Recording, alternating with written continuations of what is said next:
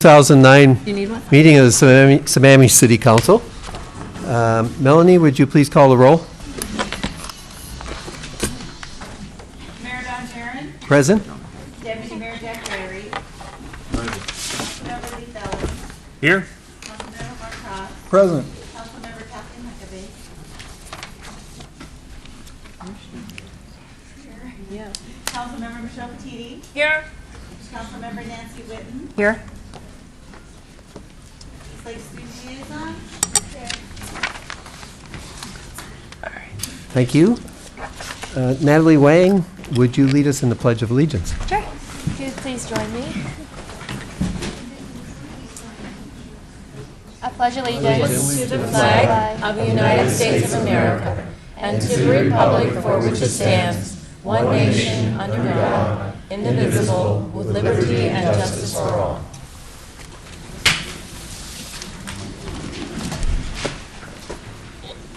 Okay, next is public comment. This is an opportunity for the public to address the council. 3-minute limit unless you're part of a group, and then you have 5 minutes. And when you come to the rostrum, please state your name and address. Madam Clerk, do we have a sign-up list? yes, we do.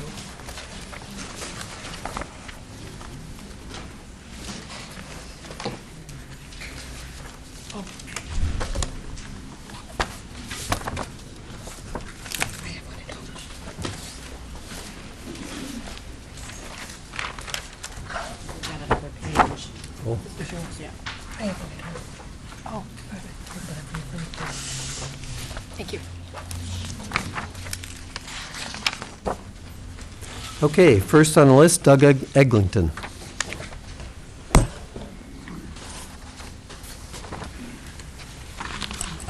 I signed, Doug Eglinton with King County Historic Preservation. I signed in to address the issue of the Freed House when that, would this be the correct, proper I time? think you can address it now, and you don't have to stay the whole evening. Okay. Well, I appreciate that. Basically, I'm here tonight representing King County Historic Preservation, just to allay concerns that I know in the kind of the heat of the debate and concern over the shorelines issue, that staff is really stretched. And when it comes to all the hoops that would be involved in designation of the Freed House as a historic landmark, we would be able to assist with some of that work. This building, in our judgment, is highly significant. It's an example of early settlement architecture. Few, if any, such examples exist besides that dwelling or that structure. It's also in our judgment, and we do have staff architect, that it's feasible to move and restore it, and that there are funds available through Fort Culture to assist with that project. So that's basically what I wanted to relay on behalf of the King County Historic Preservation Program. Thank you very much, Doug.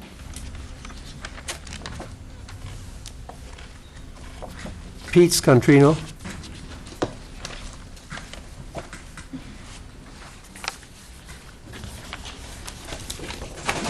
My name is Peter Scontrino. I live on Pine Lake at 21832 Southeast 28th Street. My wife Connie and I have lived there since 1978.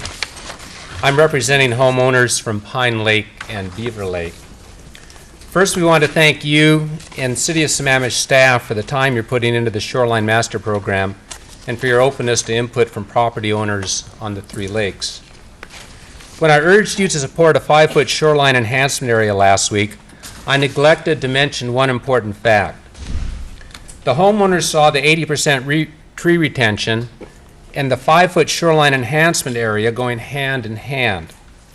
We increased the tree retention from 70% as recommended in the original SMP from the Planning Commission to 80% in the May 19th document. We agree with your staff that tree retention is extremely important for the health of Pine Lake and Beaver Lake. I know that you voted in favor of a 15-foot shoreline enhancement area last week. We urge you to revisit that decision and support a 5-foot shoreline enhancement area in conjunction with an 80% tree retention. Thank you. Thank you. Don Barrett?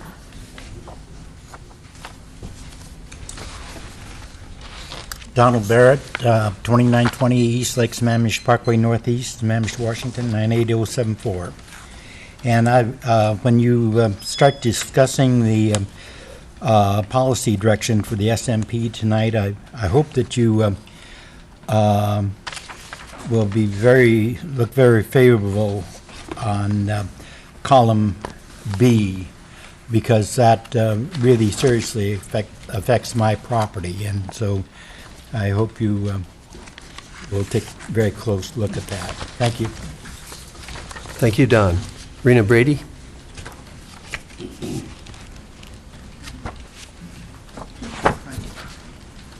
I'm Tom Harmon. Rena's we've switched. So Okay. Rena will come in right after me because I have to be at a meeting in Redmond at 7. Anyway, my name is Tom Harmon. I'm at 4369 243rd Avenue Southeast in Issaquah.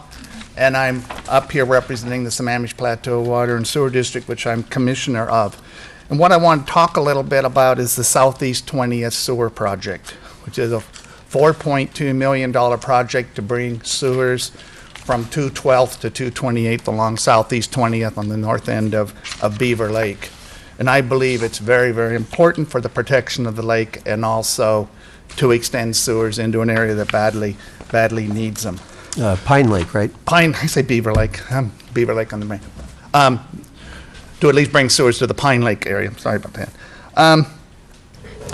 This is the time to do it, and we've been working on this project for about 5 years and trying to get it so it can be done. We want to do it at this time because the city's going to be a part of the city's sidewalk project, and we really appreciate the fact that the city, in sharing the project, had brought the costs down for both of us, and we only have to overlay the street once instead of twice. So it's, to the residents on Pine Lake on 20th, it's not going to be that good. The economy is such as bids are coming in at lower than we've expected, so the cost of the project is going to be lower. 2 weeks ago, I introduced and got passed a proposal which say that they do not have to hook up to the sewer now. In other words, to pay the local facilities charge, and then they can hook up to a sewer at a later time. The cost of it is the local facilities charge, which is a share of the project, the general facilities charge, which pays for the entire sewer system, and bring the sewer actually to your house. You add those three together, and that's a big chunk of money for any homeowner to take. So what we had agreed by paying the local facilities charge, and I talked to people who have a good septic tank, say, why do I want to do this now? That way, you can pay that part of it now, and the district will also finance it if financing is hard to get. So, in short, we've tried to make everything possible to make this project happen, and it's just a matter of letting everyone know on Pine Lake and on Southeast 20th that we don't have a certain number of homeowners to. There's no like 50% requirement. We're leaving that open. But on the other hand, if 5% of the people sign up, it's not going to happen. But we're trying to get as high a percentage as we can. So again, thanks to the city for their help in the sidewalk project. Kathy? Can any homeowner block that? Or you're saying you're keeping the percentages open? I know that there's foreclosed property along there. Yeah. And I'm curious how, because it was so difficult to get a bank to respond to anything, how that might play into your ability to get that sewer through that area. Well, I don't think that may mean something about the district's financing option, which of course you don't have to qualify for like you would a bank option. But nobody is compelled to sign up for it. But if they don't sign up for it now and decide to sign up for it 5 years from now when the septic tank goes bad, the costs of doing that are going to go up. And what I said before, it's not going to get as good as it is now. So that's what I think I'm up here talking about. Nancy? Just a clarification, is it proposed, in the past, the septic sewer system has only been going to a certain point, like 223rd on 20th. Right. Is it now proposed to No. go down the entirety? It's much expanded from what it used to be. It goes all the way down to 212th. So there isn't any point in extending it further and digging up the road. So we basically, and that way, we had some people that were not in the original project that wanted to sign up, and so that way we gave everybody a chance to sign up. And that's the most cost-effective way of doing it. Mr. Harmon, Yes. I wanted to thank the district for doing this because I know it wasn't in your budget for this year. Yeah. Or your work plan. So we appreciate that. It makes sense to do it in coordination with our sidewalk work. So thank you very Okay, much. well, again, my thanks to the city, and this is, the community keeps saying, I think to both of us, well, why are you digging up the street, and then a year later, the water district's digging up the street, and a year later, the gas company's digging up the street. So we do coordinate with the city as far as working on projects together. And we have a good relationship between the staffs of both staffs. Thanks very much. Yeah, thank you, Tom. Now, Rena.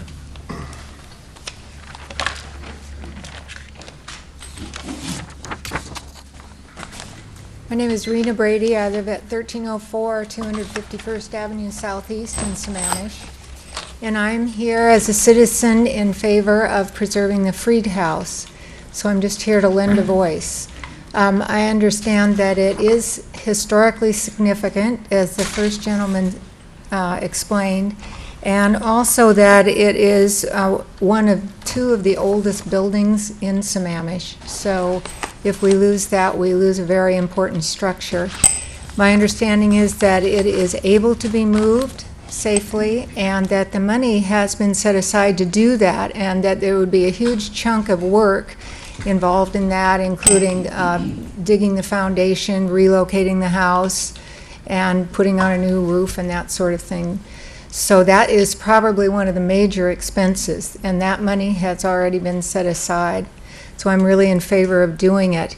As far as a plan for how the rest of the money would come, I believe that we can and actually have a feasible plan, which would involve application for grants, that also some of the work could be done by volunteers, and there's actually a model for that the King County uses for salvaging plants, which would relieve the city of liabilities where the volunteers sign, and I know that that is of concern. I just think it is very important that we do this, and so I'm hoping that the council will approve that. Thank you. Thank you, Rena. Boyer Halverson.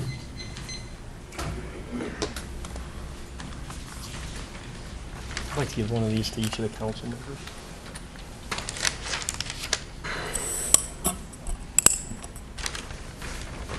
Good evening.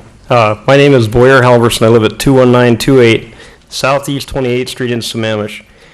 I support the May 19th revised draft with a 5-foot shoreline enhancement area on Pine Lake. Recently, I applied for a building permit with the city of Sammamish to replace our existing house with a new house in essentially the same location. The new house will be 50 feet from ordinary high water, 65 feet from a drainage ditch on our property, and several hundred feet from an existing man-made wetland, which is also on our property. Approximately 2 weeks ago, a city planner called and said that our permit was ready for pickup. Once we recorded our ditch as a stream and the man-made wetland on the title to our property, we could get started on our project. He informed me that our biologist had done a poor job and that the city's biologist had determined that the ditch was a stream and the wetland actually extended 30 feet into our lawn. That is, a 30 by 120 foot section of our lawn was part of the wetland. Next, I spoke with the city biologist, who told me to just go ahead and record it and that it would not affect our property. I could continue mowing my lawn, even though right through the middle of it was a 100-foot wide buffer. I informed her that her professional opinion was wrong and that the ditch was a ditch.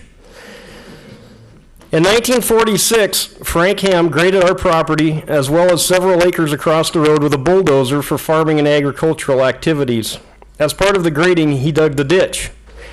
Bob and Jerry Ham, Frank's sons, have given me a written statement to this effect.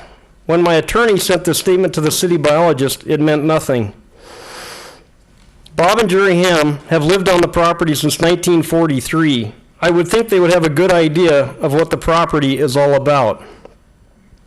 My biologist says it is a ditch. My attorney says it is a ditch. Bob and Jerry Ham, who watched their father dig it, say it is a ditch.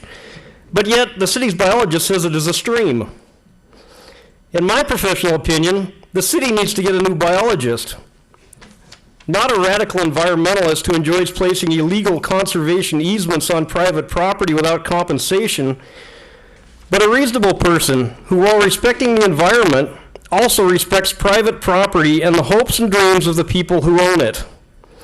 This idea of holding a person's permit ransom until they record a critical area on their deed is wrong. It is extortion. People are getting tired of this nonsense.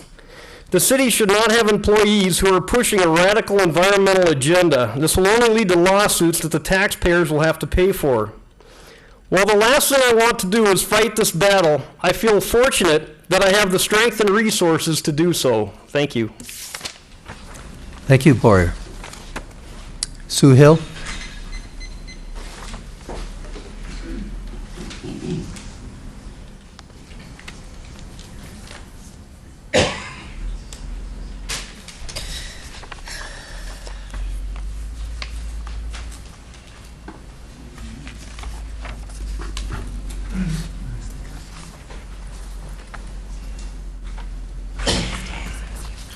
My name is Barbara Stout. We're trading so that I can introduce our subject. I live at 1616 198th Place, Southeast in Sammamish. Can you talk more into the mic? It's hard to hear you. I'm sorry.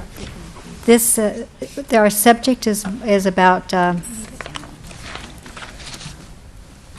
Laurie Estates and the city codes. Laurie Estates is comprised of 34 homes and lots that are 1 acre to 3 acres, valued between $750,000 and $1 million plus dollars. We are a friendly, close-knit community and have no neighbor against neighbor problems.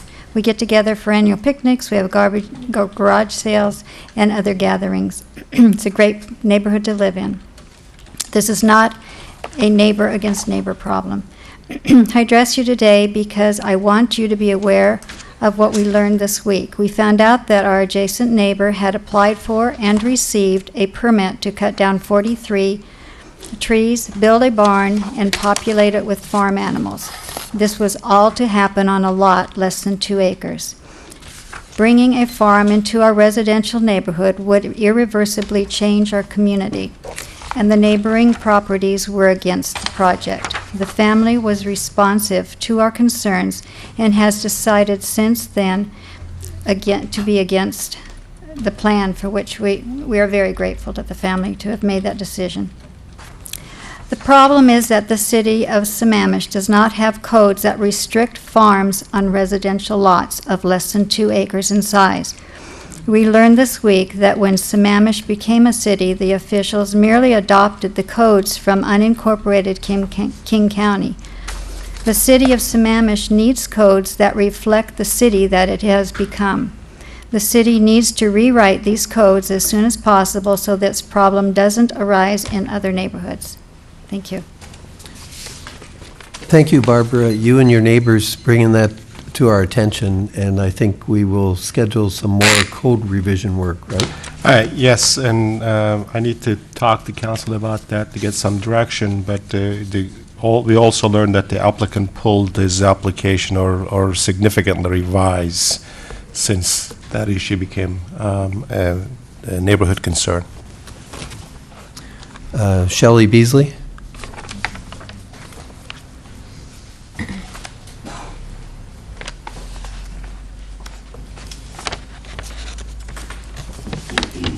Sort of switching up on you because we all planned our order of speaking, so I am Sue Hill. Oh, okay. Sorry to confuse you. My name is Sue Hill. I live at 19706 Southeast 17th Street in Laurie Estates. And I want to thank you for those of you who responded to emails from us this weekend. Several of you have responded on this issue. I have a very short statement to make. The building permit process in Sammamish is based on fairly broad ordinances, many adopted from King County. These ordinances are not aligned well enough with some neighborhood designs or uses and should be amended to include additional criteria that incorporates homeowner association covenants or reasonability tests for the planned use of land. In the example of Laurie Estates, the proposed project was against our homeowner association covenants, but the city issued a permit allowing work to begin a farm on that plot simply because it was allowed use within the scope of the city ordinances. The city relies upon good faith of its citizens to make reasonable requests and land use proposals, and has little in the way of resources to validate or evaluate such proposals, but this isn't enough.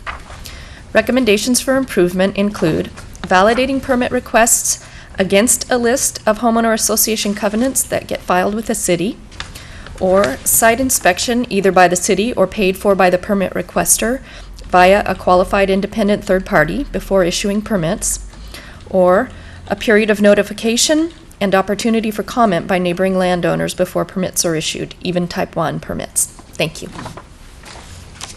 Thank you, Sue Hill. Now Shelley Beasley.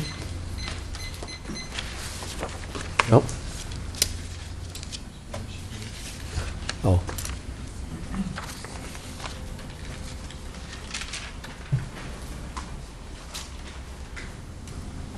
And after Shelley, Kay Schertzel.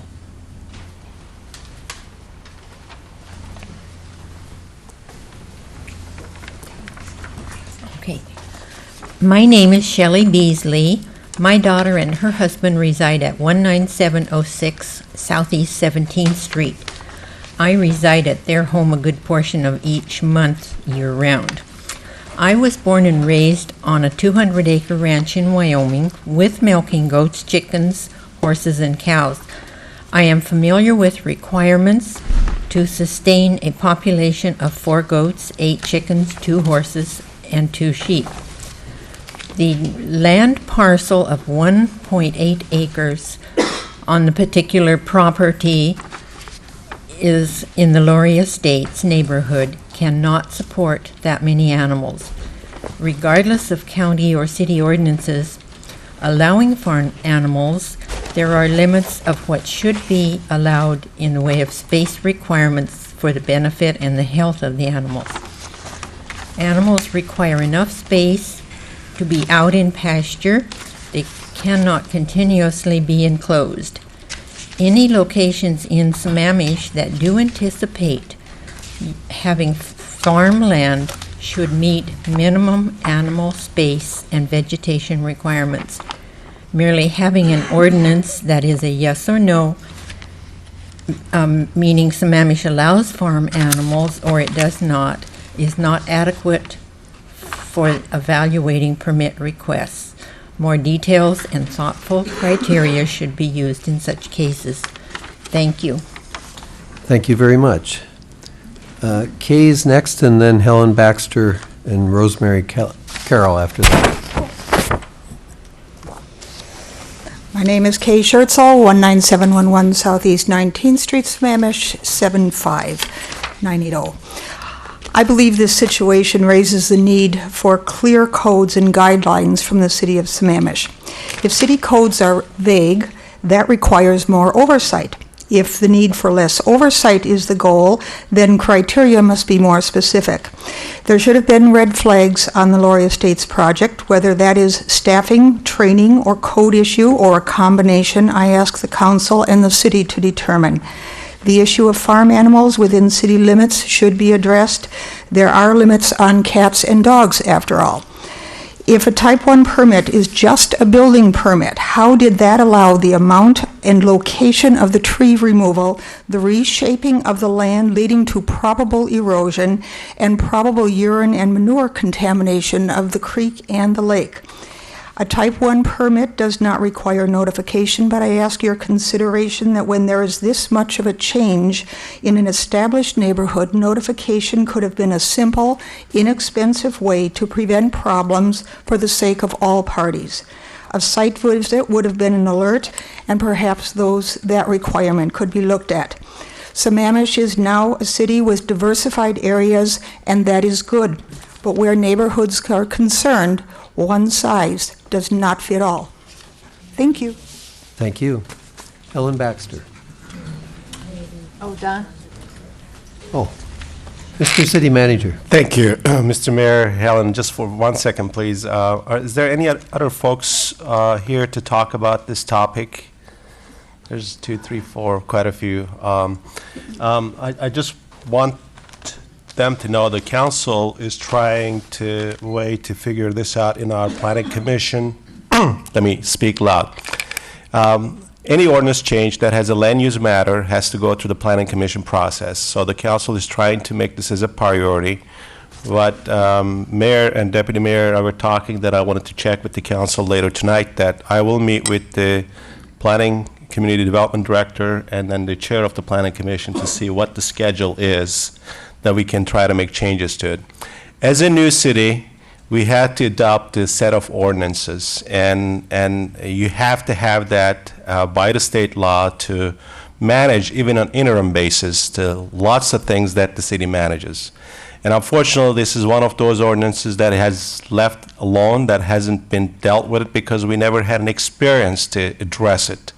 So thanks for bringing up to our attention, and council is very sensitive to this matter. Every one of them that I heard from them, one way or the other, either email or phone call, and we're going to try to find a way to address this issue. Thank you. Nancy? If we did incorporate all of the King County ordinances, then we do also have a limitation on the number of horses and large two-hoofed animals that can come in. It was, depending on whether you had a farm management plan or not, there used to be 1 horse per half acre. So you could have up to a combination of 7 larger animals on your property if you had, for example, 3.5 acres and you agreed to do certain things. So there may be in existence. Yeah. Councilmember Huckabee reminded me to restate again, Community Development Director met with the applicant yesterday on the site. As we understand, applicant is revising the application. It's going to be considerably different than what it was first submitted. So, and that communication was also relayed in the email back to the applicant, and some of these folks that communicated to us with an email, so when we had their email addresses, we sent that information as well. Thank you. Helen? Okay, now divide your paper in half, because it sounds like you're going to be jumping back and forth. So I'm confused if you're not. All right, once again, the Reared Freed. Just a couple of parting statements on our part. Tough economic times do not negate the importance of honoring our past by preserving what little is left. Once we destroy a piece of our past, there is no chance of recouping the loss. The wrecking ball will have completed the destruction. It is difficult to picture how an old, dilapidated building can be reborn and put to good use. The Sammamish Heritage Society would like our council to have a vision, see the possibilities, and embrace the opportunity to have the Reared Freed home become a community asset. Heritage Society members have begun to seek pledges specifically for the Reared Freed home. Several have come forth. As of today, we have pledges totaling $6,400. The Heritage Society will continue to seek additional pledges. It has been suggested that we could delay the move of the home to the Sammamish Commons. Continuing to delay allows for further deterioration of the home and precludes the city or the Heritage Society from applying for and obtaining grants. The city of Sammamish has taken bold steps in improving our community in the last 10 years. They have improved roads, parks, public safety, and the arts. The city has done nothing to preserve or acknowledge our history. Now is the time to do that, and future generations will thank you for it. Thank you, Helen. Rosemary, and then Bob Stout and Linda Eastlick.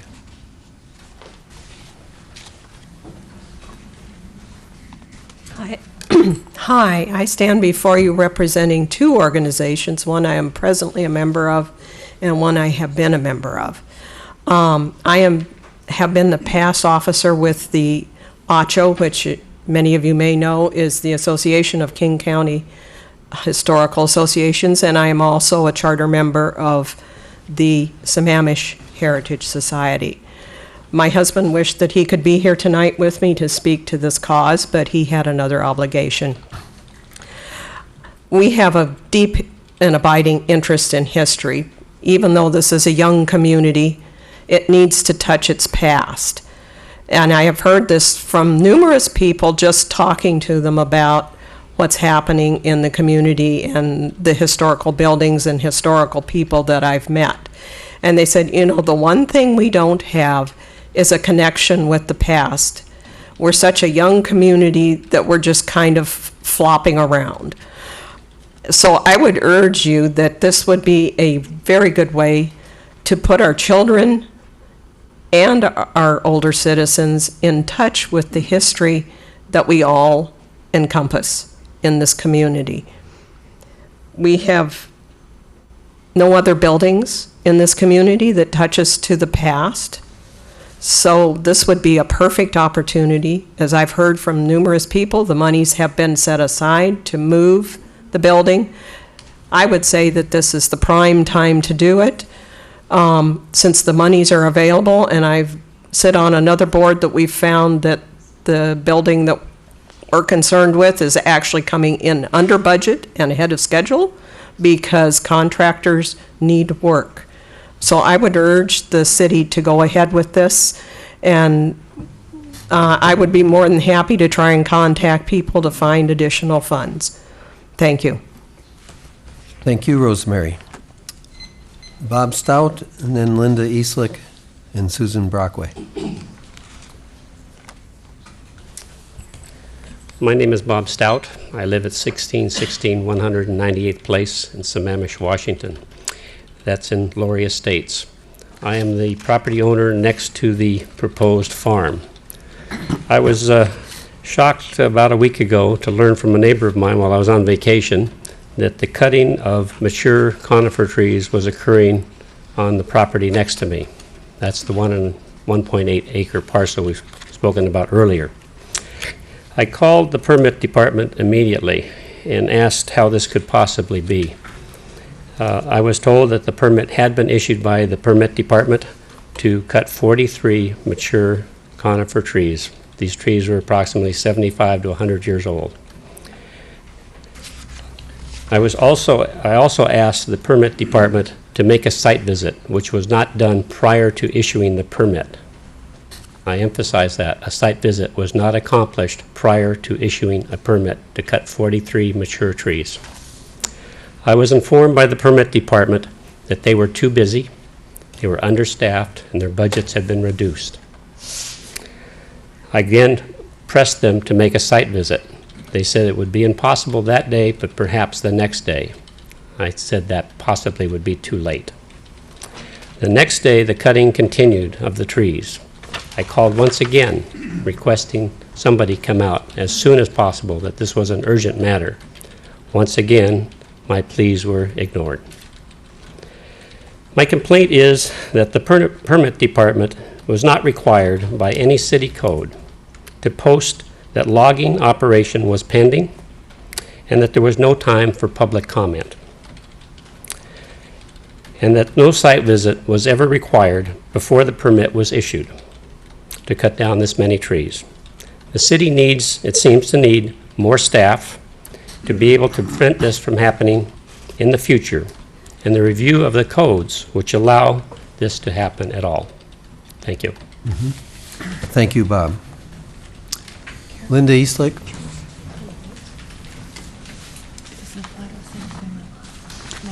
Hi, Linda Eastlick. I reside at 2032 222nd Avenue Southeast, Sammamish, and have been there for years. I'd like to first thank the council and staff for all the work that you've done and the attention you've paid to the Shoreline Master Plan. And I'd also like to thank all the citizens who are here and who have been here in the past supporting this process. My main point in being here is just to say that I support Peter Scontrino's comments about the 5-foot shoreline enhancement zone as opposed to a 15-foot shoreline enhancement zone. And I would just say that in the absence of strong science to support an additional 10 feet, I don't understand the purpose of it. It seems that that could be evaluated over time. And if the 5 feet wasn't adequate, something could be done in the future. But that it's important to find out what works in the least restrictive way possible that still achieves positive results. Thank you. Thank you. The draft plan is going to be put together, and then we'll have public comment on the draft plan, and then we'll have more discussion in September. So even if it ends up with 15 feet on the draft plan, you can comment on it during the summer. Next on the list is Susan Brockway, and then Reed Brockway, and then Erica.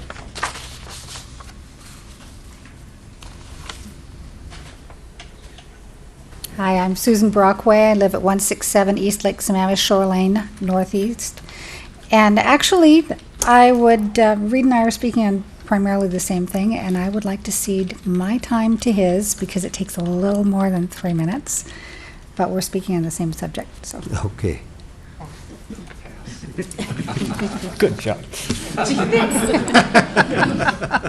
Reed Brockway, 167 East Lake Sammamish Shore Lane, Northeast, same as her. I have something to say that I feel very strongly about the dynamic I see happening here in the SMP deliberations. And I'm sorry, but I'm going to pretty much read it because it's the only way I'm going to get through this in a reasonable period of time, so bear with me. The Council is now addressing SMP policy issues. This means it's in the process of making some profound decisions that will affect a sizable segment of the citizens it represents, as well as the environment, for many years to come. Or perhaps it may lead the city down the path to litigation. As much as possible, those decisions should be based on solid, peer-reviewed science. They should not be based on assumptions or popular wisdom. For example, if one assumes lakeshore vegetative buffers are necessary in order to prevent phosphorus from reaching the lake, that assumes at least 3 things. First is that a significant amount of the phosphorus is reaching the lake via sheet flow. The second is that the vegetation removes a sizable portion of that phosphorus. And third, that the vegetation removes it permanently. From what I have read, at least 2 of these assumptions are inaccurate. Most of the phosphorus travels in drainages, not by sheet flow. And the vegetation only stores it temporarily, returning it to the ground when the leaves fall. I haven't seen anything that says how deep a buffer you need to remove whatever phosphorus there is in the sheet flow, even temporarily. The point is, if council imposes a constraint on people's use of their property that large buffers represent, it will be doing so without a solid scientific basis, at least insofar as phosphorus contamination is concerned. And buffers are just one issue, as we all know. I've recommended before that council ask staff to provide the science, and as you will recall, Cameron said to you on June 2nd that staff is, and this is a quote, still assembling the science, unquote. But I'm an engineer with a pretty solid background in science and the scientific method, and I believe, as I know some of you do, that best available science is really not very good when it comes to many environmental issues. Nevertheless, some things are well understood, like the mechanism of phosphorus absorption and storage in plants. Eric LaFrance can vouch for that, I believe. I would not expect council to go out and research the science. Presumably that's the function of your staff, of our staff. But unless or until you are provided with solid science, I urge you to please be skeptical of any assertions based on popular wisdom or what seems to make sense. Like that if a 5-foot vegetative lakeshore buffer is of benefit to salmonids, a 45-foot buffer must be of significantly greater benefit, or a 300-foot buffer, as some have proposed. To conclude that, one needs results of peer-reviewed research into the function of vegetative buffers at lakeshores. Getting close, folks. We in the audience can't jump in when we hear unsupported assumptions getting treated as facts. We have to rely on you applying a healthy dose of skepticism when making laws like this. Now, the answer, in the absence of proven science, may be to err on the side of conservatism. And whether that means you err on the side of environmentalism or on the side of property rights, I suppose ultimately comes down to your own personal philosophy. But I ask you to please be aware that you are making a judgment call in these situations. And ask first for the science to see if it is available. Then weigh the effects on people versus species. I believe you owe that degree of circumspection to the citizens you represent. Thank you very much. Thank you, Reed. Erica, then Mike Collins, and Susan Buchanan.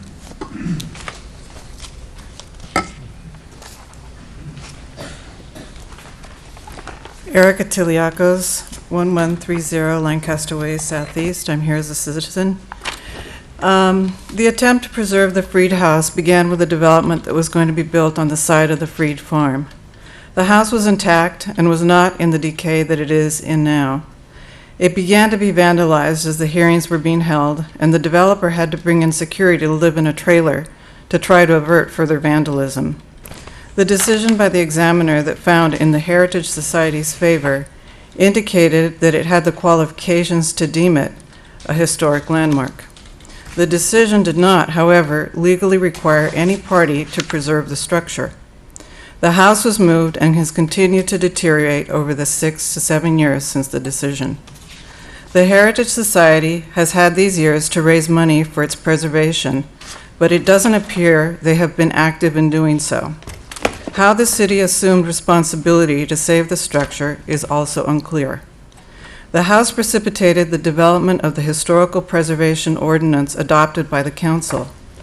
And the Freed house, ironically, does not qualify under the criteria established by this ordinance for its preservation.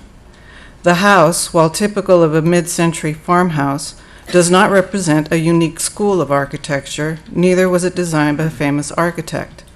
Removing it from its location will negate its historic landmark status, as it will take it out of its historical context, especially as it relates to the Pine Lake Community Center. There are several questions considered. If the council were deciding tonight on budgeting, say, $500,000 to preserve Sammamish's history, would it be something you would vote to approve? And if so, would it be wise to spend it all on one building?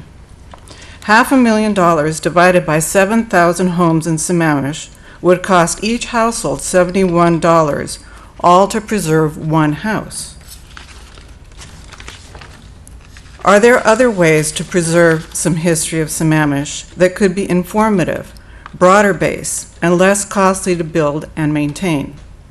The council should vote no on funding this project. The Freed House has already led to saving history in Sammamish by bringing the Heritage Society together and creating a dedicated group interested in researching and preserving vestiges of the past. The Heritage Society can learn from this house as well, by letting go and by developing a plan for working with other community groups and the city to help our citizens learn about the past as we build for the future. The Heritage Society could play an important role in cleverly illustrating historical points in the city in a creative and modern way that could give the city of Sammamish a distinctive appeal. I really urge the City Council to reconsider the funding for the Freed removal or removal to the Commons site. Thank you.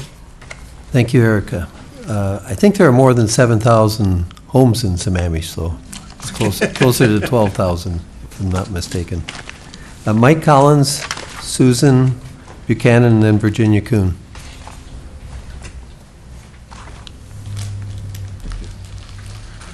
Good evening. My name is Mike Collins. My address is 2841 East Lake Sammamish Parkway, Northeast.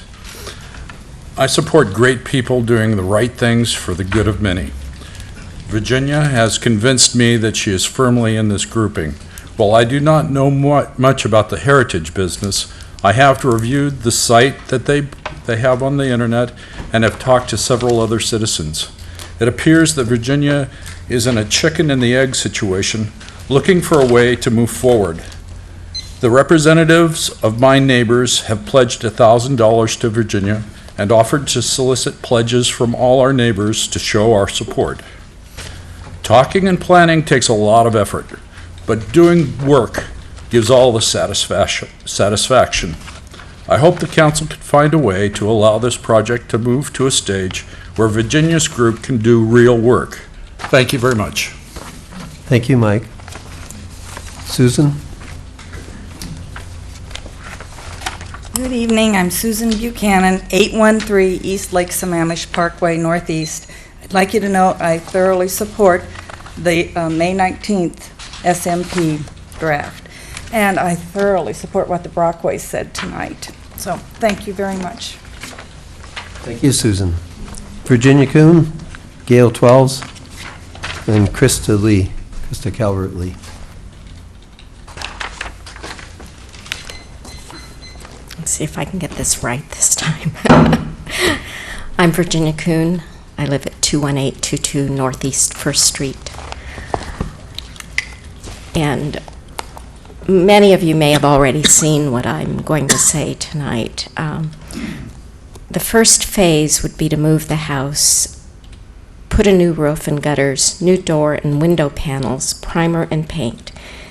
The architect had suggested that the panels be faux painted so that the house looked nice, which I think was a really good idea on her part.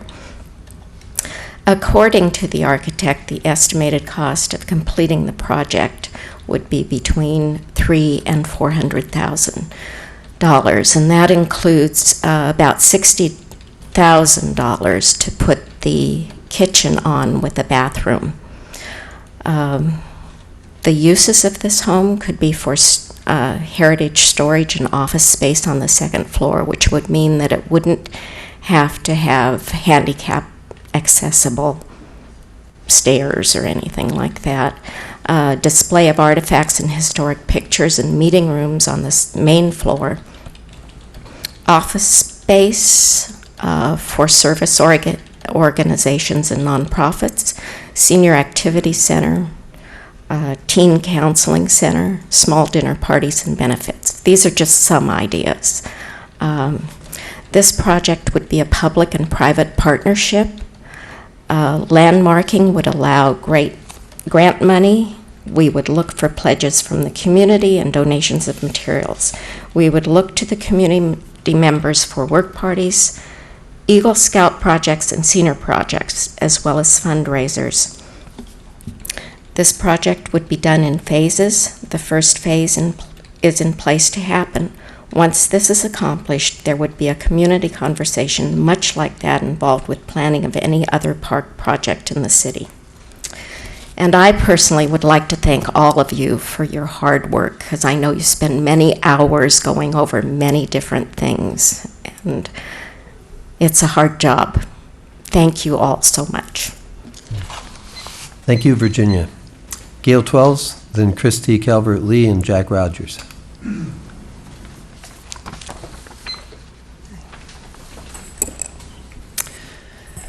Good evening. Been a while since I've been here. Gale 12s, 19727 Southeast 19th Street, 98075. I'm here to add a few more comments to the Laurie Estates argument. All of my emails were in amongst the neighborhood, so none of you got mine. First of all, I don't want to repeat an awful lot of what's been said. First of all, I do want to thank you all for your really rapid response to the situation. And even though the original plan has been canceled and significantly revised, nonetheless, the trees are down. A steep slope that runs down to a stream has been exposed, and infractions to the original permit were only discovered after the fact when the site visit finally took place. So I have a few observations I'd like to make about this, and then a few suggestions. It's no secret that our city runs on a tight budget and a lean staff. I think by and large you do a remarkable job with what you're working with. But in this case, as Mr. Stout explained, there was no site visit because everyone was too busy and there was no budget for site visits of a permit of this type. Actually, there are a number of triggers that should have gotten someone out to do a site visit right away. The first one was the ambitious logging. that was to take place on a sensitive, steep slope, erosion-prone overlay. That should have been the first flag. And logging on a steep slope that ran downhill into a stream that ran into Lake Sammamish. So there's the one, to address Mr. Brockway, there's one source of phosphorus that would likely take place. The addition of numerous animals on a really relatively small lot. I concur with an earlier applicant or commenter that horses can really tear up property pretty darn quick if they aren't rotated and vegetation allowed to regrow. And then that would just increase the erosion. And the city did not ask the applicants if they had approval from our neighborhood's architectural control committee. Had they would have realized that it had not, and that what they were proposing was way outside our covenants. I have a few ideas on how I think could prevent this from happening again. First of all, and I know you've all heard this before, hire some more staff. I keep hearing examples over and over where, particularly in community development, we need more staff, and I think this is a perfect example in permitting. And keep in mind that when we all moved up here, we wanted greater oversight, almost done. I would also suggest that you ask each applicant for if they live in neighborhoods with covenants, that they present proof that they have been approved. That could save a lot of headache. And for any clearing and grading permit or a building permit, this was a building permit, yet so much logging. You know, I don't understand how this has been combined. But I don't think any permit of this type should be granted without a site visit. And then I think you can find out, as they did, the slope was a whole lot steeper than they thought, or find out there's a difference between a ditch and a stream. So why am I bringing it up to the council members? Because you vote on the budget. And I think the whole topic of staff has come up before, so I would really like you to address this with all seriousness at your next opportunity. Thank you so much. Thank you, Gail. Krista Calvert-Lee, Jack Rogers, and then Ed Whitehead.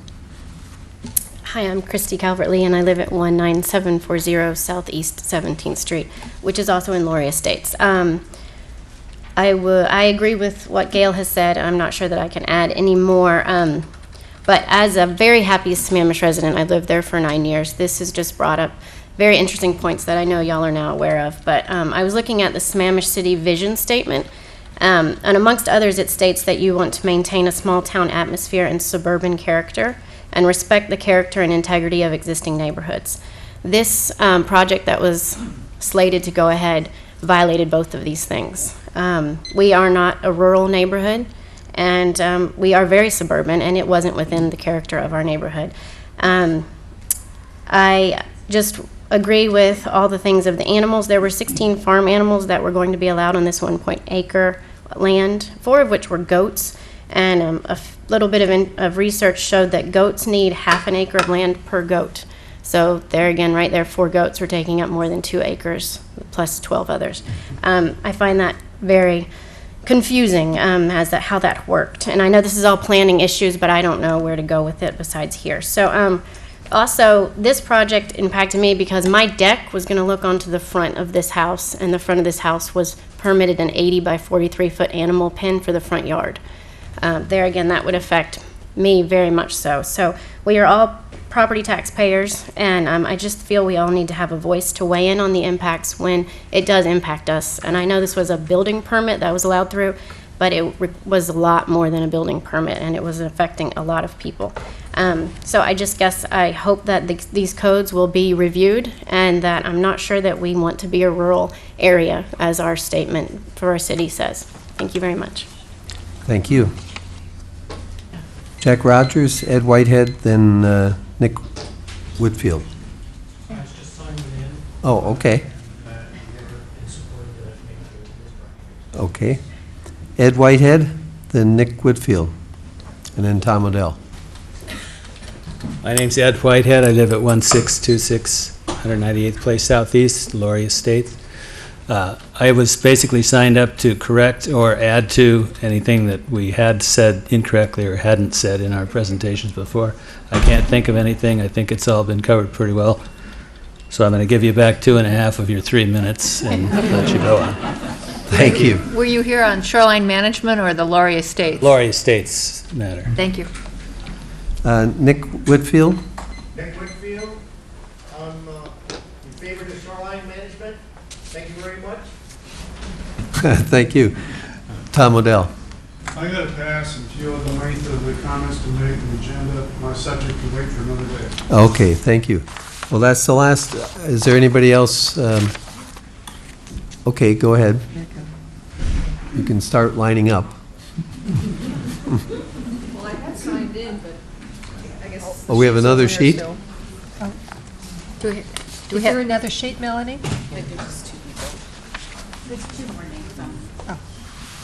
Good evening. My name is Nancy Hughes. I live in Laurie Estates at 20014 Southeast 19th Street. I'll keep my comments brief and cover 3 issues. I was not able to arrive at the beginning of the meeting, so I apologize if some of that's been covered already. Based on the experiences of our neighborhood this past week, we've been through quite a lot of trauma, and the homeowners that wanted to do this development have been put through a lot as well. I echo the comments of Gale 12s that the city needs to put some more resources to this. It just amazes me that this project was approved without a site review, without consideration of the environmental impacts of the slope. When the city planning staff, and I was not there, I saw the city staff arrive, but I was told that when they did finally arrive, the comment of the city staff person was, "We're really sorry, we should not have approved this." It's a little late to be saying that after 43 trees have been cut down. My second point, the city planning office should determine a way that we can improve notification to local neighborhoods. I'm a past president of the Laurie Estates Homeowners Association, and we have an active architectural control committee, and it's been so for the last 20 to 25 years. We did not know anything about the extent of this project. I also know that it's difficult for the city to have a list or identify who all of these homeowners associations are. One recommendation I have is that if notice for projects like this, particularly involving exterior development and removal of trees, if a notice could have been sent to the immediate neighbors, then they could have had a chance to comment. They could have gotten our architectural control committee involved at that point before any construction started, before any costs were incurred, and before any emotions ran very high.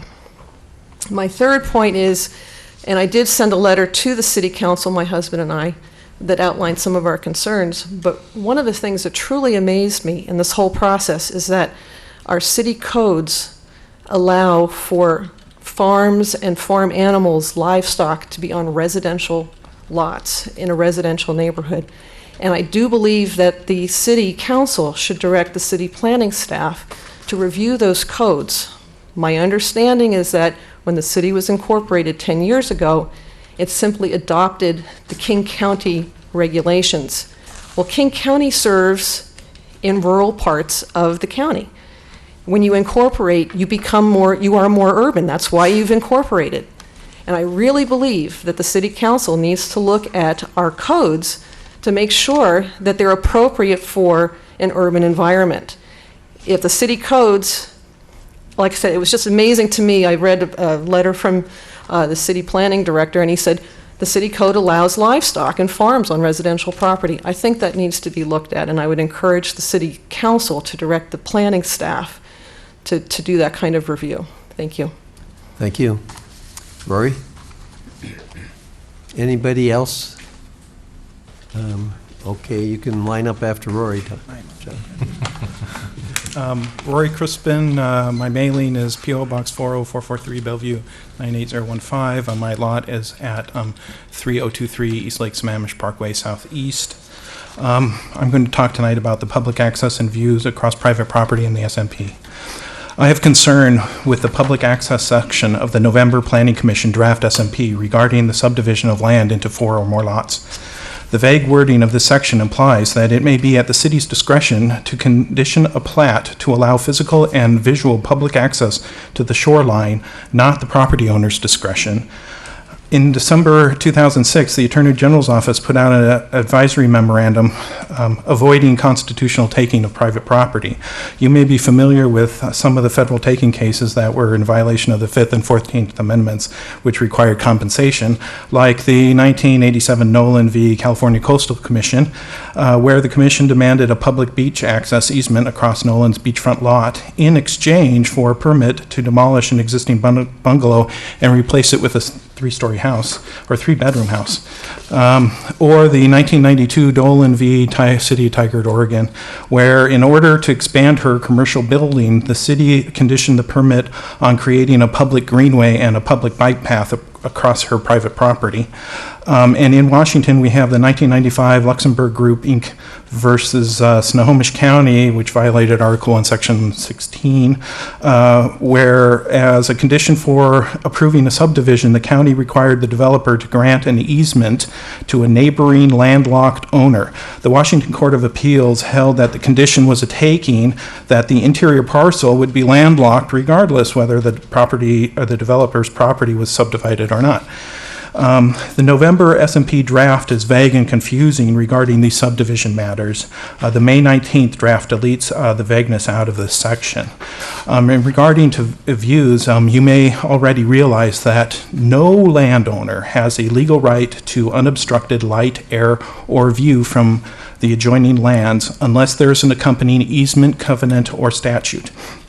In the 1994 case of Pierce versus Lake Washington Sewer and Water District, where a water tower was built such that it obstructed Mr. Pierce's views of Mount Rainier and the Cascades, the state Supreme Court, in affirming the King County Superior Court and the Court of Appeals Division 1, ruled, quote, The courts have not recognized a right to a view absent an easement, restrictive covenant, or other document creating an affirmative right, end quote. In Washington, there is a statute, an accompanying statute, RCW 9058 320, that was adopted for the shoreline jurisdiction. It states that no building permit may be issued for any new or expanded structure with height more than 35 feet above average grade on shorelines that will obstruct the view of a substantial number of residents on areas adjoining such shorelines, except where overriding conditions of the public interest will be served. So simply, if a municipality decides that it's in the public interest to zone the shoreline for low-rise, like, say, Seattle, for example, they'd be covered by the statute. Otherwise, for single-family, like in Sammamish, you'd not only have to get a variance for that, but you'd also have to meet the view stipulations under the statute. This state statute is accompanying the language regarding views that appear on page 51 and 69 of the May 19th revised draft. Thank you. Thank you, Rory. John? John Galvin, 432 228th Avenue Southeast. I was unable to attend last night's study session on the budget, so I'll make some comments now. And surprisingly, they seem to be pertinent to some of the things that have been said tonight. The City Council's economic policies appear to have put Sammamish on a starvation diet. And I believe that without significant change in these policies, Sammamish will not be able to maintain and develop infrastructure, provide adequate levels of service, and protect the value of Sammamish properties and homes. Now, here are the facts. Between 2007 and 2009, Sammamish city revenues decreased by $4.8 million. During the same period, city operating expenditures went up by $3.5 million. Combining the increase in expenditures and the decrease in revenues, the city's budget shrank by $8.3 million. Now remove $5.3 million, as suggested by the financial director, and put it in a general, an emergency revenue stabilization fund. The budget has shrunk $3.6 million in that period of time. Between 2007 and 2010, the city will have experienced a 45% drop in adjusted income. This decrease is in a context of vigorous budget controls, service reductions, fee increases, project delays, project scope reductions, and other cost-cutting activities. In June of 2008, at a city budget retreat, Stan Finkelstein, Executive Director of the Association of Washington Cities, told the City Council they needed to increase revenues and diversify the city economy or else face a major crisis. A year has passed and I'm interested to hear what the City Council has done in response to this warning. 10 years without an economic development plan and no economic development is starving our city of funds it needs to provide the level of service that I've heard people talking about here tonight. Let me end with a quote from Mr. Yazici's 2009-2010 budget message. Our future is going to look very much like our immediate past. Well, honestly speaking, that really worries me. Let me just add to those people who are interested in seeing a farm in their urban neighborhood. I live in the town center, and we've been planning the town center for 8 years. We've got goats, we've got horses, we've got pastures. The town center is very much a rural area, and we've got a farm. Thank you. Thank you, John. Is there anybody else that would like to address the council? No, then public comment is closed. Next is the approval of the agenda. Nancy? Yes, I'd like to take item number 5 off the consent agenda and move to postpone it to a future date. Do you have a date when it would come back? We're still working on it. Oh, okay. There's no date suggested at this time by staff. Thank you. Okay, that's the resolution regarding the city master fee schedule. We had talked about that last night. Correct. Okay. Any other proposed changes to the agenda? I'd like to ask Ben if he would remark on that. I know that we have been advised by our council that we're out of compliance and that we're gifting of funds.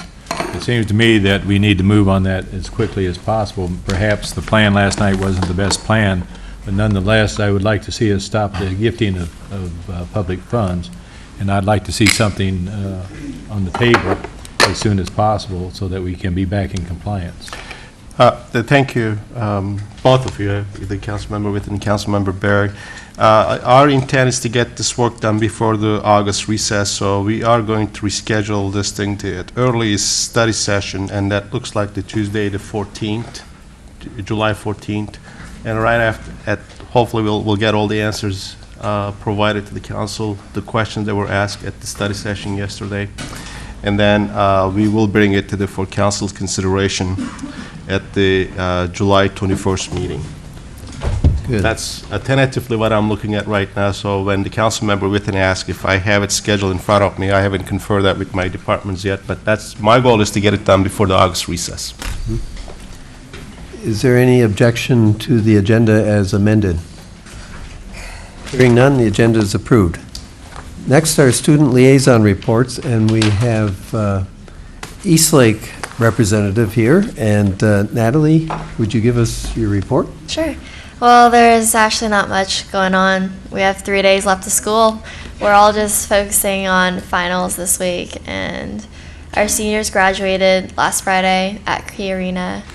And yeah, there's not much going on. We have, we're trying to introduce a new program for next year. It's called Link Crew. It's a pretty well-known program through the other high schools, and essentially the goal is to kind of unite the school a little more.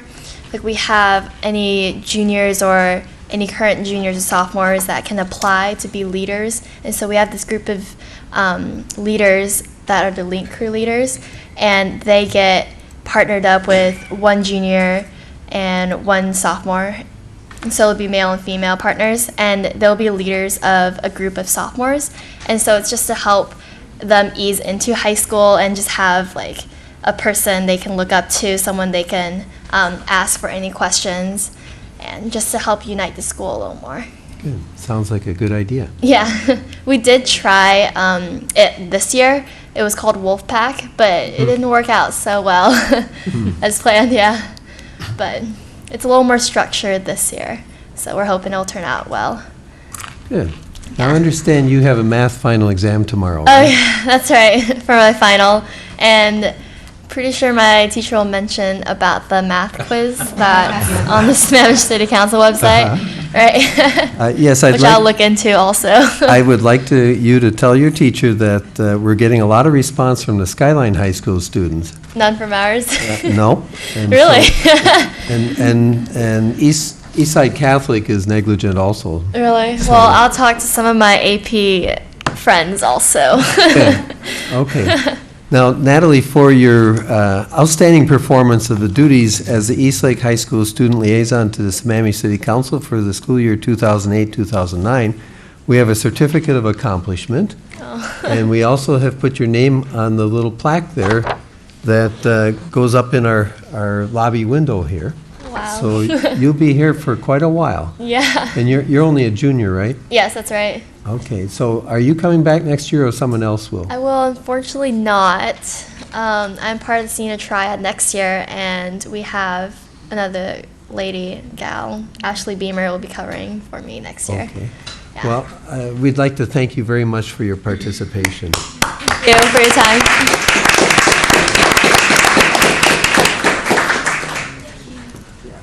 Okay, go home and study now. Okay.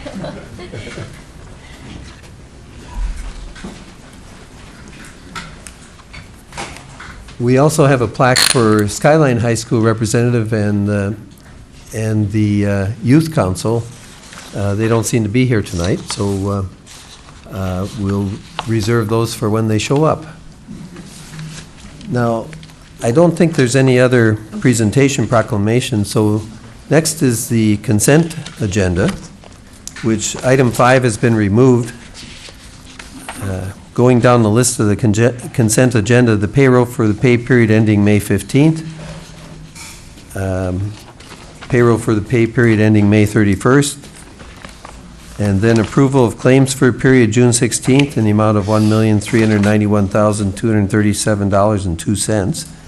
The resolution repealing resolution number R 2007-268 and establishing a capital asset and small and attractive asset policies. And we had discussed that at the study session yesterday. A resolution accepting the City of Sammamish 2009 City Hall exterior staining project as complete.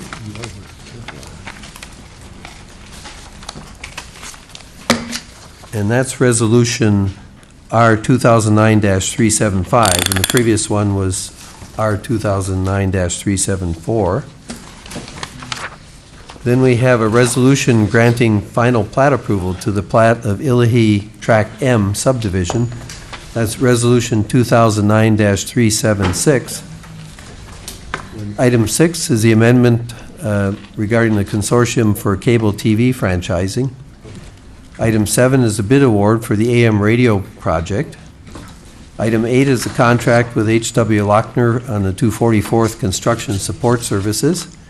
Item 9, the contract on the concurrency management with David Evans Associates. Item 10 is the contract for geotechnical with Kleinfelder. Item 11 is a memorandum of understanding on the 244th power pole relocation with Puget Sound Energy. Item 12 is approval of the minutes for the June 2nd regular meeting, and item 13, approval of notes for the June 9th joint study session with Parks and Recreation Commission. Hearing no objection to the consent agenda, the consent agenda is approved. Next is unfinished business, and this is the City Council policy decision on the Shoreline Master Plan. Cameron. Good evening. Thank you, Mr. Mayor. If the council will turn to their binder, and I think it's under tab 14. Just want to make sure everybody's got all the right paperwork. You have an agenda bill there, and I'm afraid I don't know what order these items are in. I think you may have the policy direction summary after the agenda, Bill?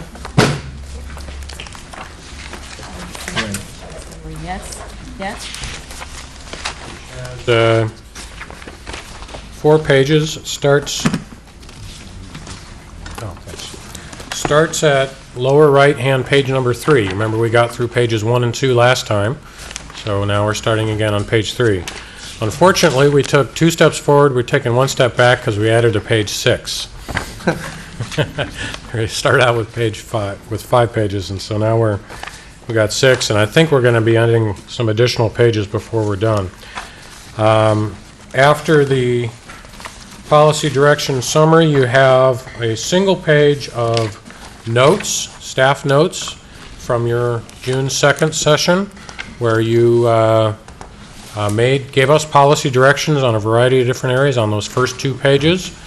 Now, earlier tonight, actually by email yesterday, and then in front of you, you should have a corrected page of notes. We had 1 bullet in the wrong spot, so we got it correctly placed. So make sure that you have a correct page of notes. Here's how you tell. Under the second bullet, dark bullet point that says Pine and Beaver Lake, the last open bullet should start with 80% of significant trees. Okay, if yours says that, that's a correct one. Okay. Cameron, that's in the whole shoreline zone, that's the 50 feet, No, right? it's in the 200 feet. Or is it in the 200 feet? You Well, said this is what we listened to on the tape, and what you said was shoreline zone, so that's just the 50 feet. I thought we, But the whole, does it go to 70% in the rest of the 200 feet? Under the, does it? Probably need to clarify that with you. My Right. suggestion is that we bring that back for your July 7th meeting, because we're going to need to have one Okay. more meeting. And we'll talk about tree retention there. But this is what we heard off the tape, and we had a lot of people all looking, staring at each other. Is this what they said? Is this what they said?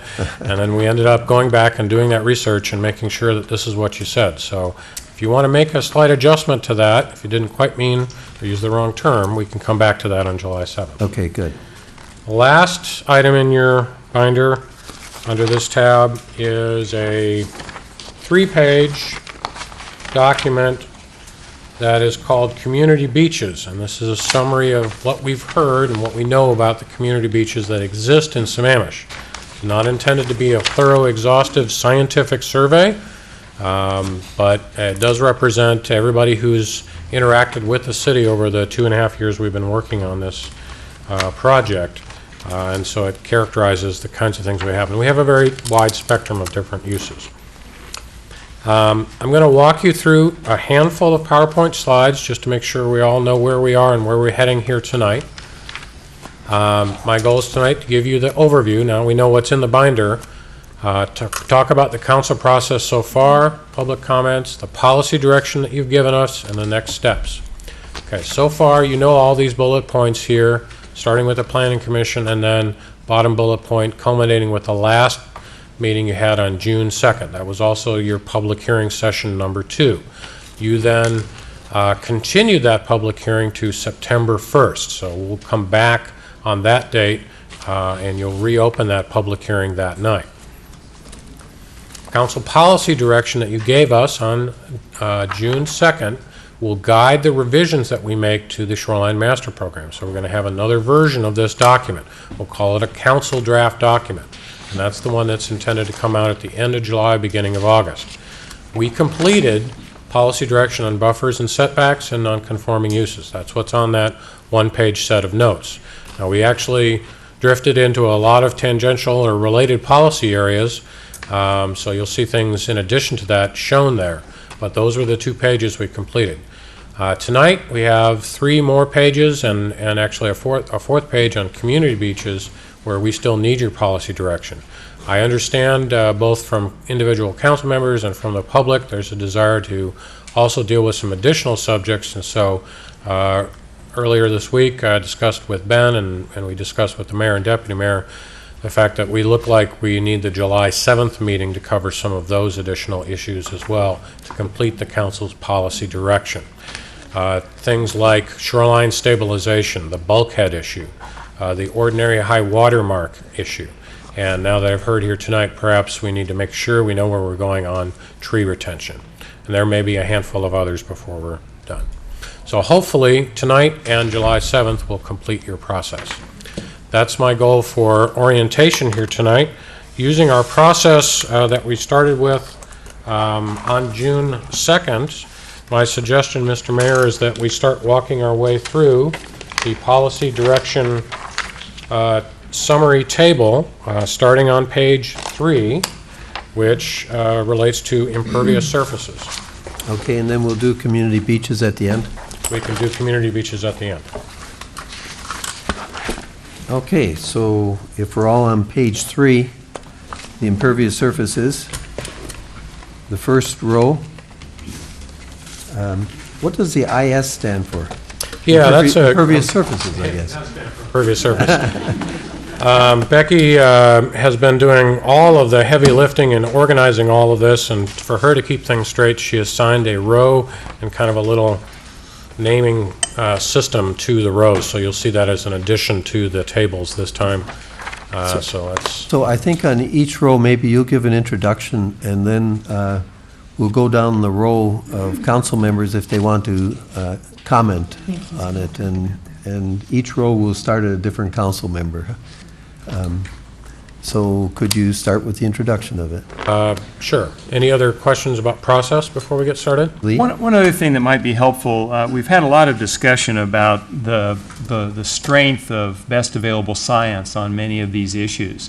And, you know, I think the conclusions have been that the best available science has ranged from being fairly conclusive on supporting a particular point of view or a restriction, and to other cases where the best available science seems to be fairly limited to support any kind of restriction. It would be very helpful if you could just very briefly summarize, you know, what the best available science is really saying. Because I think what we're struggling with here is a continual process of balancing a potential restriction on property rights use with an argument that science says that by giving this restriction, we will improve the environment. And so it's helpful to understand how strong that is, how strong that argument is. And if it's fairly weak, it's very helpful to understand that, because frankly, my personal bias would be that before you would restrict property rights, you would want to have some strong data saying that there's a good reason to do it. Okay. I'll do my best to do that on these various subjects. Maybe a good way of illustrating the point that Councilmember Felling has made is one where we're fairly familiar with, which is the idea of tree retention around Pine and Beaver Lakes. There's been studies, and that's been confirmed over the years, about the phosphorus levels, and that the large trees around the lake do help keep the winds down, which keeps the lake from mixing, which allows the phosphorus to stay low in the water column and not come up to the top, causing the eutrophication and the algae growth. I think that's an example where the science has been pretty well stated and is fairly clear, and I think we've seen some net effect of stabilization of lake water quality levels through some of the practices like tree retention that the city has been employing. Is that an example of tying a policy or regulatory action to a science that meets your test? Mm-hmm. And Cameron, we recognize that you're not a scientist in all these fields, so if you point out some of the science, we won't hold you to that being the best available necessarily. Thank you, I appreciate that. I'd sometimes offer bargain science, you know, 2-for-1 science, that kind of stuff. Pseudoscience. This first row, IS1, deals on Lake Sammamish with percentages for impervious surface. Column A represents the Planning Commission's recommendations, and they had recommended that we lower that threshold 30% on the urban conservancy designated areas and 40% on shoreline residential. Recall that the citywide standard is 55% for most lots. In certain circumstances, that can raise up to 70% depending on whether you have a certain smaller lot size. And why do we have the difference between the 30 and 40? That's a good question. I'm not sure I could say that there was a true science-based directive that they followed that either set those percentages where they were or made the distinction, other than Urban Conservancy is an area where both the existing conditions and the proposed future conditions are a little more environmentally protective. The areas are intended to play an ongoing, stronger ecological role. So the idea was any future development in there should be smaller in scale, or at least less of a footprint, I guess you'd say. I think that's the distinction between the two. I don't think the Planning Commission had a study in hand that said going from 55 to either 30 or 40 was necessary or mandated or something like that. But I do think that they took into account a great deal of literature over the course of time, many of which we're all very familiar with, that relates to the larger amounts of impervious surface, the greater the stormwater impact. And I think they were trying to be sensitive that these are lots along our lakes, and that we're trying to make sure that they continue to perform their environmental functions. Nancy? I think it's critical to our discussion to understand what the base is. 30% of what? Are we talking the shoreline setback area? Are we talking the whole 200 feet of shoreline management? Are we talking the entirety of the lot, in which case we have a legal concern that you can't regulate the whole lot? Pretty sure that what they meant was 30% of the area in shoreline jurisdiction. I'm looking over at staff and they're nodding. So the 200 feet. So if your lot, which on Lake Sammamish, it's very unlikely that your lot extends 200 feet up from the shoreline. I can't think of an example, but there may be one. If your lot did extend beyond shoreline jurisdiction, then you would have the citywide standard outside of that lot, back up to 55%. So that's column A. Column B is, hey, same approach for the shoreline areas, regardless of designation, as with the rest of the city. That certainly came out of some of the property owner comments and the dialogue tables. Column C is kind of an additional thing that could be added on to, I guess it says either A, I suppose it could be added on to B if you wanted to as just a special restriction, but to focus the impervious surface restriction just on the very, very small lots. And there are more of those along Lake Sammamish. The idea there, again, very small lots. We are getting naturally owners that are wishing to maximize the footprint of their home. There's a concern both about on that particular lot of just taking up a very high percentage of it and then creating these sort of three-story column-looking buildings, and there are a handful of those down along the shoreline. So this would limit the footprint. Now, this does not limit height, this just limits footprint, in a sense, with the impervious surface restriction. So, Mr. Mayor, I think you were going to walk your way down. Yeah, let's start with Mark, and if you have some input now, we'll go down the row. Yeah. First of all, I understand from staff that they're still collecting information on best available science related to value of the ecological functions right along lake edges, and that'll be submitted to council sometime between now and, I guess, July. My comment on this is that the impervious surface ratio, to be fair, could go higher if it was from where the house front is back of the lot. When you do get to the small lots, the 50 by 50, the 50 by 100, where 55% could in fact be right down to the water. If you're going to have a house, you may also want a deck or a patio or a small sport court. I don't necessarily want to limit impervious surface because I'm not looking to waterfront properties to necessarily bear the burden of trying to provide water quality for phosphorus, as Mr. Brockway alluded to. I'm looking for waterfront homes to provide a complex native species in and around the actual waterfront edge as habitat both for birds and for fish. So I'm willing to go with the 55% being for waterfront homes as was recommended and requested by shoreline owners, with the understanding that we are going to get substantial native species plantings between the house and the lake edge and down into the lake. Good, thank you, Mark. Lee, any further comments on it? No, I would, I think Mark stated that well. I'm not seeing the data that's telling me there should be a distinction for the waterfront versus other lots. And so the same percentage seems the better course. Okay, Michelle? My question, are urban conservancy areas, have we adopted those, or they're embedded in this plan? They're embedded in the plan. They're proposed to you.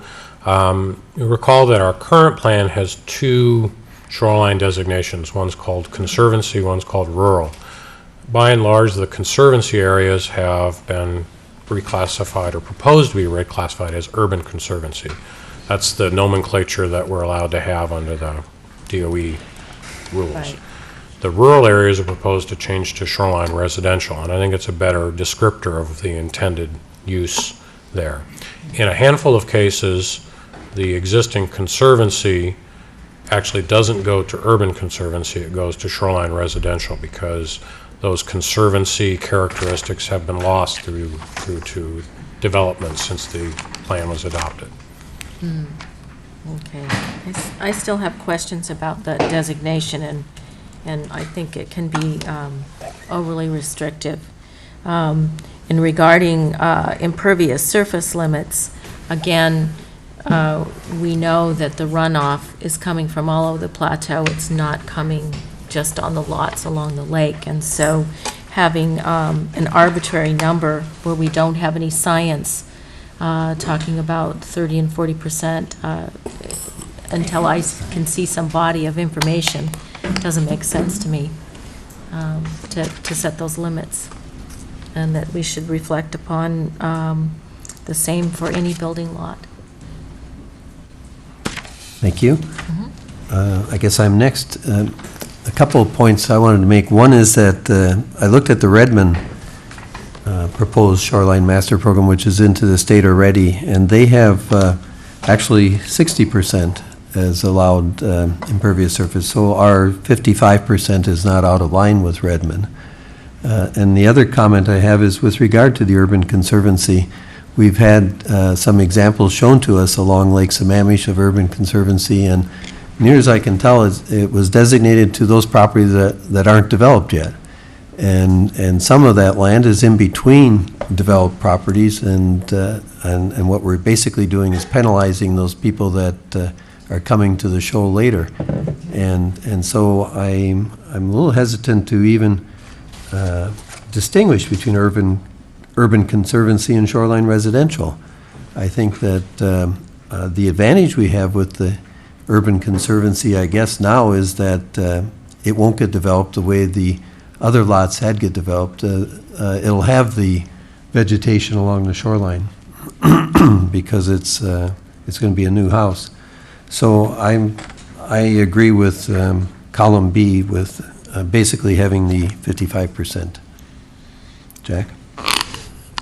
Well, I think the directions it's going is the direction I prefer, and that is one which seems to me to be more consistent with equity and fairness. It seems not a real favorable position to hold the people along the shoreline to a different standard than our other residents, and I think that I will be voting with B as well.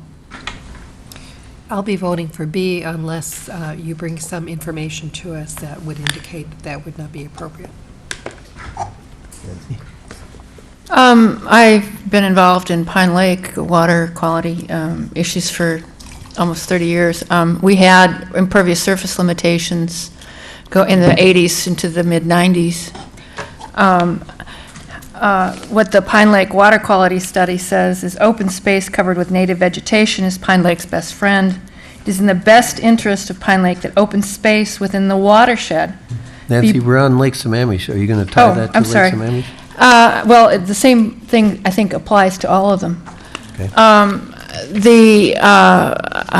agree that I don't think we should single out lake lots for special impervious surface limitations, but I think that we do need to look at these more holistically in terms of LID, stormwater drainage, and maybe in that context look at impervious surface limitations basin-wide. So I don't think we should target anything special at this point in time, but I think there is a wealth of science on limiting impervious surface limitations. That was the basis for it in the 80s and early 90s. But again, I think it should be borne equitably by everybody within the watersheds. Okay. So I think everybody's spoken. Does anybody want to say anything else on that? The direction then is basically column B. No SMP regulations limiting impervious surface other than what's in the code for R4 zone. It's all R4 zone, is it, along Sammamish? Pretty sure it's all R4 zone, yeah. There may be, I think we have any R6 or R1 down in there. I can't think of anything other than R4. Mm-hmm. Okay, good. Well, then we're on IS2. Same issue, no distinction between the designations, just 30%. I think I can guess where you're going to go. Well, we'll start with Lee on this one. I think the arguments are the same, and again, I don't see any data that would tell me that we should distinguish the lakefront lots from the impervious surface limitation that we have on other city lots. So I would recommend item B, column B. Ditto that. Ditto. Okay. Don? Well, we're going to go around this way now. Okay. My comments on it, there was one comment we got from a Beaver Lake resident who was classified as urban conservancy, and their lot is something like 500 feet deep. And so it goes past the 200 feet, so I'm not sure. Well, if we're just going with the regular code, it's 55% for the whole lot, so it doesn't make any difference. Okay, well, that's my vote also then. No, I vote for B again, too. Nancy? I do too, but in the context that I feel that we need limitations basin-wide, and I think we should address that when we look at the Pine Lake improvement plan, if we're going to do that. The science is there in the water quality study, and it says open space is important basin-wide. So I'm looking toward, some limitations other than 55%, but not in the context of imposing it just on lakefront owners. Good. Okay, Cameron, I think you got your marching orders on Wait, that you one? forgot Mark. Mark had a comment. Oh, Mark, yeah. Go around the loop, don't I?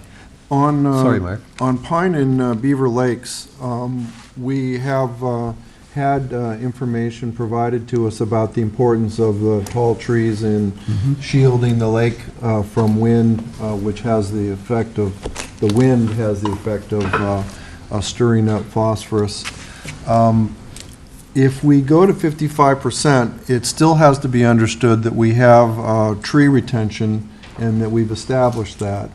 And that I think it would be good for the council to note this in giving direction to staff, policy direction, that if we are going to allow 55% impervious surface, that it all has to be understood that that limit may end up being lowered consistent with the requirement that substantial trees, the percentage of substantial trees that we've required be retained on site. Good point.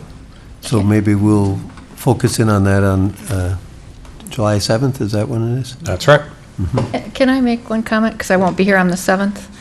When you look at trees, I have personally observed the domino effect. When you take down significant numbers of trees, those that are left are often much more vulnerable to coming down.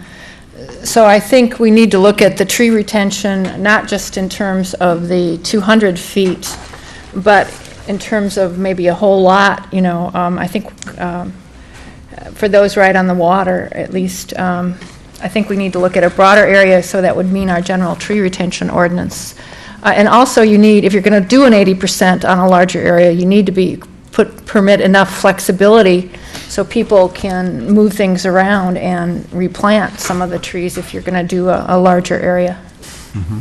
Now, Cameron, can we deal in the Shoreline Master Program with beyond the 200 feet? No. No, but that's why I We said. have to revise our general tree ordinance then. Right. Okay.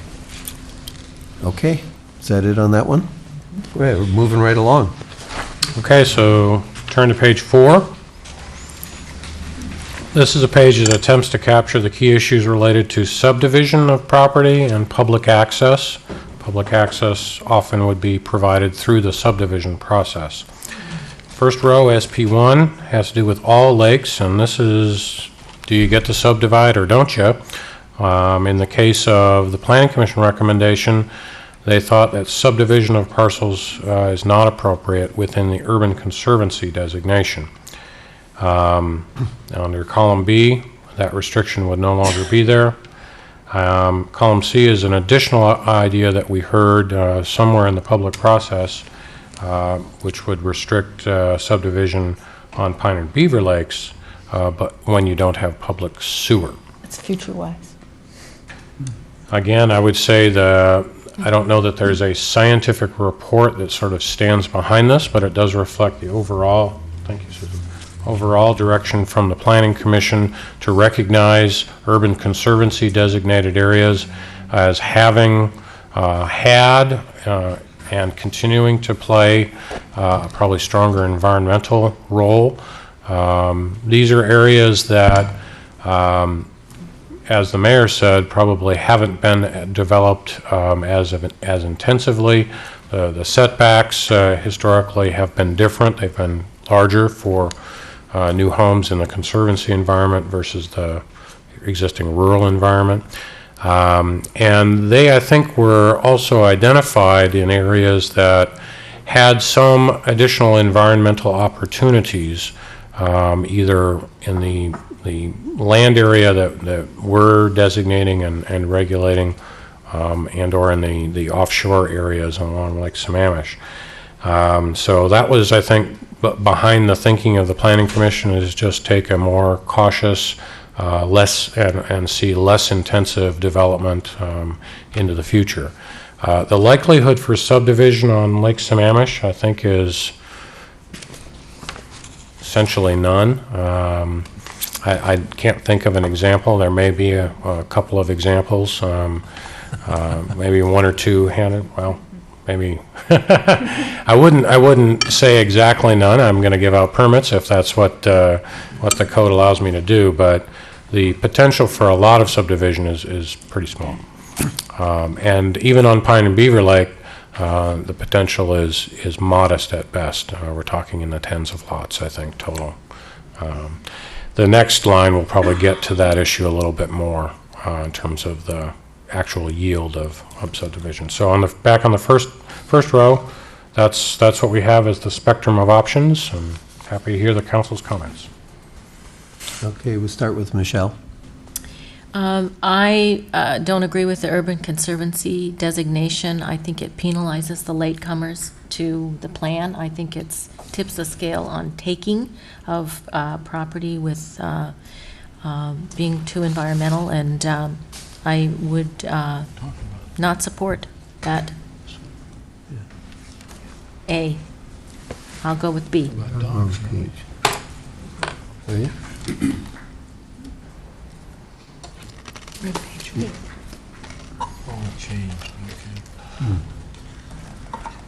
Okay, my turn. I think that I was thinking about urban conservancy in what you said, that these are some well, for example, in Beaver Lake, the north end of the small Beaver Lake is next to our Beaver Lake Preserve.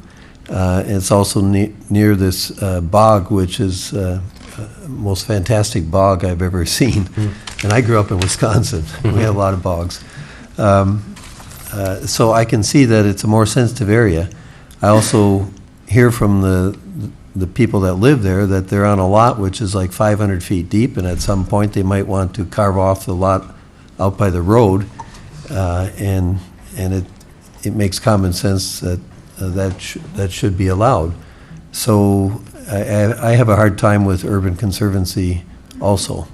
And there's very few on Pine Lake. There are only a couple of lots down by the Blueberry Farm that are rated as urban conservancy, other than Pine Lake Park. And I haven't figured out why we have the park as urban conservancy. Because we have the beach, or we don't have a beach anymore. So we don't ever decide to build houses there. Well, I heard from staff that... Order. Yeah, I heard from staff that you wanted to talk about designations, and I think that might be another good topic on the 7th, if that's all right. Okay, that's good. Then the C part on this, prohibit new subdivision in Pine and Beaver Lake without public sewer.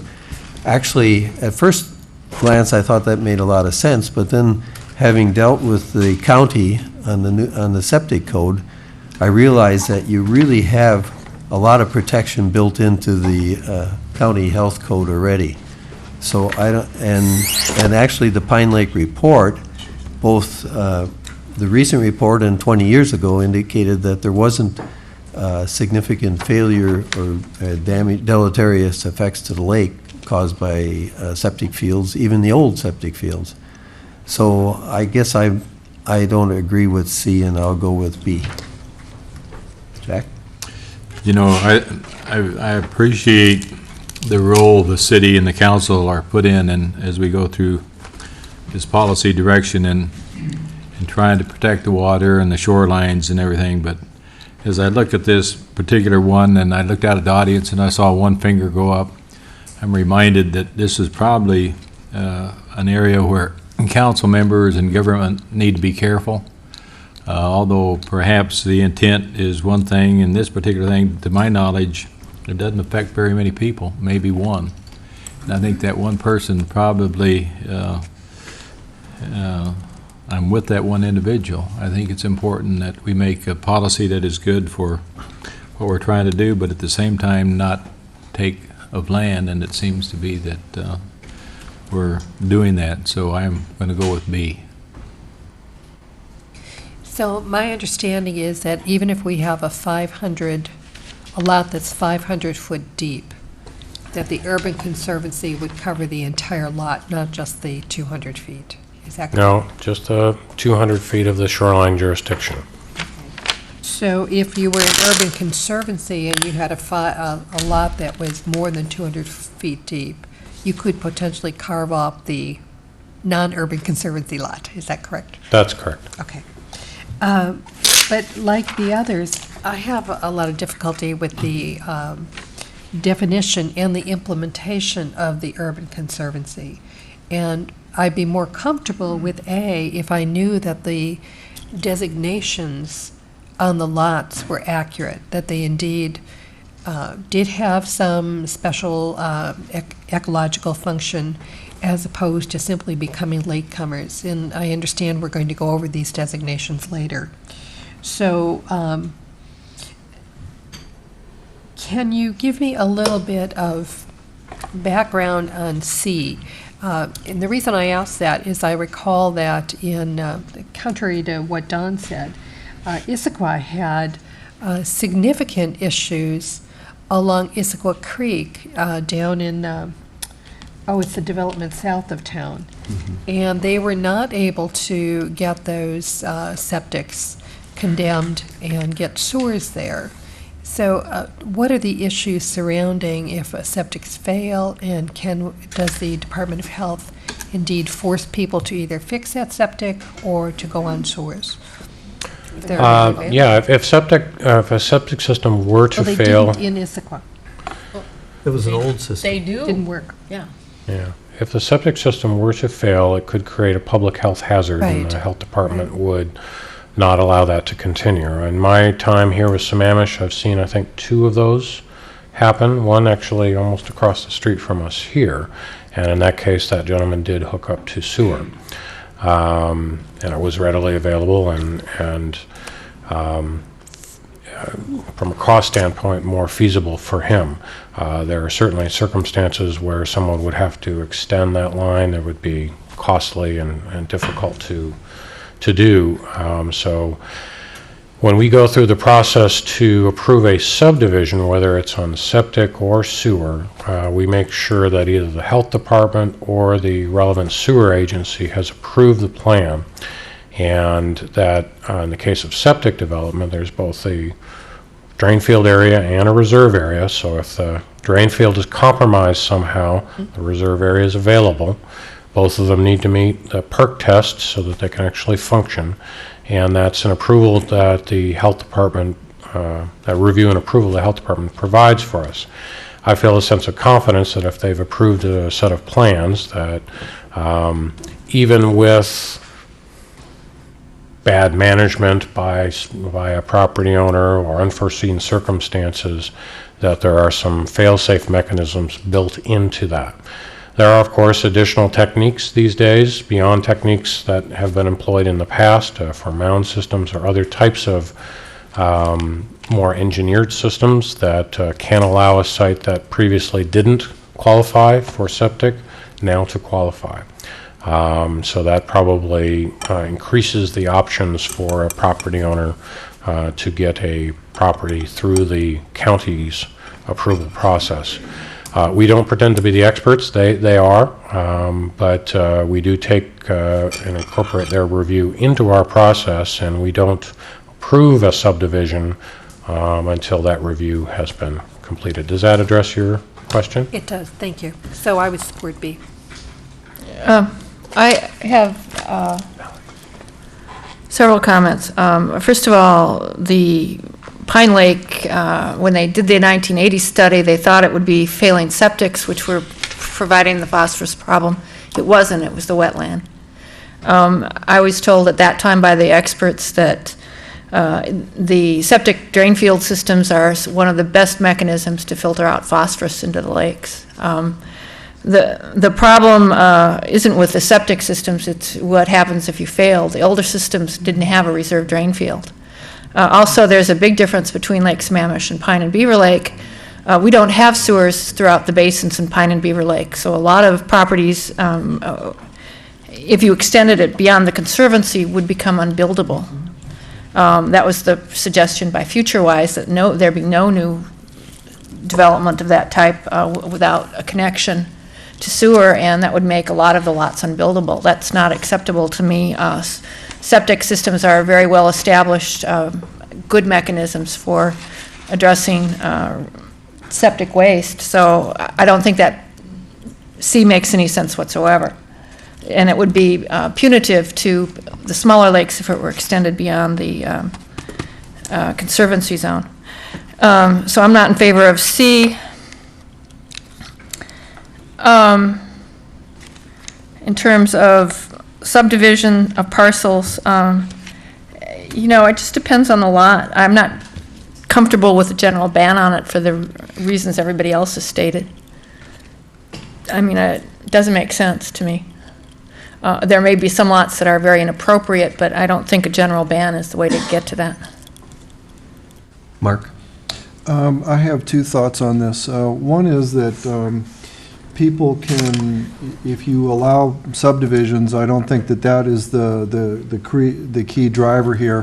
What I would ask staff to bring on July 7th and put in our packets is a copy of the RCWs on subdivision. I think it's 5817 by memory. What that, particularly as we get to the third item here about visual access, we had testimony tonight on takings, and we had testimony tonight on visual access. And I would like this whole staff and the council to look at the RCWs, because you'll find as you read the RCWs on subdivision that it says that subdivisions don't necessarily just need to meet minimum lot sizes and health department standards. They have to be found to be in the public interest. And that the owner has to have provided adequately for schools and for parks and for public health and safety. So just simply allowing people to provide, apply for subdivision, I think is something that I don't want to try to restrict. But I do want the code brought to us so people can understand that in relation to physical and visual access. And the second part is for staff to provide the section of the shoreline, the state guidance on visual access. There is policies in the shoreline master plan at the state level that talks about preserving visual access by the public from public property to public property. And I want to make sure that that's something where we have that policy direction in front of us as we make that decision. Thank you. Good. Lee? The notion, well, two thoughts. One is it looks like with SP1, we're dealing with a prospective occurrence that's very limited and very unlikely. But a general comment on the urban conservancy distinction, and my conclusion would be that I don't see why you would restrict to a greater degree in that urban conservancy with this unlikely situation than you would in another area. So I would favor B. But the whole idea of the urban conservancy, I'd like to understand the thinking behind that more, because in general, government regulations are complex enough under best circumstances, and it seems like this adds another layer of complexity that I'm not seeing the benefit for. Now, I may be missing something, and so I'm open to understanding that, but unless there's a driving benefit to more complexity, why have more complexity? And I guess that's a test that I think is important to use, because more complexity means it's more difficult for the resident to deal with it. It's more difficult and more expensive for staff to deal with it. So it seems like before you add more complexity, you want to really have a driving, strong reason for it. But in conclusion, on this particular for SB1, I think B is the most reasonable alternative. Okay. You've got direction there. You're going to come back July 7th with some discussion on urban conservancy. Certainly will. And B. Okay, next one, SP2, Pine and Beaver Lakes, the minimum lot width. Right. And currently, our Shoreline Master Program sets that minimum lot width at 80 feet. The Planning Commission had recommended reducing that down to 60 feet. That's in column A there. I don't think the Planning Commission recommended any restriction on division of lot edge along the shoreline. We talked about that one previous time, but let me just remind you. Imagine your shoreline lot, which has got a portion of the lot edge along the actual, let's say along the ordinary high water mark, along the edge of the lake. You could envision a subdivision of that if it's a wide enough lot into two pieces there, and having two much smaller lake frontages result from that subdivision. Next, over in column B, there's a proposal for having some kind of a restriction, because we've heard a concern about having essentially lots of little shoreline frontages kind of proliferate through the subdivision process. And I suppose if you ran a thought experiment here, if you have a lot of 50 or smaller size lots right now, you could get a lot of 10s or 12s or 15s through a subdivision process. And I suppose to explain this a little bit better, remember how we do lot width is with the means of a circle. In other words, if you can draw a circle, and today 80 feet in diameter, as proposed by the Planning Commission 60 feet, or the other idea we've heard of 50 feet inside, somewhere in that lot, then you've met the lot width test. The lot could be any shape as long as you can draw that circle within the lot. Doesn't have to be 50 feet the whole length of it, just has to be at least 50 feet in part of it, so that we can actually fit a circle there. The citywide standard is 30 feet. So today's standard is 80 in shoreline areas, citywide of 30. Planning Commission had recommended dropping the 80 down to 60. We've also heard 50. So you have two decisions to make here. What is that diameter of a circle? Stick with 80, go with 60, go with 50. And if you want to consider some kind of restriction related to getting at this issue of a proliferation of very small frontages along the lake. I hope I've described that well enough. A picture is often worth 1,000 words, and I'm kicking myself for not bringing one right now, but... Let me try and ask a word picture to see if I understand you. Let's say you, for sake of a word picture, you had a triangular lot. Right. And it was, if we're going with the Planning Commission recommendation, the triangle was 60 feet on the front end, and then, of course, went to a point on the other end. That would pass the test, is that right? 60 feet on one end. No, it doesn't have to be 60 feet on one end. Hey, that's a good math problem. Look at the time. Isn't it time for a break, Mr. Mayor? While you draw your picture? Just say no. Let me try to, and Melanie, if you, I think that is on there. I'll try to do a very crude picture here. The reason I was using that example is your comment that if you could draw a circle that at any part of it would be 60 feet, it would meet that. Yeah. The whole circle has to be within the lot. Oh, the entire circle? Yes. Yeah, the entire circle has to be within the Okay, lot. all right, I misunderstood. Yeah. All right. Yeah. So let's say, for argument purposes, we've got an existing lot, and I'll do this so near that. Be careful what you put out there. We have a PhD here is going to start questioning us.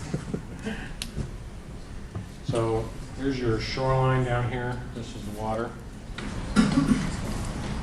Lot that was subdivided and created under the old shoreline master program that happens to be 80 feet.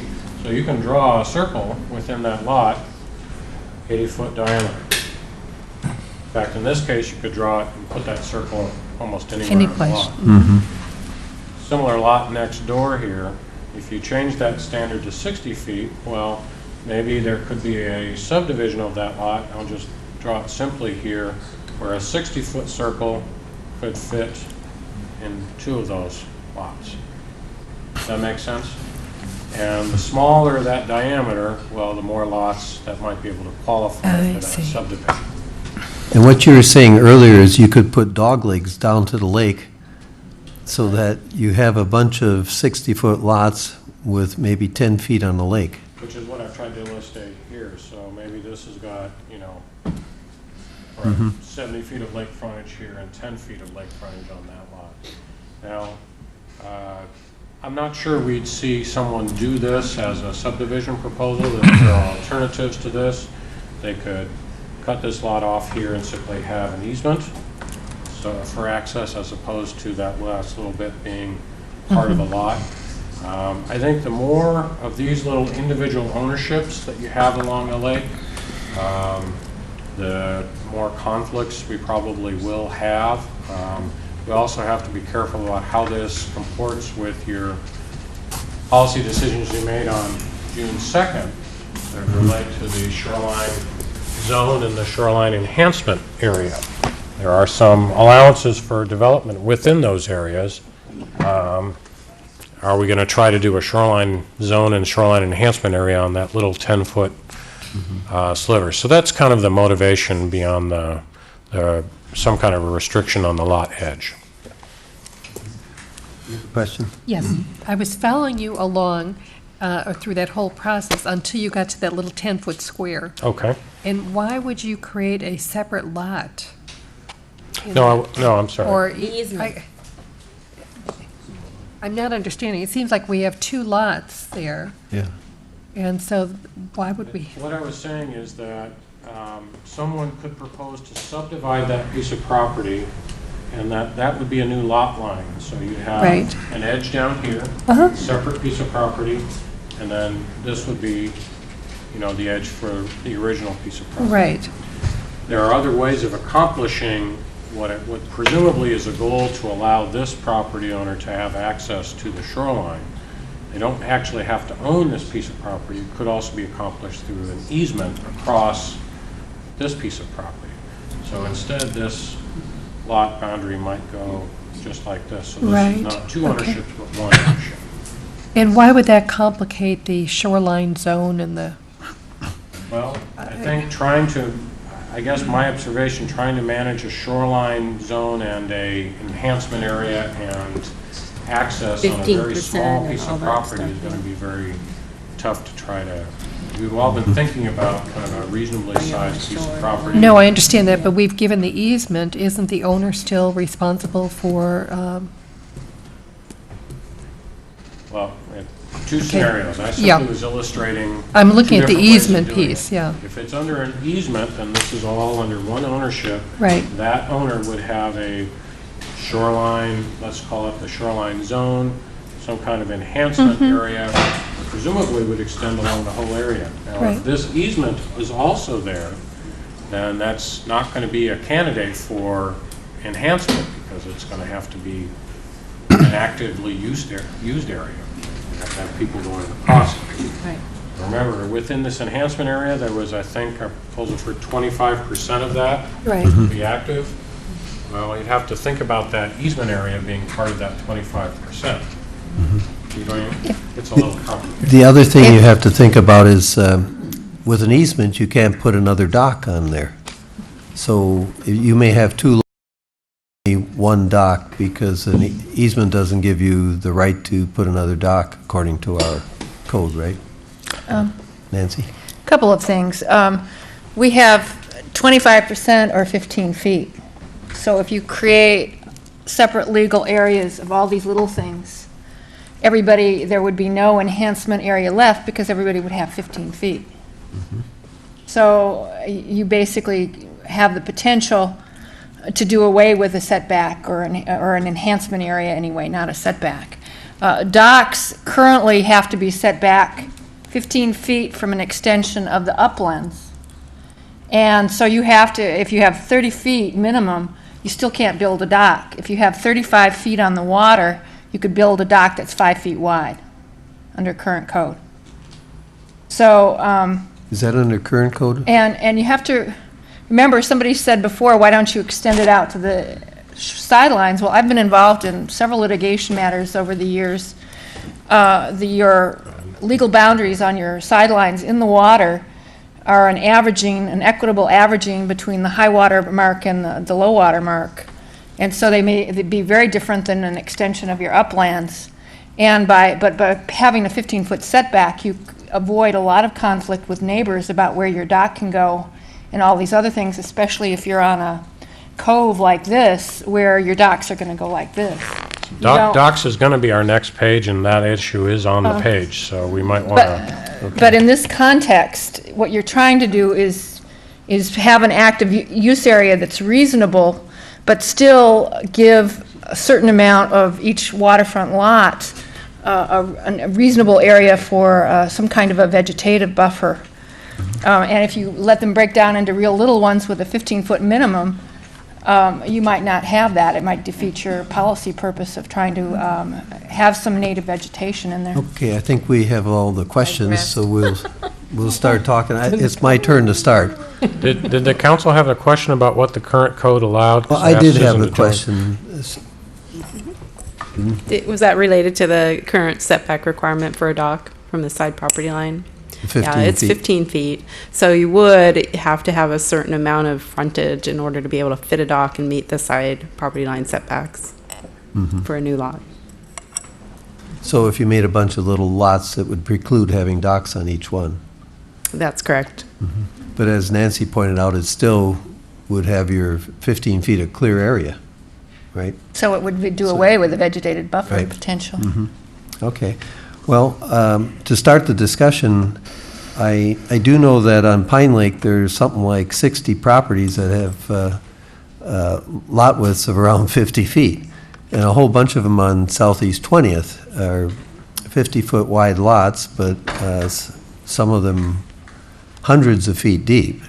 And if and when sewer goes in along Southeast 20th, to carve off a piece up by the road sounds pretty reasonable to me. So I would vote for the minimum lot width of 50 feet rather than 60. And regarding the restricted division of lot edge along the shoreline, that, as Nancy pointed out, that brings up all sorts of complications. And I don't know what to do about that. So I'm going to punt on that, other than I'd like to, actually, I can talk about my own case. We live in a group of 4 homes, and we have a shared waterfront of about 135 feet with a single dock that all 4 of us use. And the shared waterfront is owned in common by all 4 owners, rather than splitting it into 4 pieces. So, and I was going to bring that up later when we talk about community beaches. Where do we start on how many shared lots becomes a community beach? But on this one, I guess I don't know what to say on restricting, so I'm going to pass on that. Jack? I think both of these are very similar, and I'm not sure. I guess I would just say that Don makes a good case when you know the specifics, the number of lots that can be divided by 50 feet. So I think B would be a good direction to go. And I guess I'm just going to hitchhike on what he said about the restricted division. I'll wait to decide on that. I don't know where to go either. I was kind of hoping he'd say something really astute. Sorry. Maybe we could see if somebody shoots their hand up with something astute to say.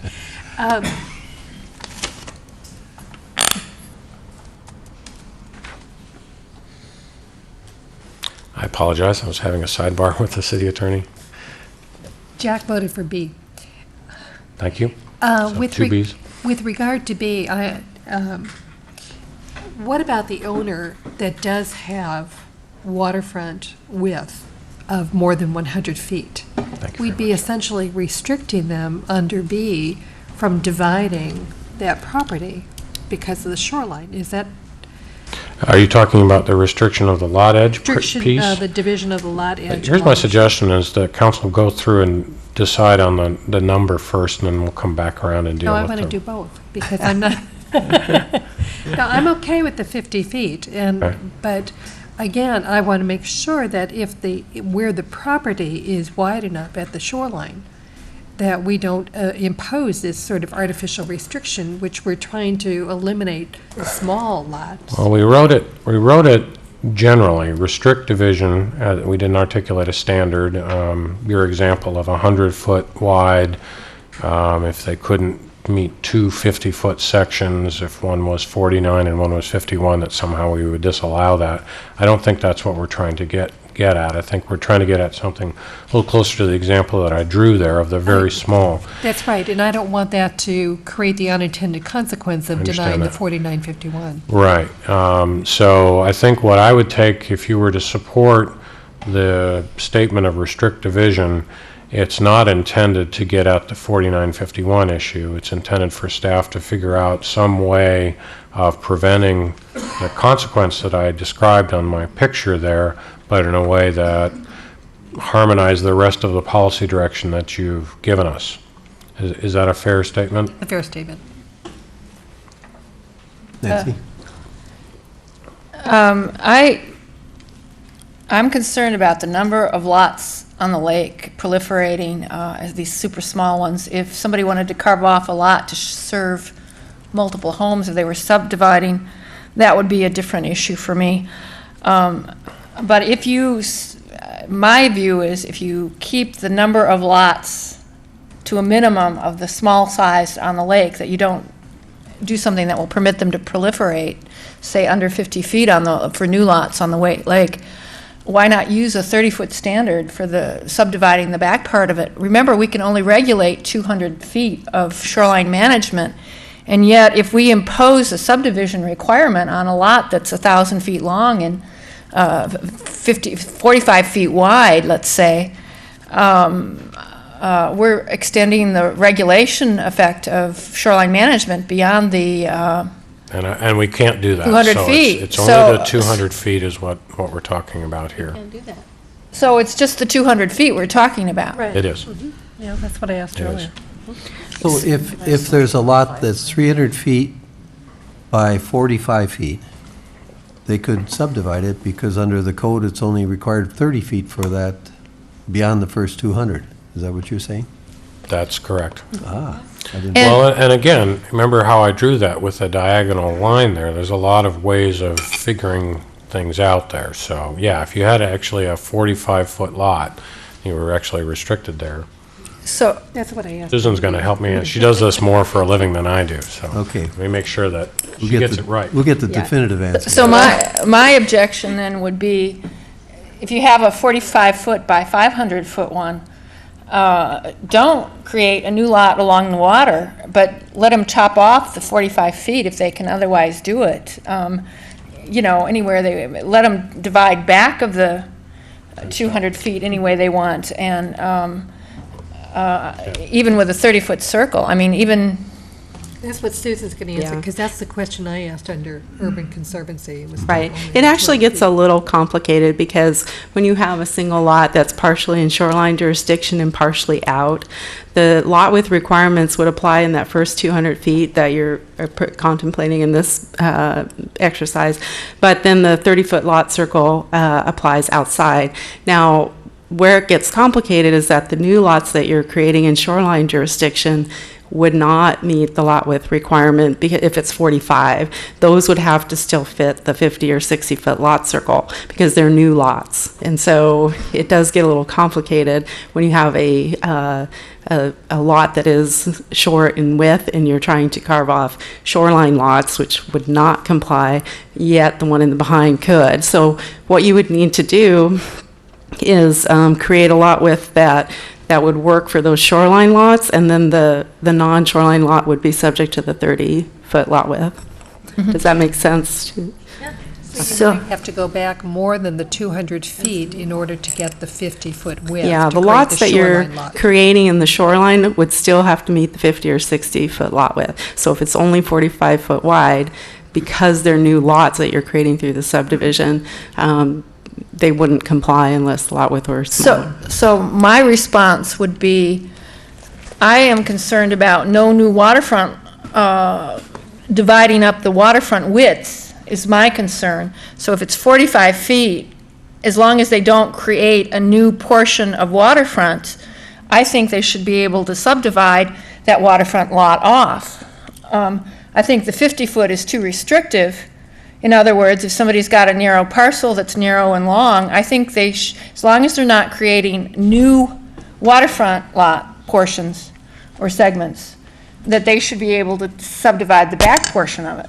So if it's a 45-foot lot, even though we otherwise, for new lots, we might say 50 feet, but to exclude from the new lot definition, as long as you're not increasing the segments broken up on the water line.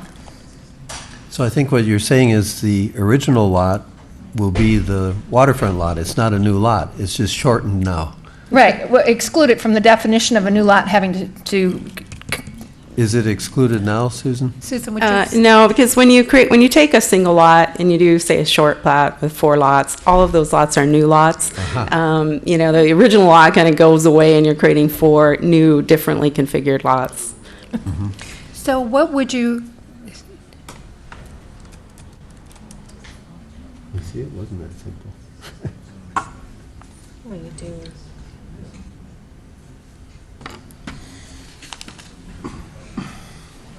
I think I've got to put my finger on it. I haven't said it well. I think people don't want to forbid the 45-foot lot from subdividing. It's really long and skinny. Well, you opened a can of worms. That's my job. But this is what I've been getting at all along, is what, remember when I said Yeah. they should be able to go back? Okay. Can we take Kathy, you have some questions, so let's just, No, I was gonna. I think I know where the council wants to go on this. I'm not sure we've got an instant answer here, and I think Susan's correct in identifying the complications here, but maybe that's a piece of homework you want to give us, is to figure out this little tap dance through the subdivision regulations. Where I hear the council wanting to go is, let's do the thought experiment. Let's assume, I know you haven't all expressed it, but let's assume you land on 50 feet for the lot circle. But you end up having a lot that is both 45 feet wide and 300 feet long. Number one, the shoreline restrictions only take place in the first 200 feet. So outside of that, you would have a 30-foot circle that would apply.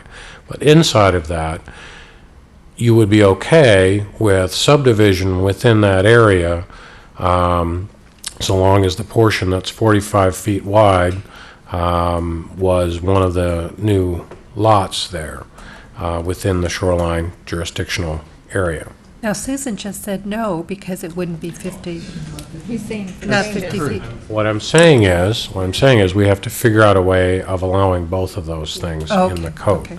And I don't have the instant language here in front of you. I'm just trying to articulate where I think the council may be going there, is to craft some way of walking that balance beam there, making it work.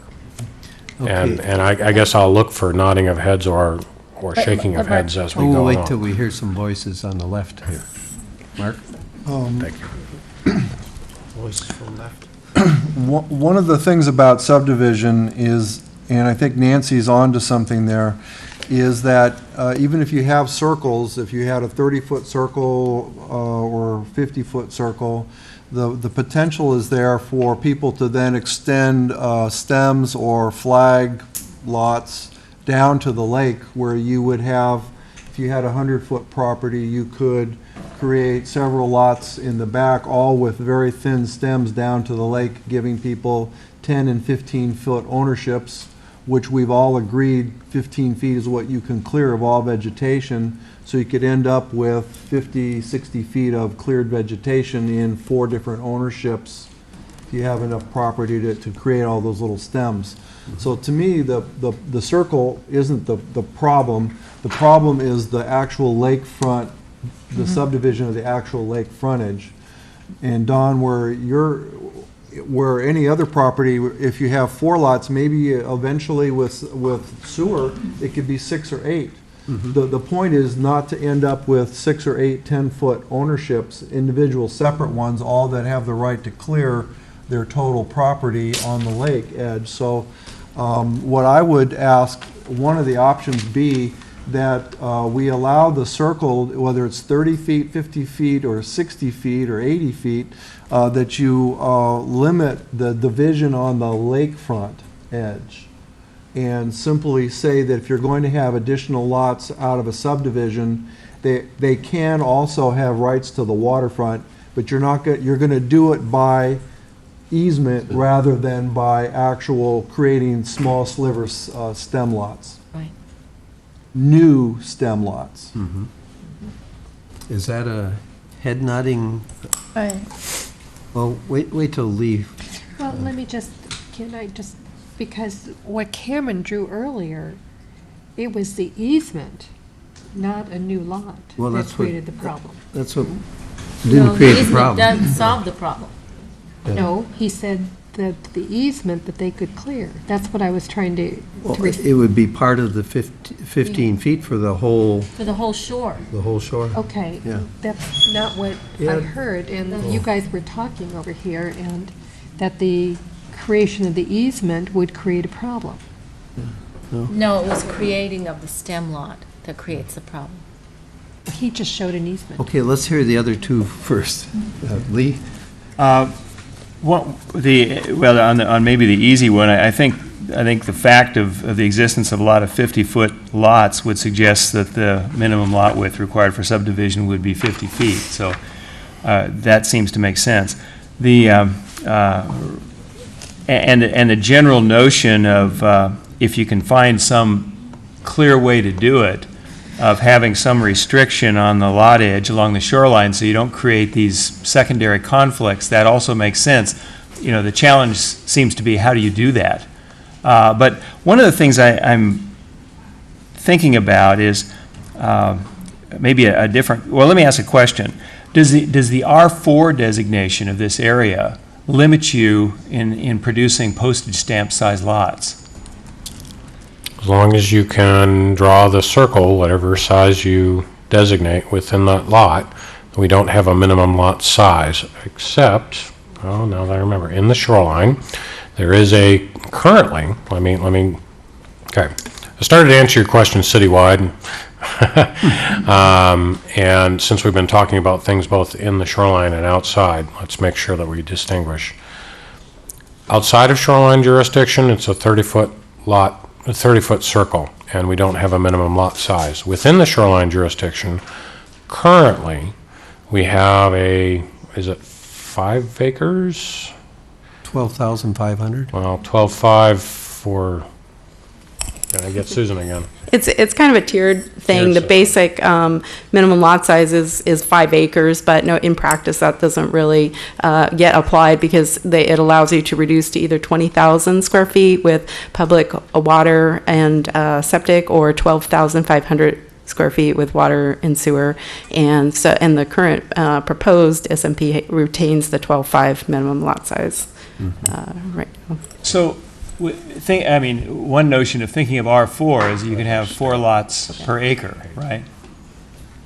And so if the shoreline is R4, what I'm hearing you say is that really doesn't limit you to 4 lots per acre. You could have, it, to take a hypothetical case, if you had a 50-foot wide lot that was 250 feet deep, you could put in 5 lots. No, well, they'd each have to meet 12,000, I haven't done the math on the area there, 50 by, Do the math. You take out the 12,500 for the waterfront one, but you can't have more than 4 per acre in R4. and So you probably end up with 3.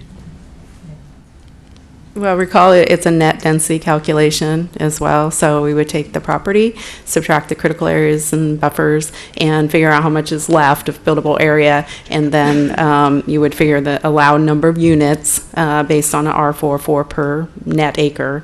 And then how you configure them is what the minimum lot size, not having one does for you. You can bunch them all in the buildable area so that, if you're not in shoreline jurisdiction. The shoreline jurisdictions has always had a minimum lot size since, we're under still the King County. So it's been a little different way. So there's an actual physical amount of property that you have per lot, where that isn't true for the rest of the city. Well, the reason I was bringing this up is from I'm not sure how much you want to get into in setting public policy for this, but from the point of view of being a property owner, if I had whatever a normal size lot would be along the lake, I don't think I'd want to have my neighbor develop a bunch of, trailer-sized lots right beside it, because I think that would hurt my property value and hurt the aesthetics of the area. And so, what I'm trying to think about in this, is just where this subdivision goes. And I'm still a little unclear about what minimum lot size you really have within the 200 feet, if any.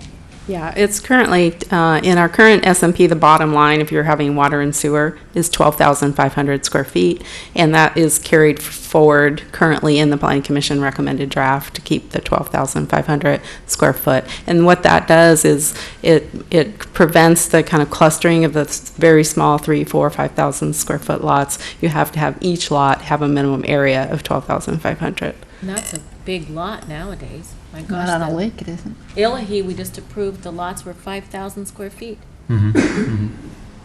So with the, maybe this is helping answer my question, and maybe this is easier than I thought it would be to resolve this, but with your long, thin lot, a 50-foot lot that goes back, and I'm not going to do the math real quickly in my head, but 50 divided into 12,500 would be what the length of that lot would be, right? that's correct. So it limits the number of lots that you could get out of that long skinny lot, having that 12.5 minimum lot size. But only up in the 200 feet area, right? Yes. That's correct. And so the They have sticky the issue, postage stamps and back. the sticky issue then would be these flagpoles that we've talked about, to allow, on a very long skinny lot to have, multiple paths down to the waterfront. And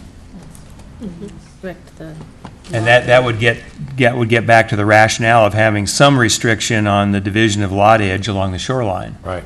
Because you wouldn't, so you wouldn't have the little postage stamp size lots, but what you're really concerned about and trying to work with that restriction would be what that does to the actual shoreline and then the secondary effects of these other restrictions. Yeah, so you're trying to get away from the long rectangular Yeah. lots as well.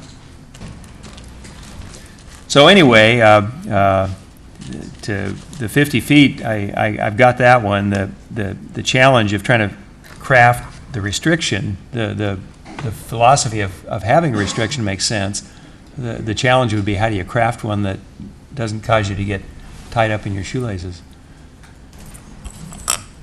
That's our challenge. Okay, Michelle?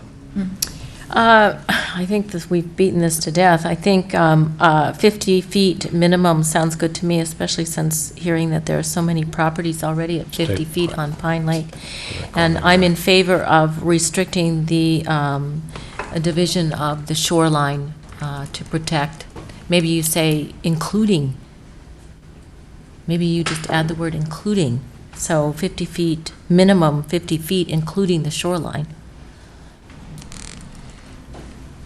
Meaning that any lot Shoreline has to never be at gets least... less than 50 feet, Oh, I see. regardless of how many lots you have. So Out of you a would need a parcel. 100-foot wide lot to actually divide into two in that shoreline area then. Right. Okay, Nancy? It brings up another issue, though. If you are really subdividing a 1-acre parcel into 4 lots, and let's say it's 50 feet wide, you might want to be able to provide a community waterfront lot, making it a separate lot that you can't build on. 50 feet wide, the entire width of that would be owned in common by the back properties. So it would be not a buildable lot, but it would be a lot that could be carved off to serve multiple families in that. So I'd like to see. Case in point. So I'd like to see that kind of a thing, but for any new lot, again, we may be accepting already existing community lots, but for any new lot that would create that non-buildable waterfront lot, I would still like to see the vegetation requirements across it and the 25% or 15 feet apply to the new lot that was created to serve several units of several new lots from a subdivision. Okay. Well, I think you have your guidance on that. I think we do on SP2. Okay. So SP3, another simple, did we have more? Can we take a break? There's a request for a break. Take a 5-minute break. 5 minutes? Please. Yeah, I'm glad you came here tonight, Susan.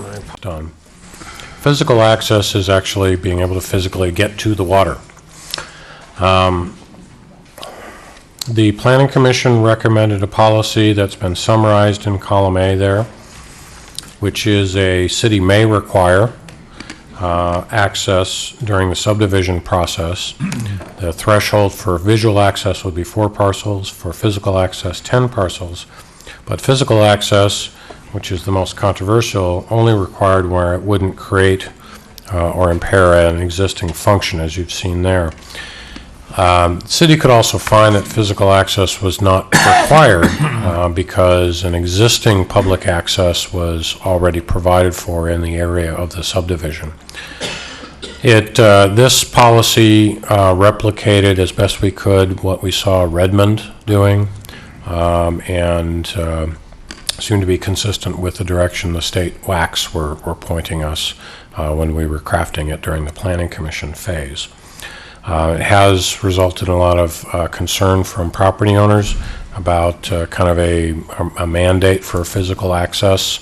We tried to write it in a way that would be fairly restrictive in terms of how it would actually, how and when it would come up, and afford opportunities for alternatives. But I don't think that's gotten a lot of traction with some of the property owners. So the alternative is to simply declare that our existing parks already provide the physical and visual access that's necessary under the Shoreline Management Act, and also potentially through street ends, and I think there may be one or two of those that exist. And finally, through other public lands. For example, on Beaver Lake, there is a Department of Natural Resources boat launch area that exists there. It's not owned by the city, not managed by us, but it does provide for public access to that lake. So that's the alternative. I think both are reasonable choices, and that's the council's call. Good, thank you. Questions for staff? Yeah, you mentioned that Redmond has this. Have they, or could you give us an example of how you would implement this? So if somebody had 10 parcels, would we actually require that I could go down to the waterfront and bring my beach umbrella and my chair and read a book on somebody else's beachfront property? Not on What somebody does it else's. mean? No, not on somebody else's property. I think the way the code is proposed is that if you were subdividing and you were going to be creating at least 10 parcels, then you would be a candidate for a requirement to provide for public access as a part of that subdivision. So, for example, if you were going to be creating a public road, as many subdivisions of 10 parcels create, that through that public road, which is already accessible to the public, and then perhaps for example, a walkway down to the water's edge that would be available to the public. It would not be for someone to say, well, I get to go, recreate on your property as And I'd like a Mai Tai at the same time. But I'm trying to understand what this identification of physical access. It's a little beyond the SMA, but I kind of like the direction you're going. Question? Okay.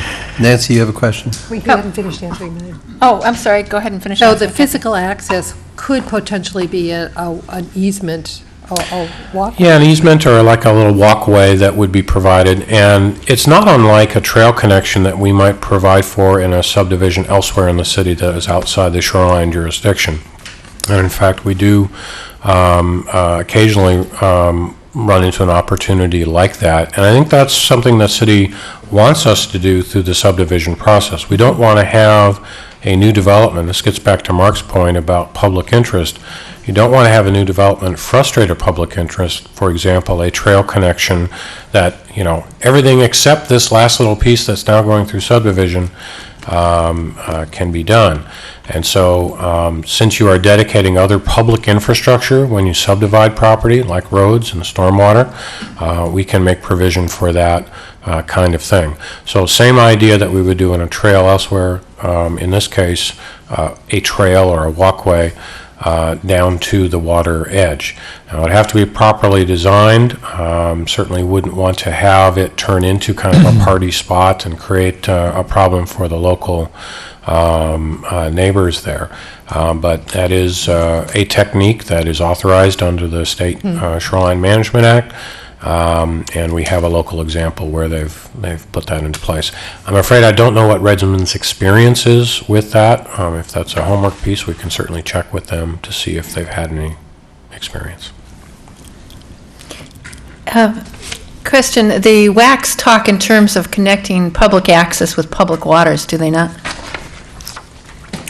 I sense a question from an attorney here. And I'm reluctant to be your hostile witness, so. And I was going to say, I know there's court authority cases that show that Pine and Beaver Lake are within the definition of private lakes.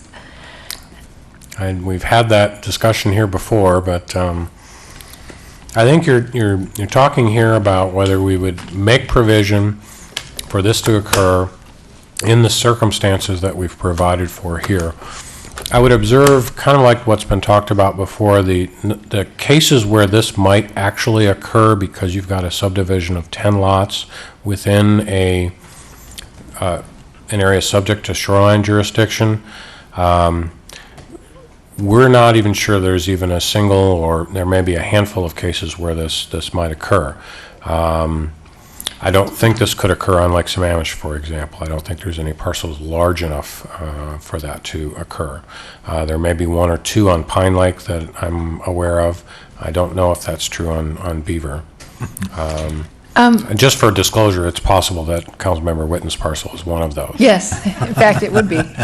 I have a question, too, about the shoreline jurisdiction. If you wanted to chunk off a lot for shoreline so that that would be deemed a new lot, that would be subject to it, even though the access might not, the public road might stop outside of shoreline jurisdiction. So you would still, I mean... Well, and this again, what this policy would allow for is that we could use that authority to require that public access down to the water. I observe public access is something that is in the Shoreline Management Act. It's in the state law. It's just something we have to provide for. What we're looking at is just different alternatives for providing for that public access. One is this technique through the subdivision process.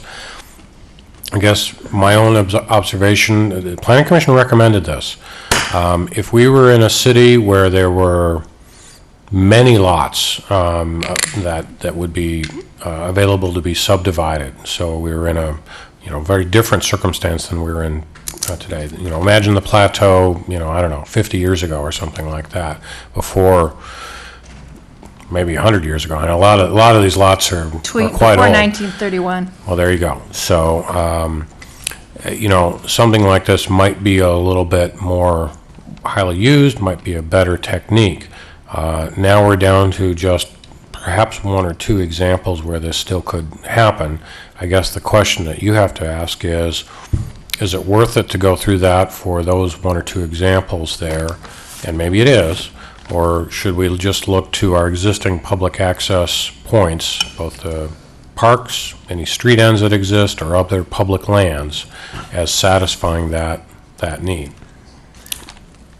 Mr. City Manager. Thank you, Mr. Mayor. On this one, if the council chooses to go for a public access, it is not any different than what we would do in the subdivision development, that road improvements and street improvements and parks dedication. So it is, the law allows that to happen. So there is nothing inappropriate and illegal from the law standpoint. What about the visual? Am I hearing you say that if option A was not used, that there's other statutory authority to deal with strange situations? No, what I'm saying is that option We A have currently for everybody else. would allow, the law would allow us to implement the option A should the council choose to go with option A.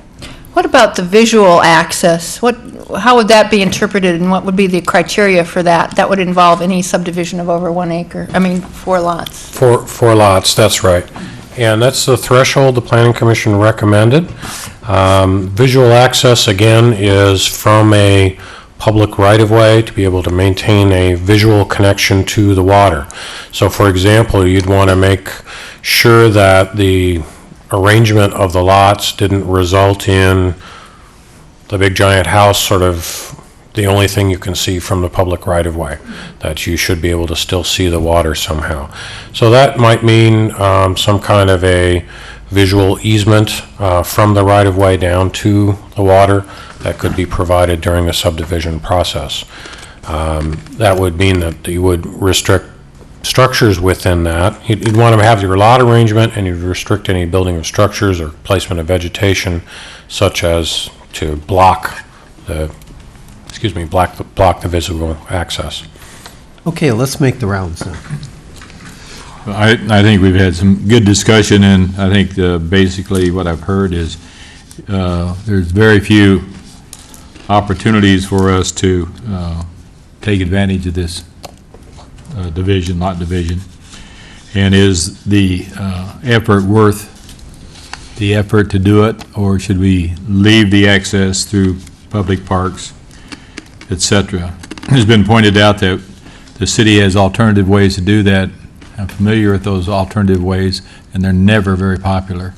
You can always kind of win the battle and lose the war on that one. And I probably should only be used as a last resort. The only thing I could add to both of those observations is, the one that hasn't been brought up, is the insurance issue. I think if you're going to go through somebody's property or close to it, then you have people who own the land adjacent to it who worries about it. So I see those as unattractive efforts, so I will be supporting B. Okay, Kathy? I think what we've been trying to do throughout all of this is to try to treat the shoreline properties in a way that's comparable to the way we're treating all the other properties. And if I heard your answer correctly when I asked the question, A is really what we have for all other properties in terms of physical access. What the parallel that I was trying to draw was that if there is, for example, a trail connection, right, then yes, we do exercise that authority, and I think I would echo, I think that's what Ben was saying too, is that it's an appropriate use of the city's regulatory and permitting process to make sure that a public interest is preserved and carried through during subdivision. I think it's the same idea here. You're not connecting to a trail, but you'd be connecting to another body of water that is subject to the State Shoreline Management Act, and public access is a requirement there. So, and so I would vote for A. Okay, Nancy? I think one of the things about the view subdivision to look at are the potential for conflict between neighbors. If you put a view provision in with no criteria for enforcing it, I think you have a potential you're creating the opportunity for conflict if somebody who says, oh, my view is going to be blocked. I'm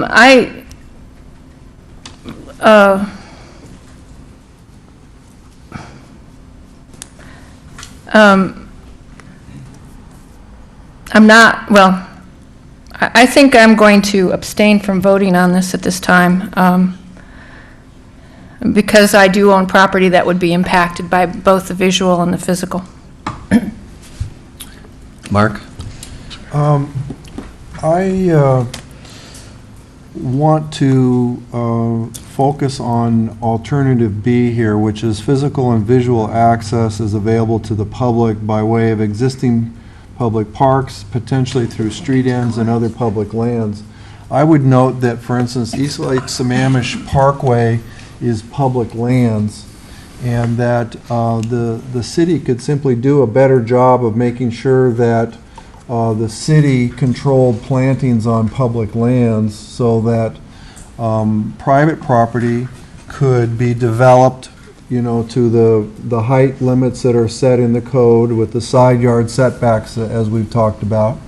But that we wouldn't then also have private parties going onto the parkway and in some cases building fences, or which happens kind of towards the 7-Eleven area as you go around the curve, and then you see that I'm talking about an area to the north of the 7-Eleven where there's fences in the parkway, right in the right-of-way. And there's also hedges made out of laurel and other things that are simply meant to block the view of the public down onto private property. I think we could do a better job with street ends. I think we could do a better job of managing public property. We could set a standard of having native species on our own property and encouraging King County to have native species on their parkland property, so that we got more of a natural view of the lake from the public land down to the lake. And we're not so fascinated with trying to control public or private use of private property within the zoning limits that are set.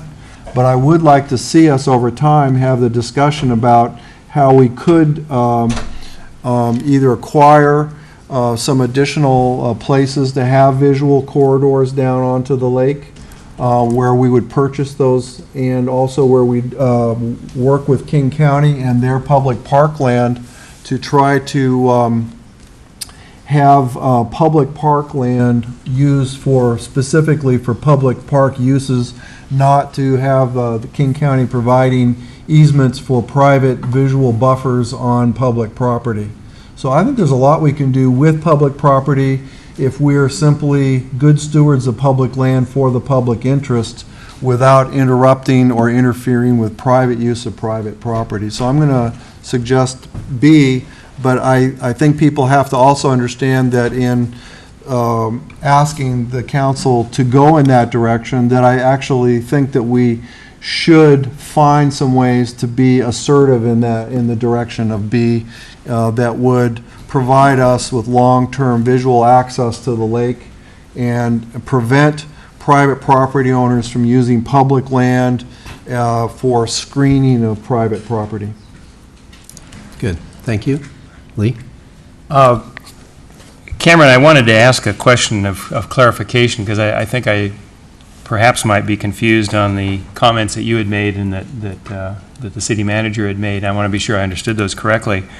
But if we chose option B, which essentially is we don't have any specific provisions here, so it would be just like the rest of the city, and recognizing that, you know, this whole discussion is over a couple of properties in the entire city, so it's going to be a rare situation.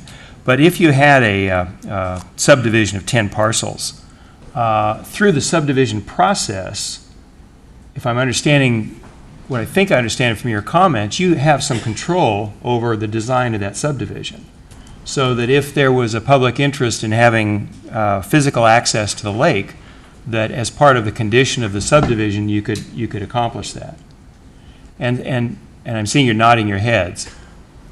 That's correct, but I would say that I don't have that, having this policy guidance would give us explicit authority and guidance to actually accomplish that.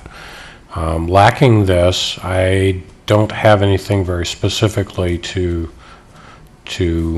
require me to do that. I would be inventing that out of more of a general public interest kind of doctrine there. Okay. So I think what we were trying to do is draw a parallel with what we do as a standard practice in subdivisions when there is a public interest issue that needs to be dealt with, like a trail connection, or a road connection for that matter, and saying that this is a parallel example here. Having this in our shoreline master program would make that a policy statement that we need to follow up on when we do those subdivisions. Okay, well, you know, that amplification helps, and the bottom line is, because for me anyway, interpreting all that the combination of the rarity of this happening, and that you can by looking at public interest in specific situations, you can have some control over that process. I would favor B because it's less complex. Good, thank you. Michelle? I think we're making a mountain out of a molehill. I'm voting for B because I think we're down to just a few parcels that this could affect, and we've got public access on both those small lakes, so I'm not going to go there. I have more concerns about the remodeling of things where you get these mega mansions that do block visually the view that you would have to the lake. So, but that's another issue. So, Okay, B. Thank you. Just one comment that I wanted to make, and that is regarding visual access on the Pine and Beaver Lake. We're trying to retain all the trees for the wind buffer, and then you're going to say, well, we might require visual access, so cut down some trees so we can see the lake. as Michelle said, we've got plenty of public access on all three lakes, so I would vote for B also. Okay. Is that Ready to settle move on to SP3? SP4? Okay. Yeah, SP4, setbacks. Mr. Mayor, you want to follow up on that one? And I would like to try to accelerate this a little bit. So if we think we have a consensus on issues, maybe we don't have to go around the horn. Yeah. So briefly on this, and then I'll see if we have some head We nodding. can just put our I'm vote. going to ask Susan to lead you through this very quickly. Okay? Okay, the next one just relates to the side yard setback requirement. Under option A, there would be 15% of the lot width, with a minimum of 5 feet, which is our current requirement. What this would do is result in a wider lot having a larger setback, total setback requirement. And the idea of this in the Planning Commission recommended draft was particularly geared toward almost toward the visual access that you were talking about, to have more gaps rather than small areas that would be seen from public right-of-way. Then we have under option B, the suggestion that it just be the same as the rest of the city, which is 5 feet on either side with a 10-foot total distance between adjacent structures. Okay, do we think we have a consensus on this? How many would go for A? A being, 15% a lot width with a minimum of 5 feet, Well, which means if you've got a 100-foot lot, it'd be a total of 15 feet, so if you have 5 on one side, you have to have 10 on the other side. I would if it were a certain minimum width size, but you may preclude somebody. No, there's still a minimum 5 foot. Minimum of 5 foot. But I'm saying if the lot's too small, 15% it's on each side, so 30% you can't build. It's not on each That may side, is be too much. it? Total. Well, you're saying like Got it. He's going to clarify. I'm saying You're off if you track. have a real small lot, 15% on either side may be too much to take from the lot to set it back. No, it's total of 15%. Total of 15. Oh, So let's do the two thought it's that experiments. yards, then not yard. 100-foot lot, 15% is 15 feet. One side's 10, one side's 5, or 2 7.5s. 50-foot lot, 15% is 7.5 feet. Oops, you got minimum 5 on each side, so minimum 5. So it could get no smaller than 5, but only larger depending on the width of the lot. Yeah. Okay, with that explanation, should we try it again? All those in favor of A, raise your hand. 1, 2, 3, 4. B, raise your hand. 1, 2, 3. could I hear a B person talk about why they support B? Well, from my perspective, as I'd said earlier, I'm looking at treating the shoreline lots like other lots in the city. And I think we've now restricted the shoreline lots. They have to have a greater setback than any place else in the city. I think from an equitability standpoint, I don't think that's fair. Okay. Would you like to comment too, Lee?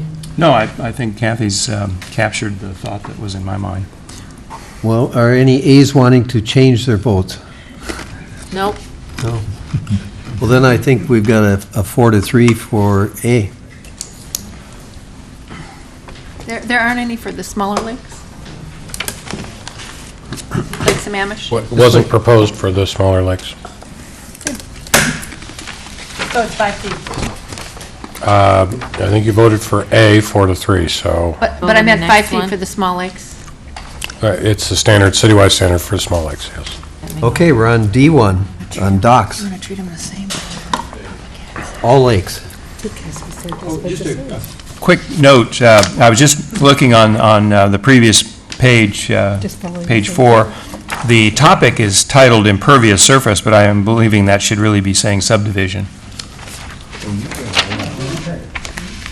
Page 4 is titled subdivision public access. Down under talking topic in the upper left corner yeah. of the Oh, grid. sorry about that. Where is this? Oh. Yep. Sorry. Just so when you redo it, That's something you didn't see, Don. Thank you. Wow, we missed that. Yeah. Good catch. We hide one little typo in every document we produce. That's right. I'm sorry, Lee, you have to stay on the council now that you passed the test. Another 4 years for you. Sorry, buddy. So, policy direction summary, docs. Oh. Page 5. D1, allowance. Column A, private residential docks permitted when other options unavailable. Other options meaning joint use, I believe. And that's consistent, I believe, with our current policy, current code.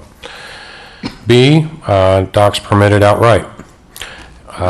C, new docks need to be joint use or shared with adjacent nearby lots, permitting balance with the removal of obsolete docks elsewhere.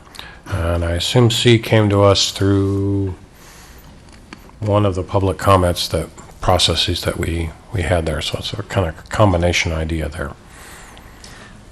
Okay, do we have any consensus on A, B, or C? B. B, B. Okay, all in favor of B, raise their hands. Now we're 1, 2, 3, 4, 5, 6. Mark, you want to comment? I would go with A, because it gives an incentive to try to have cooperative docks. You're already looking at docks that are 600 square feet instead of 430, 450 like Bellevue. People are already asking for 2 boats plus 2 powered, the smaller boat lifts. If you have a 600 square foot dock, you got 2 boats up on lifts plus 2 individual powered craft, you're at 1,000 square feet. You get 40 of those docks, you got an acre of covered lakefront. An acre on 40. So to me, you really do want to have some incentive to look for joint use docks as being the first option. Can I? That's my Nancy, comment? analysis. Yes, there's one other thing I'd like to clean up, which this doesn't quite get to. We had a lot of testimony about how people use their docks for an extension of their waterfront, how the docks permit picnicking and all sorts of fishing and swimming and everything. They're recreational. They really achieve the recreational aquatic use that make the owning the lakefront special.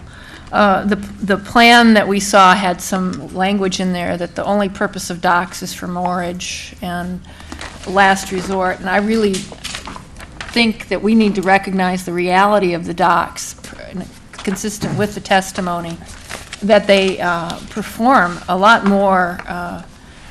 They contribute to the value of the land by permitting all of these water-dependent uses to occur, which is the fishing, the swimming, and so forth. So I think that's and the recreational and enjoyment of the water and the view. We can amend the So plan. I'd like to see that language changed as well as CB adopted. Okay. Is anybody changing their vote based on Mark's compelling arguments? No? Okay, B it is. Sorry, Mark. Next one. Next one. Length and size. Length no longer than the average of the nearest docks on either side.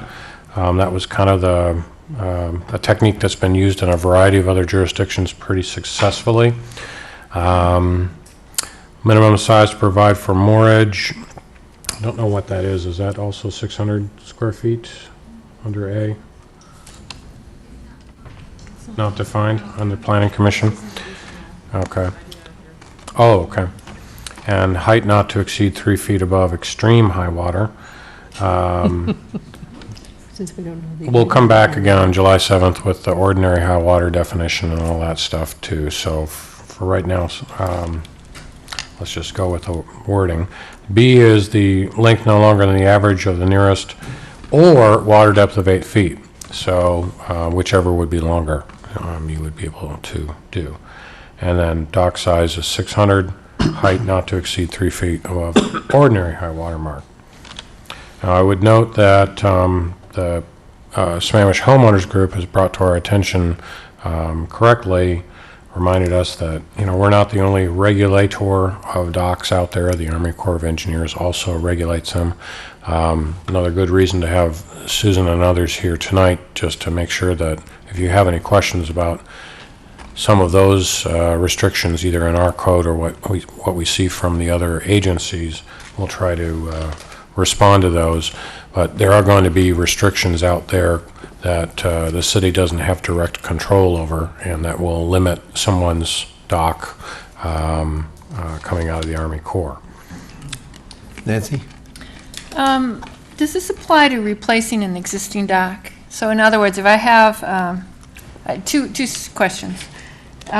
Replacement of an existing dock, let's say it falls apart and you have to want to rebuild on the pilings are okay, so it's a partial replacement, or your pilings have to be replaced too. Can you replace in kind? Actually, I'm going to ask Susan to respond to that one directly. Sure.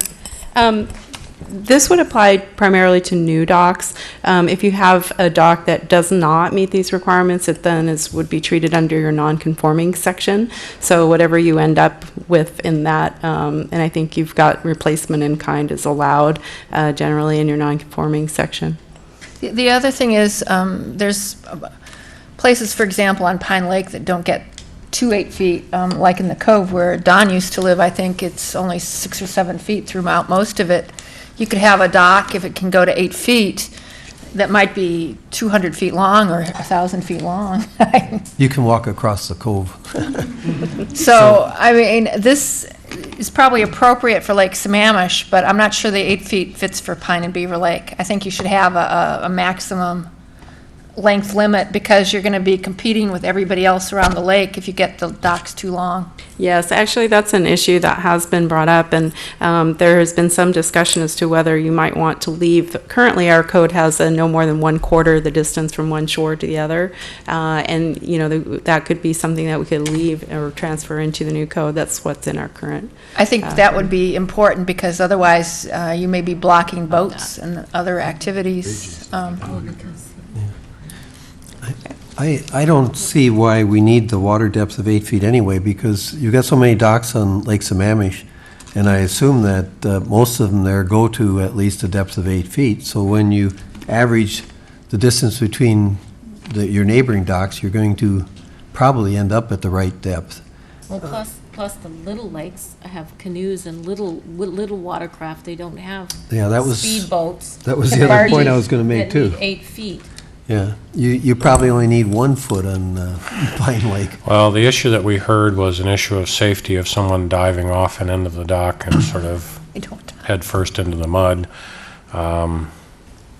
Actually, on Pine Lake, the mud is soft enough, you wouldn't get hurt. Stuck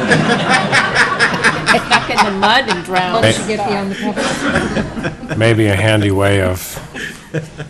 Okay, maybe we can go around this one. Nancy, you start. I don't like Did I skip you? Yes, you did, but that's. You get to do the next one, Kathy. I don't like the 8 feet, especially for the small lakes. I like the idea of what we have already. It doesn't make sense to me to use the average of what's on either side of you. I like the idea of a fixed length, which is what we have now. I mean, I don't want to change it, frankly. I think people have sensibly built out. You can have tremendous conflicts, especially on a small lake. If it curves this way versus this way, your docks on a curve like this, a sharp cove, is that convex or concave? I get them confused. But if they go out like this, you can only have a dock that's a few feet long, or you can go right through your neighbor's dock. So I like kind of like what's worked out in the thing, and I like being able to replace in kind. So which is that then? It's neither. I'm saying I like existing law. So I think she's proposing a new C that would be a standard length, and I did see some head nodding in support of the idea on Pine and Beaver for the 1/4 of the distance between the two shores there. So that might be a friendly amendment to So any that's of the the different. existing law for Pine and Beaver. And that's existing. And I think for Lake Sammamish, going with what the Army Corps will permit makes sense, So he may have a comment. Mark? That would be fine if we'd entered into the record what the Army Corps permits. Okay. Our understanding is the Army Corps permits 80 feet. And I But believe what- our code today allows 80 feet. So you would have 80-foot-long docks, 600 square feet. Loads. We've also have a request to have unlimited number of boat lifts. I haven't gotten to the boat Small lifts lakes, yet. You're looking to have up to 50% of a cove blocked by docks, by having no more than 25% on either side.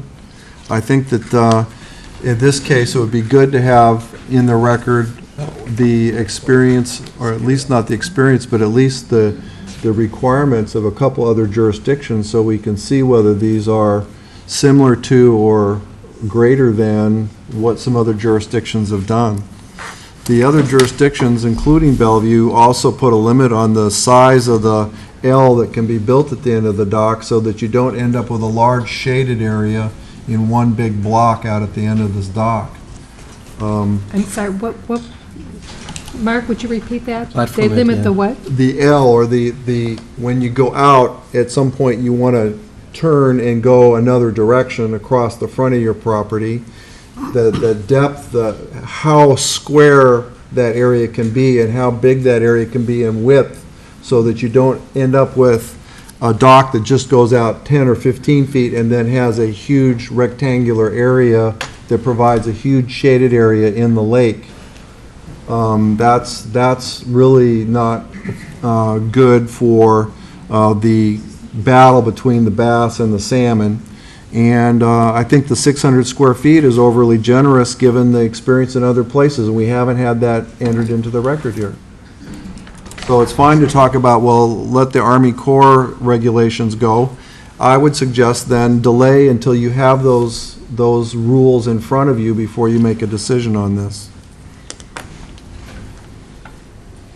I'm not sure Cameron heard that, but we can Cameron? rephrase it when he's back online. Sorry, we're trying to gather a little information, given all the council comments. Was there a specific question? Mark was suggesting that maybe we defer this D2 until... Have the Army Corps requirements, or what they would permit, to be in the record so the council could see that. And this idea of 600 square feet, I think, is larger than some other jurisdictions allow. Other jurisdictions also have limits on the size of the L that you can build at the end of the dock, so as to limit the big block of shaded area in the lake. Do we know what those regulations are between consultant and staff that we can? We probably know some of them. If you want to, I could ask the staff to kind of go off and see what they can write up. Yes, let's do that, and then maybe to leave that and come back to this item later, if that's what council decides. It's going to be pretty late. Maybe we can add this to... We can come back on July 2nd. We're adding a lot of stuff on July 7, Mr. Mayor. We got a lot of stuff here. Well, let's finish going around the loop here. Well, I was inclined toward A, but Nancy's comment about the existing rules and the comment about what the Corps requires, since that would be superior to anything we would have, it raised the question of how would A be different than that? And I don't know the answer to that. I think I would agree. I think we need more information on this one to make a clear decision. Okay, I can add one more comment. I'm concerned about this height not to exceed 3 feet above extreme high water level. What do we define extreme high water level as? The one bump over the last 20 years that it hit? I'm going to have to, yeah, I'm afraid I can't. And So- every year on Lake Sammamish, we see storms ripping up the boards of people's docks. Yep. So I'm not sure why we would want to limit how high they can go. I'd feel better if it were 5 feet above ordinary high water. And I think that's what the SHO was recommending. I think SHO recommended 3 above. Well, I read 5 in there, so. Okay, well, if we've Well, I mischaracterized vote it. for 5 anyway. but- I have one comment on that. That one size doesn't fit all. Some properties are a lot more impacted by storms and the water, depending on their shape and so forth. I think that's why you leave it, so that it can be higher. What I was going to do is say, even if you set 5 feet, I think there should be a mechanism for an extreme situation on a lot to be able to go into staff and get it higher if there's a real good reason for it. Okay, well, let's bring our comments to staff before the meeting in July. So this one's tabled for now. Jack, are you okay with tabling? And Sure. how about you, Kathy? Sure. Okay. Okay, we're tabling that one, or postponing it. D2 you're tabling? Yes. All right. And we'll, and now D3, which we'll start with Kathy, but let's hear what Cameron has to say. I think it's pretty clear here. You've got a certain select, either docks and piers, and then lifts for either boats or watercraft. I think A is a little less generous is the term that's coming to mind here than B. B allows more, and then C, no limit. But there is this issue of positioning I think the issue actually relates to the positioning of the dock 15 feet from the property boundary. That was the issue that we talked about. So it may not be worded quite right. What is the source of C? I think we see them out in the... Okay.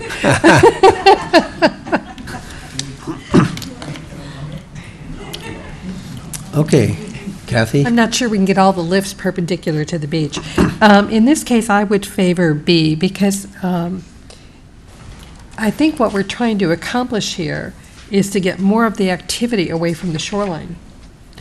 And so I'm much more in favor of being more generous in terms of the amount of lifts and the floats and things that we allow on that joint use dock to keep them off the shore. May I clarify something? And I want to look out in the audience to see the SHO folks brought to my attention that it really should say features per individual residential dock, not joint use dock. Thank you. I was just beginning to look at that and wondering why that was restricted. Which one, A or B? B, E. joint use is underlined, it really should just say residential.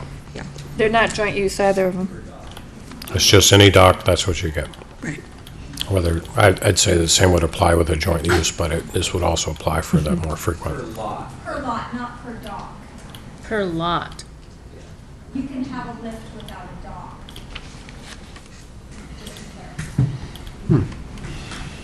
Okay, so then B should be reading features per Lot. or joint use dock? Is that? No, I don't think the joint use applies, whether you'd have a joint use or a single-family use. So per lot. It's per lot. I'm still comfortable with B. Okay, Nancy?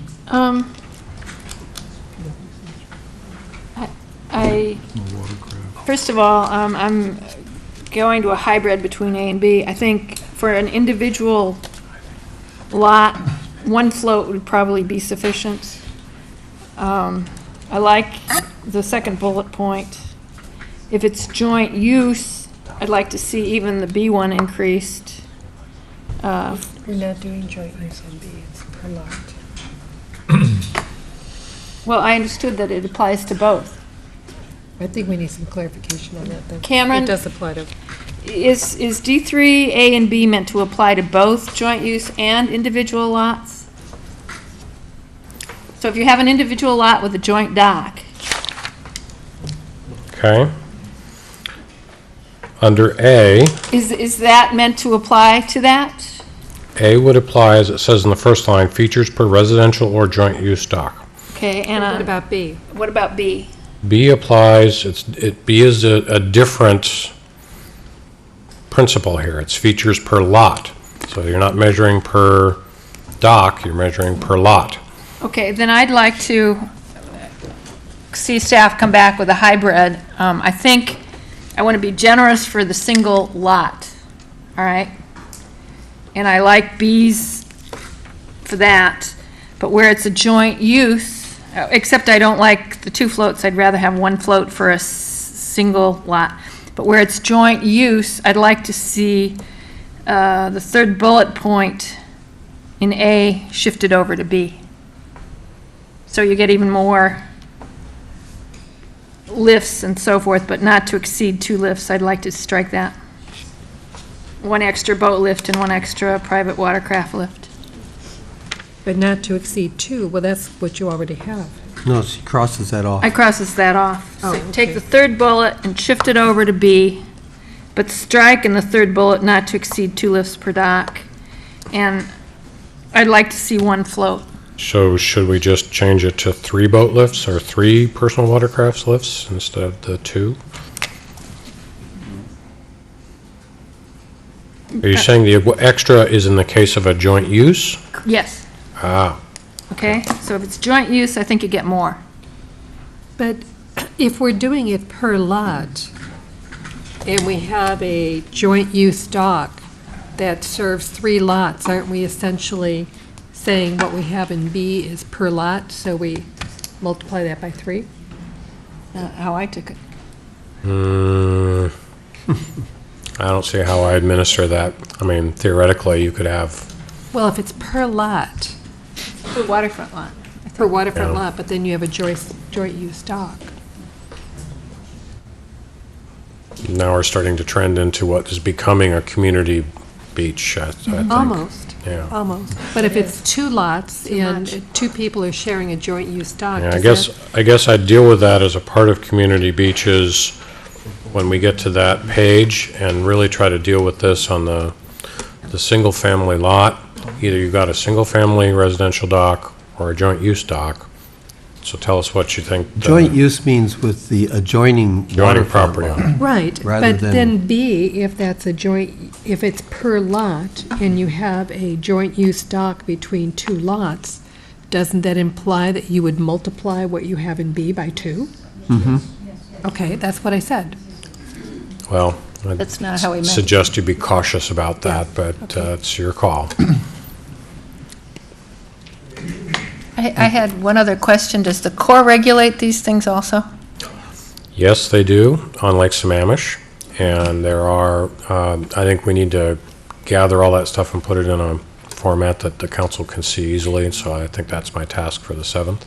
So I don't think we should be passing something that's never going to happen because of the Corps requirements. Right. So, I mean, I think that, that should be the basis for how we proceed. Okay, Mark? In the Bellevue Code, they also allow 2 cubic yards of fill in the lake bottom per boat lift so that they can be secured. Now, this doesn't mention anything about that, so I would understand that we'd either talk about allowing 2 cubic yards of fill or some amount of fill per boat lift on the lake bottom, or we're not going to allow fill at all. You're just going to have boat lifts that aren't secured by fill. And I think that's an important thing to know about boat lifts, that they aren't simply a metal crib that sits in the lake and just sits there like that. Some of them do actually involve putting a bunch of rock on top of them to hold them in place over winter Who's events. this guy Phil sitting on the bottom of the lake? Just try to keep you awake. It's too late, Don. It's not getting any response. The other thing is, it's possible that what we really want is A and B, is to have A for the individual residential dock. The understanding people can also moor additional boats there. They can simply tie them up or have the big fiberglass wands that hold the boat off of the dock. So you can have many more boats moored to your dock than this. This is simply the amount of lifts. Having a joint use dock and allowing this many 4 personal watercraft and perhaps a couple of 2 boat lifts, I think is generous, and it's supposed to be because it's going to be a joint use dock. A single property owner could have a single boat lift. They can moor more boats there in the summer, but they would have a single boat lift and 1 or 2 personal watercraft seems like an adequate amount per house. Understanding we're also trying to limit the amount of shading on the lake bottom and in that near shore area. Even if having these keeps them from wanting to maybe land them so much on the lake edge, I think that that's still consistent, and I think we'll find it's consistent with other jurisdictions. So you're voting for? I'm voting for Nancy's proposal, which is to take the language from A, the third bullet, move it to 2, strike after the comma, not to exceed 2 boat lifts, and then to adopt, my suggestion is we adopt both A and B as written. One for residential, one for joint. Yes. Yeah, okay. So is B for joint? Yeah. Correct, the way it's written. Features per joint use dock. We've been told that's a misprint, that it's per lot. Well, I'm suggesting we Okay, make it no, not a that's fine. misprint. Yeah, no, that's fine. We were changing it a minute ago. So you're My changing it back. suggestion is that we have a joint use dock that's more generous than a single, and that the single be controlled by the first 2 bullets in A, and that we add the first half of the third bullet to B, and we adopt A and B as I propose to modify them. Yeah, I would agree with that. B? Me? Well, you know, we obviously have to find out if there's something that the Corps requires that we need to be aware of, because if I understand it right, what they require would be take precedence over anything we would write. But if I understand it correctly, the B was written by the lakefront homeowners, right? B, and then we had we did not represent them totally accurately. It should say lot instead of joint No, use dock. I mean with that correction, right. Yes. And as I look at this, it seems like this is a great opportunity to basically use the benefit of a lot of different homeowners getting together and coming up with something that works, because it seems like it's a trade-off here. On the one hand, for each individual to try and get functionality, and on the other hand, not to create something that would be offensive to their neighbors. And I presume what they put together here does that. And, you know, for me to sit here and say, well, you know, I think it should be 1 more or 1 fewer personal watercraft or boat lift or something, I don't have any basis for coming up with that. It doesn't affect me where I live, so I don't have that basis. And assuming, again, that there aren't some core requirements we have to keep into effect, it seems like this is a good way to resolve this, is with a variety of points of view of people that are living beside each other and coming up with something that makes sense for them collectively. Because they're the ones that really would be penalized if there was a bad arrangement, and so they have an incentive not to allow that to happen. And because they've been able to bring together a number of disparate points of view into a common proposal, I'm presuming that in fact has happened. I just have trouble trying to figure out how to wordsmith this, and what they've come up with. I'm presuming they've kind of worked through the kind of discussion that we're having right now. So that would cause me to favor B. Okay, do you want to change your vote? No. Okay, so you and Mark are in this. Well, and Nancy too. Okay, well, I kind of like, Kathy went with B and added a lift and a personal watercraft for a joint use, didn't you, Kathy? No, I did that. Oh. Yeah, Nancy added that. Well, I would go with B plus some additional for joint use. And I have a question about the 2 floats. Is that the same as a float and a buoy? Or barge. is a float a raft? Float's a raft, but are we talking about buoys at all? No, yeah, the float is the wooden, usually wooden, it could be any other material, but the 150, up to 150 square foot platform. Yeah, buoys would be a different thing. So we're not addressing buoys? Not under this item. Unlimited number of buoys? They must be addressed someplace in the... Probably addressed, and we don't have any material on buoys here tonight. Okay, well... Don't bring anything tonight, okay?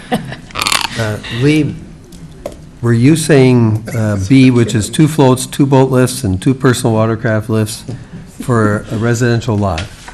And what about a joint use dock? Were you adding any? No. Okay. Well, I'll go with what Nancy said then. Well, Whatever that was. yeah, I'll do B with the additional, so I'm comfortable Oh, you with would? that. Yeah. Oh, okay. Yeah. So do we have an A-B combo with 4 votes, or do we have a I don't B? know if we have About anything. Jack. We haven't Hybrid. heard from Jack yet. You know, I kind of view this as Kathy led off. And she said we should use docks because docks help us to preserve the shoreline. Also, docks which are well-built also make habitat for fish more friendly, more desirable. I think it's probably not very realistic to think that everybody can have one boat and that's it. I think, for example, some homes could have a boat and a jet ski. If we don't provide opportunities for people to keep those boats off the shore, they're going to run them on the shore, and that's going to be counterproductive to what we're trying to do for the shores. So I think that we should use this opportunity to make it attractive for people to use the shores and the boats and the water, and so I will be going with B. With the addition for joint use? I'm not, I kind of like it per single resident, but I can live with that, with the addition. So you go with, Mark? I can't believe you want to have 2 floats, each from 150 to 250 square feet, potentially 500 square feet between the 2 floats. Is that so people on each dock, each waterfront can have 2 floats to swim from one float to the other on their 50-foot? my suggestion was for 1, so, But B says 2.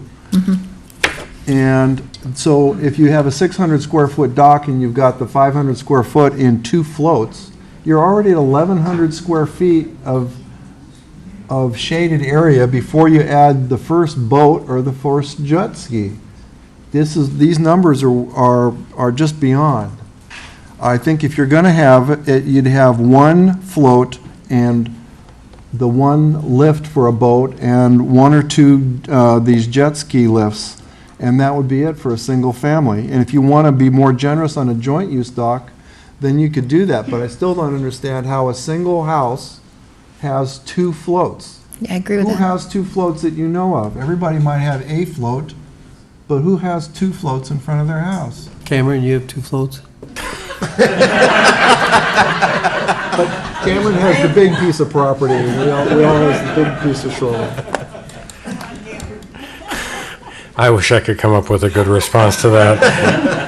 Well, I know if I had a beachfront, I might have 3. I'm One for each of us. feeling like getting on a float right now, but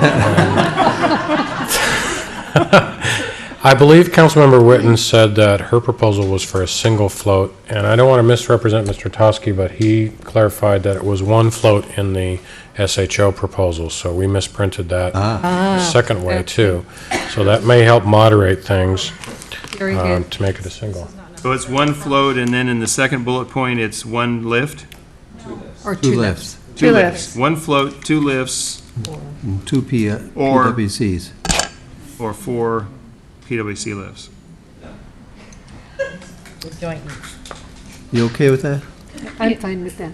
Nancy, Because you okay with I think that? what they've agreed to is fine. And then with the bullet being moved over for joint use, I mean, how many, I guess we're up in the air, how many people like the extra ones for the joint use dock? Help me understand joint use. Would joint use be that 2 parcels next to each other. Sharing With- 1 dock. sharing one dock? So it wouldn't be joint use that if I told my neighbor, you can use my dock, now it's a joint use dock? If you did it legally. Yeah. And he I mean, it didn't, seems like that's I'm not sure what that accomplishes if you. That's instead of building an additional Another dock, dock. right? That's correct. Yeah. Instead of each parcel having their own dock, there would be a single dock, typically built close to the parcel boundary. Adjacent that serves parcels? both. Or any parcel? Adjacent parcels. Adjacent parcels, okay. This is not where, oh, my cousin Harry can come over here and, Okay, that- and I now was thinking it because was the cousin cousin Harry Harry wants to use thing, my and that didn't dock, make I get sense an to extra lift, and cousin Bill and all those other cousins. Family dock. How many cousins do you have, Cameron? I need more floats, I think. Cameron, I have one question. With that, as long as cousin Harry is out of the deal, We still have cousin Phil in. Yeah, that's right. Full of the water. I have a question. Yes. Do barges count as floats? I mean, they have these barges on Pine Lake that are 150 square feet. This is Lake Sammamish. I know, but if they started barges on Lake Sammamish, I'd have a concern. Yeah, I mean, the closest thing that those things match to would be the definition of a float. They're kind of an odd But they're still thing. propelled, so. Yeah, I mean, a lot of them have those electric motors on them, but essentially when it's moored out front of your lot, it's a float. And my neighbor has one with a really neat flag on it. But if he had 2 or 3 of them, I'd be.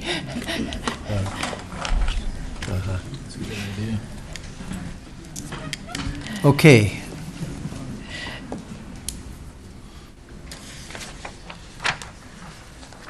Do you understand what we've agreed to? Have you agreed to something? Can you share it?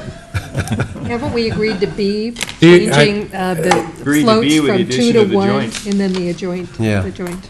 So B, that talks about, it's per lot then, right? Yes.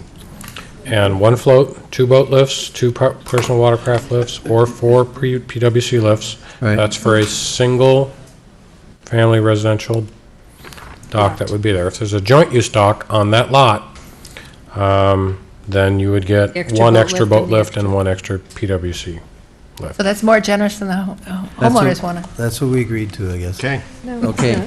Now, It's not more generous. the comment was made that people are waiting for another topic on our agenda. So am I. We've got 7 more rows here. Well, my suggestion is that we finish out docks and then punt on community Yeah. beaches until July 7th. Okay, let's finish docks. You can just raise hands and. Next one's D4, Pine and Beaver Lake lifts. Prohibited on Pine and Beaver Lake, grandfathered in on Pine and Beaver Lake. We have a consensus. Everybody agree to, One definition, what's the difference? Are you talking about prohibiting new on Pine and Beaver Lake or prohibiting existing on Pine and Beaver Lake? That means they have to In go A. away if they have them, is that your question? Prohibit. Because Yeah. they- otherwise, A and B would be the same. so Yeah. the planning commission wanted us to remove them? Or prohibit new. Prohibit new. Well, if you prohibit new, isn't that the same as grandfathering in the old? I would think so. I guess it's, you'd want to say them both explicitly together. If you're going to prohibit new and leave the old ones. Okay. Do we have a consensus on that? Yeah, So it's combining A and B. yes. Right. Okay. Can I make a Yes. comment? I don't see it anywhere on here, but this is the place maybe where I think we should limit the number of floats and barges for Pine and Beaver Lake. Oh, I Nancy. think that's important. Maybe that's something you should come back to us with. I mean, but if you have a community dock or a beach or something and 5 barges on it, you're going to block views and create issues. Is there such a thing now? Well, there are there's probably 10 barges or 15 barges on the lake, and there are some community docks, and it would be very easy for people to get more than 1 barge on it. It's Well, becoming we very could then popular. create some, create some regulation later. I'd be happy to bring something back for your consideration on the 7th. Is that? Yeah, Okay, okay. thank you. Thank you. Next one, D5. Got to use WDFW materials for repairs or replacement over certain percentages. So essentially you can, small things, you can use more conventional materials. B is do it for all repairs. So that means that if you have a bad board on your dock and you have to replace it, you have to use what they... If it's enough of a replacement to merit a permit from us, then we would, Is that what B means? I think, When does that That come a, into play? that a repair requires a permit? not any repair requires a permit. but- Schedule repair. Yeah, it says Well, no, that's some kind not of what it says, and what I'm reading here is that it appears that the homeowners have come up with a stricter standard, which they have agreed to. No? I interpret this to mean whenever a permit is required, that these would be required.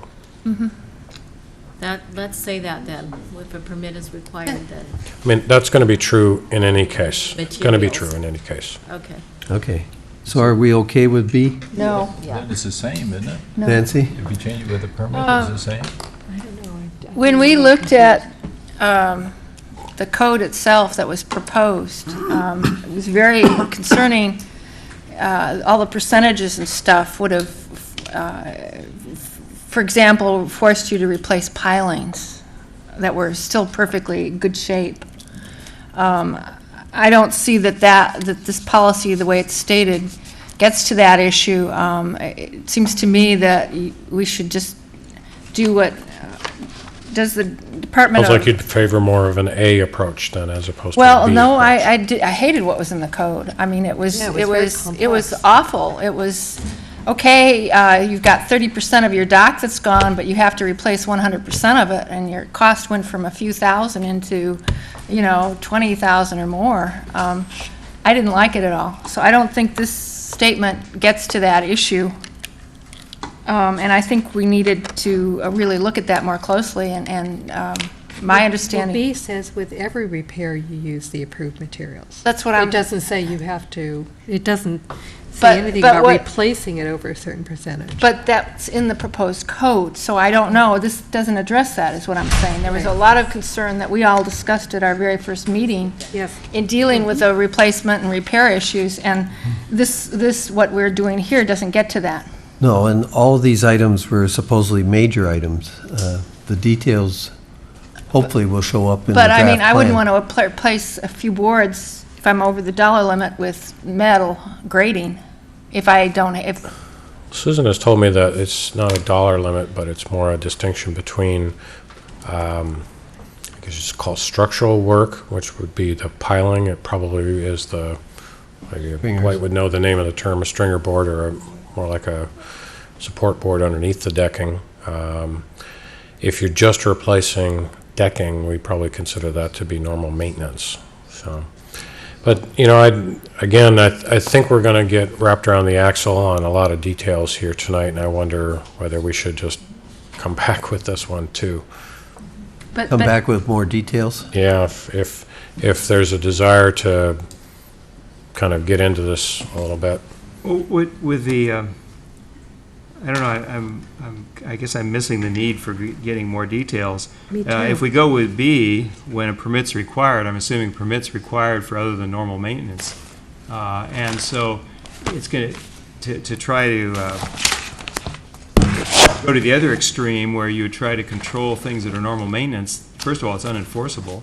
We're not trying to cover it. And so that wouldn't make sense. So it seems like, maybe I'm missing the issue. I don't understand why this is so complex. It seems simple. the requirements in the proposed code that came to us from the Planning Commission had these horrendous things in it that aren't addressed by the proposed policy change here. They were like, if your dock is 30% something or another, then you have to do X. If it's under that, between... Well, B doesn't have the percentages, so let's assume that it's simple, and if it's not, we'll hear about it Yeah. in July. So Yeah, I would why don't we definitely give them direction on B? So support B. Seems to be simple and stricter. Cameron? We have the direction for B, and if there's any issue regarding the the consistency with the rest of the code or anything in that matter, then we'll come back on the July 7th council meeting with additional information. Okay. That's the direction, right, Mr. Mayor? Yeah. Okay. Okay, Thank you. D6, Urban Conservancy, distance between docks. Right. And again, like what you've heard in the other portions of Urban Conservancy, a desire to limit development there, and if you're going to take your consistent approach with your other decisions earlier tonight, you would favor B. Right, everybody okay with that? Yes. Yes. Jack? Okay.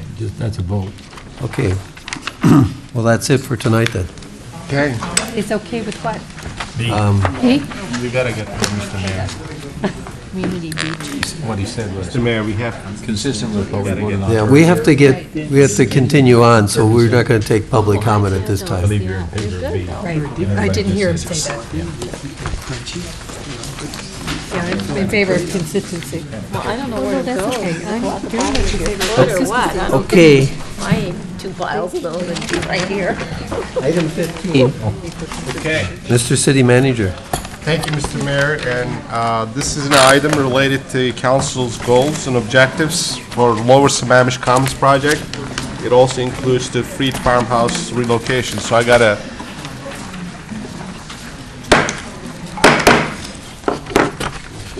we have our Parks and Recreation Director here to give a staff report. Jesse?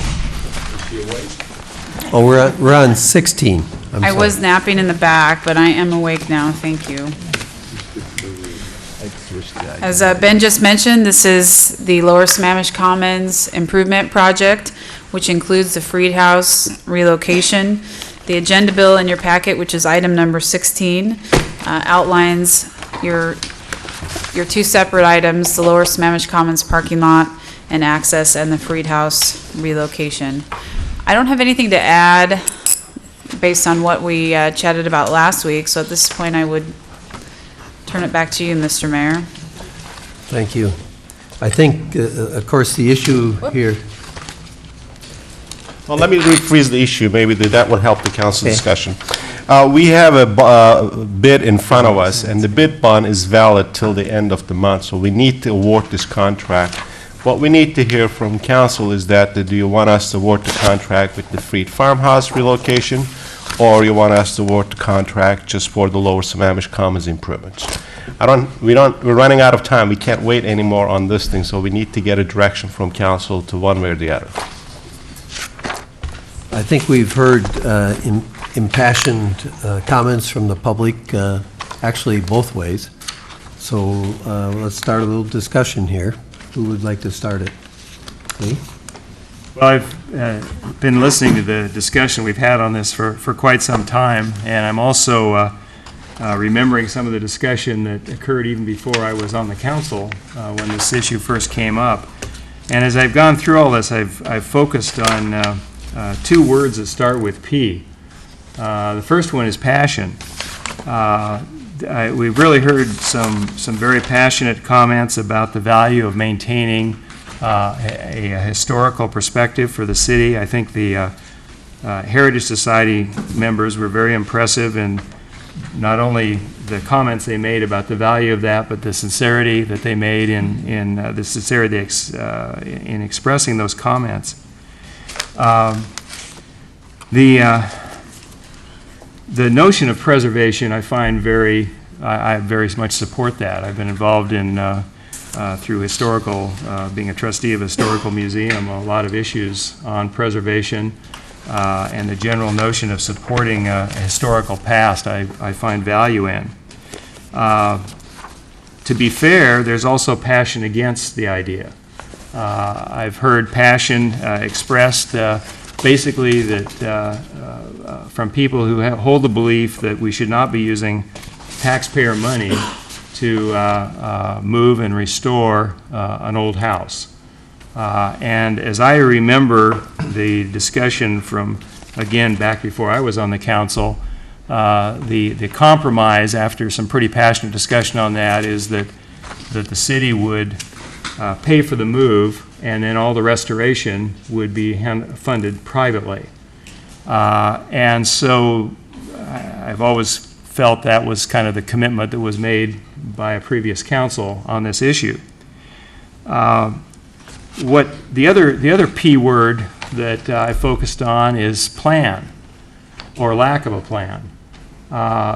This discussion's been going on for well over 6 years, and I've not been able to discern a real clear plan about what the building would be used for, or about where the funding would really come from. There's a lot of ideas out there. Some of the ideas that have been expressed have been that the building would be used to house historical artifacts. Other ideas would be that it could be an office for the Chamber of Commerce, or perhaps other area groups. The idea has been expressed of adding on a new structure that would become a meeting room. Ideas have been expressed about putting in a commercial kitchen and making it into, I've heard ideas of a bakery or some kind of a food vending place. Lots of ideas, but I'm not seeing a clear plan. And when again, my experience in doing restoration of old buildings and old structures is that, first of all, it's far more complex than building something new from scratch. My experience has been that whatever you estimate the cost will be, the actual cost will be higher, because you have deteriorated material that you have to replace.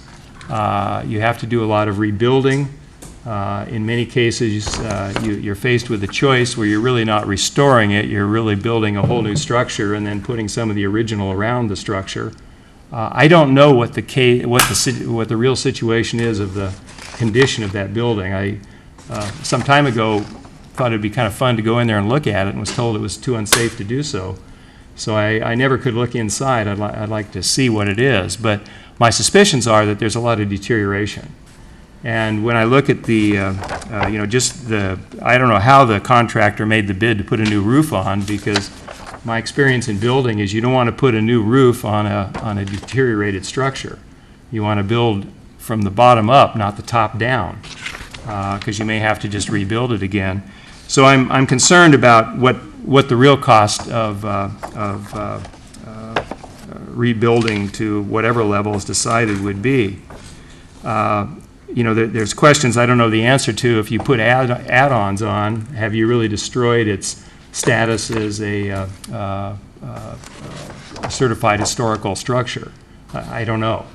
But depending on where this went, it might not look very much like an old building. Some of the passion that has been expressed around an old building is that this isn't a particularly distinctive old building. Although, in fairness to those who like this as a symbol, it's one of the oldest buildings we have around right now. But understanding the passion, but being concerned about the absence of a real plan, what I think we're really committing to, if we decide to go ahead with this, is a pretty open-ended cost project. And in the document, we're seeing on the last page, says the total contract amount requested for the Freed House is $330,000, which includes a $35,000 construction contingency. We also have information that the estimate for the rehabilitation of it would be an additional $400,000.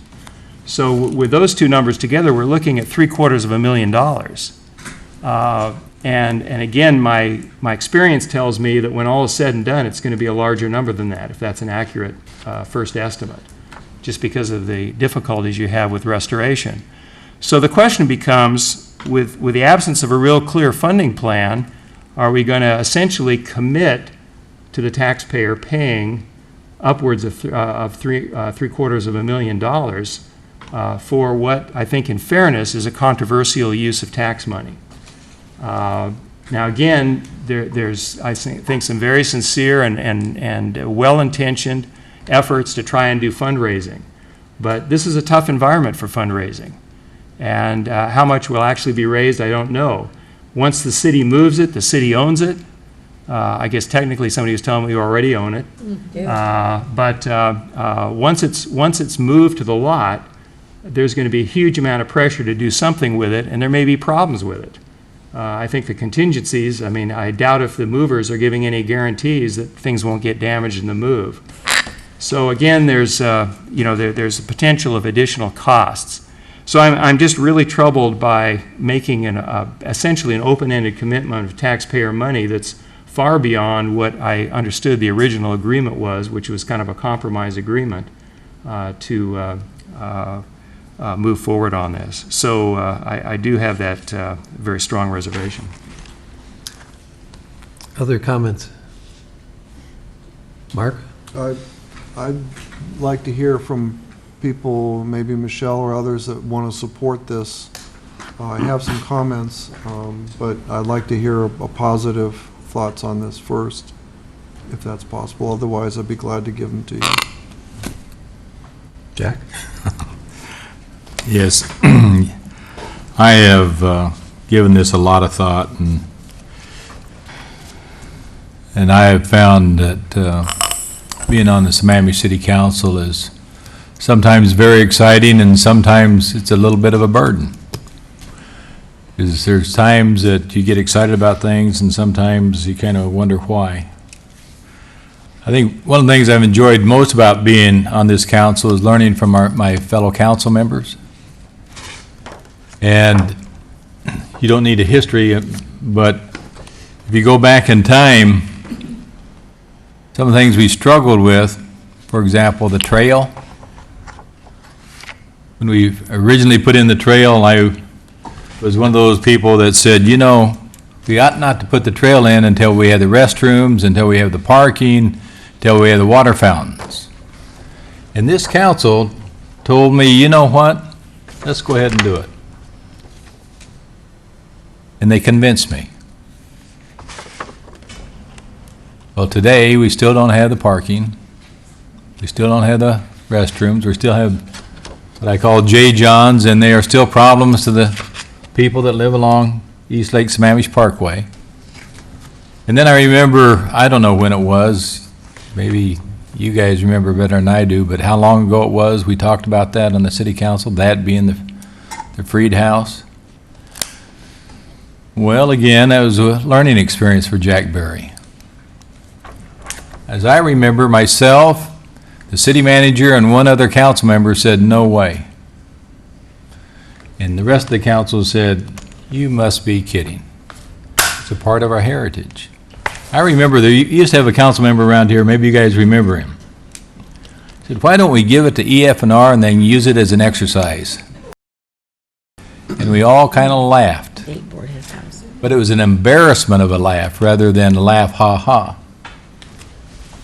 And as a result, this council became very cohesive. They came together and said, you know what? This is not just a building. This is part of who we are. And we're going to do something with it. Well, Jack Berry swung over. I said, you know, sometimes you do what you do because it's the will of the people. I remember when we had an election about 6 years ago, folks. You might remember it. Very strong in support of the trail. And when the people showed up to vote for the trail, they said, if you want to be on this council, you need to support it. And that was the will of the people. The will of the people wanted the trail. Well, when we decided very strongly that we weren't going to give it to EF&R for a fire exercise, we also said to our city manager, we want you to go and talk to Buchan. Buchan owns that property. And we want you to tell him that that really should be ours. And he kind of did this. And you know, developers don't always have a good taste in our mouths because they're not always cooperative, and sometimes they have us do things that we really don't want to do. But Buchan measured up. Over $50,000, Mr. Buchan put into that project to move that house and put it on a little bitty piece of land which couldn't be used for anything, but he set that piece of land aside so that he could set that building on it, because the city of Sammamish and the city council said, that's what we want you to do. We expect you to do it. It's the right thing to do it. And we are going to move that, and we're going to make it an important part of our community. Well, I know, Mr. Felling, you make some very compelling arguments, and you're right. But last night, at our study session, we talked about what unfortunate circumstances the food bank has now found itself in. And that it's unusual for them to come to entities at this time of year and ask for additional help. But we said, you know what the difference is? In Sammamish, it's the people. The people make the difference. They're going to rally around the need for the food bank, and they're going to come up with, I forget what it was, something like 30,000 pounds of food, that they could do it? 300? 300 for collectively, about 43,000 for the Sammamish. Thank you. Well, it's significant. You know what? You're right. And after last week, I've talked to half a dozen people. And, we got a letter from Mr. McConnell. And he's proposing a Habitat for Humanity kind of idea, where he's going to work and put it together and what have you. And I've talked to, somewhere between a half dozen people just unofficially, and said, would you be a part of that? And every single one of them said yes. And then we got a letter from Mr. Collins. Mr. Collins says, I support great people doing the right things for the good of many. And our organization is going to give you $1,000. I heard tonight that they now have pledges of $6,400, and they haven't even started to raise money for it. Well, I'm going to line up on that side, and I'm going to say the will of the people in Sammamish say it's important. And I'm going to join Mr. McConnell, and if he'll have me, you might think I'm an accident going to happen, but if he'll have me, I'm going to help him. And I proposed last week, and I propose it today, that we move the Freed House, and then we have an agreement with the Heritage Society, somebody else, whoever might want to be a part of it, to see it through to completion. And I have every confidence that that will happen. I can visualize one service organization adopting a room and making that room work. I can see another organization adopting another room, making that room work. I heard somebody say tonight they're willing to take on the kitchen. Well, that's what I visualize. And when we get done, I think we're going to be very proud of it. So, yes, I do say with some sense of, I guess I better bear down. But you know what? I'm on several boards. I raise money for the Lake Washington School District. I raise money for the Issaquah School District. I raise money for the Friends of Youth. I raise money for Sammy's. I raise money for the Y. I raise money for the Swedish Hospital. And I will be raising money. Rotary? Rotary. You raise for Rotary. Well, and others. Those are just some of them. Youth Eastside Services as well. And I do so with a great deal of pride.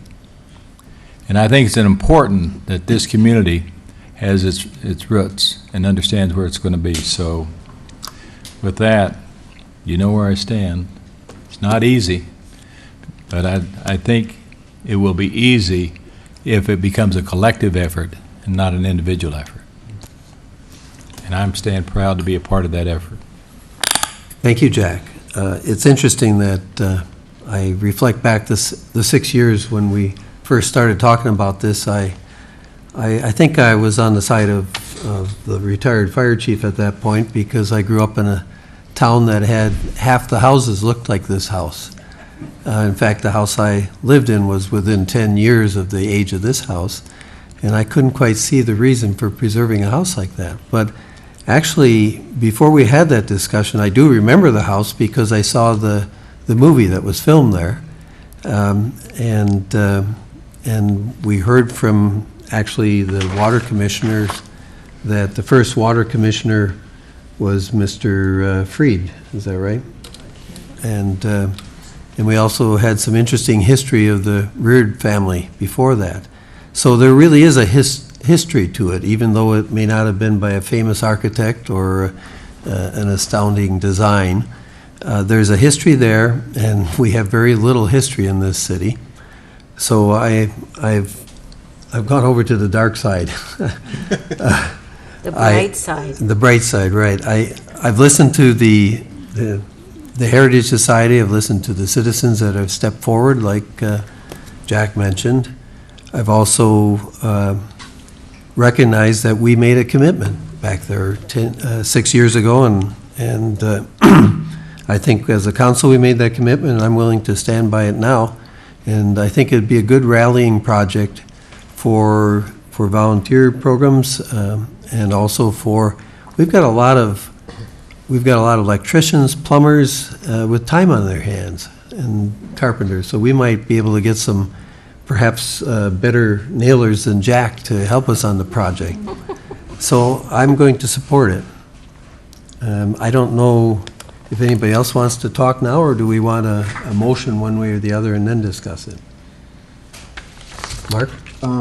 I do have some thoughts that I wanted to convey, but I thought it was important that the reasons for doing this be on the table and be well spoken. And there may be more people that want to support this before the evening's over. I would look at the amount of money we're spending on the Sween House. The Sween House, which is separate from this effort, is on a foundation, has electricity to it, has a septic tank and drain field, and we're still spending $300,000 on it to make it ready for public use and so that it can have counseling services in it. The Kilman property is down here, which is probably the biggest derelict house that we have on our property, and I'm not sure that I want to add a second one. The Kilman house is bigger. The rooms in it are somewhat bigger. It has a kitchen in it. It had wiring to it. It has plumbing.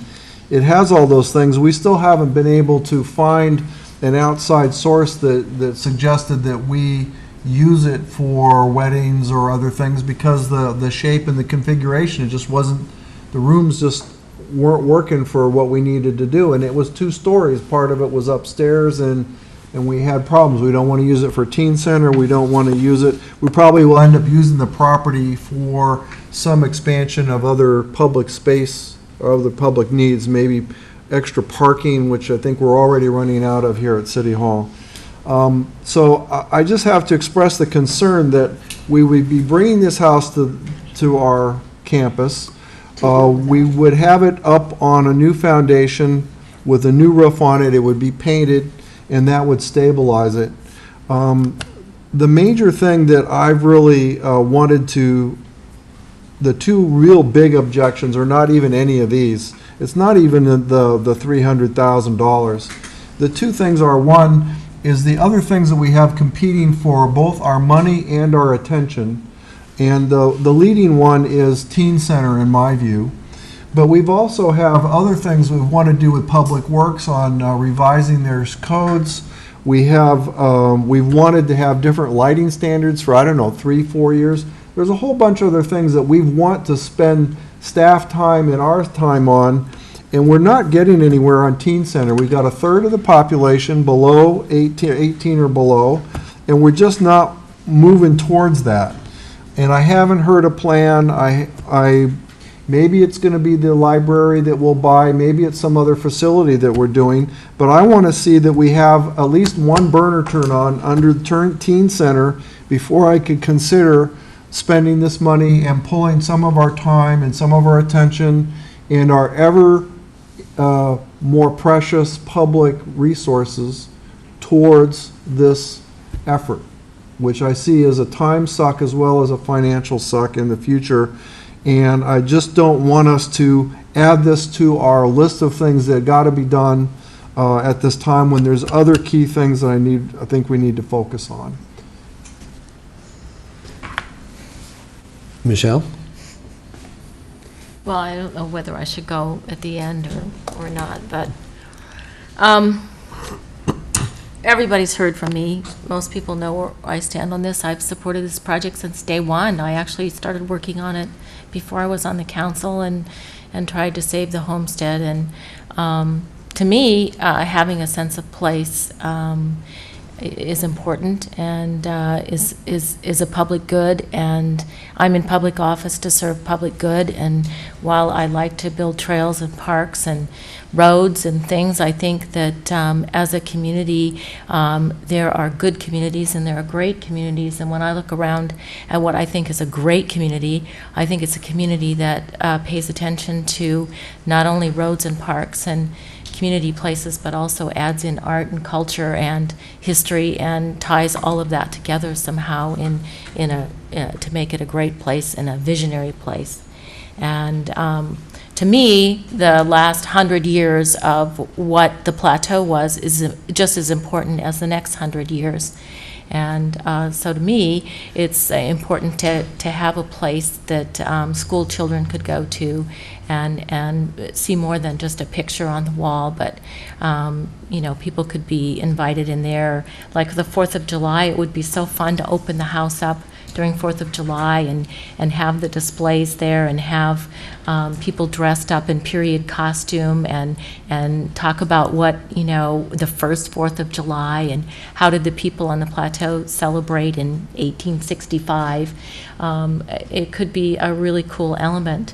Tonight before the meeting, I came because I also support teen endeavors. In fact, I'm helping with the teen event Friday night, so I came to the meeting, which ended early, and so I spent half an hour and walked over to the site that, in my book, we've been working towards this process all along, this with the house moving up on the stilts and the city taking it over, the interlocal agreement that we've set up, putting the money in the budget that's been in the budget for years already to do this project, and it's simply following through on a commitment and tearing down the old brick house so that we would make room for the Freed house to get set over there in the park. And I went over and looked at the little bare spot, and to me, I want to see the Freed house in that spot. I don't want to see nothing.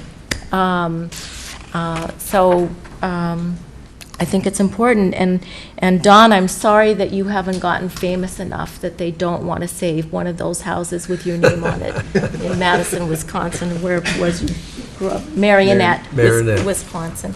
So, and I just wanted to correct Erica this evening, made some comments during public comment that by moving the house, we lose the integrity of the historical aspect, and that is not true. I've heard that over and over again from the different heritage groups that have come and talked to the Heritage Society, that that doesn't take away from the ability of the Heritage Society to get grants for the project.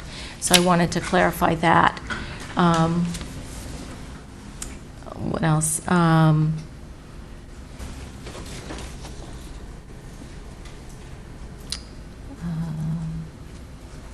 I guess that's it. I forgot the other points I wanted to make.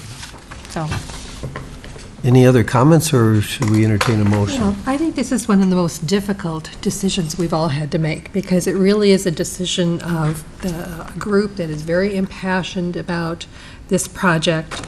I was one of those that committed several years ago to move the house.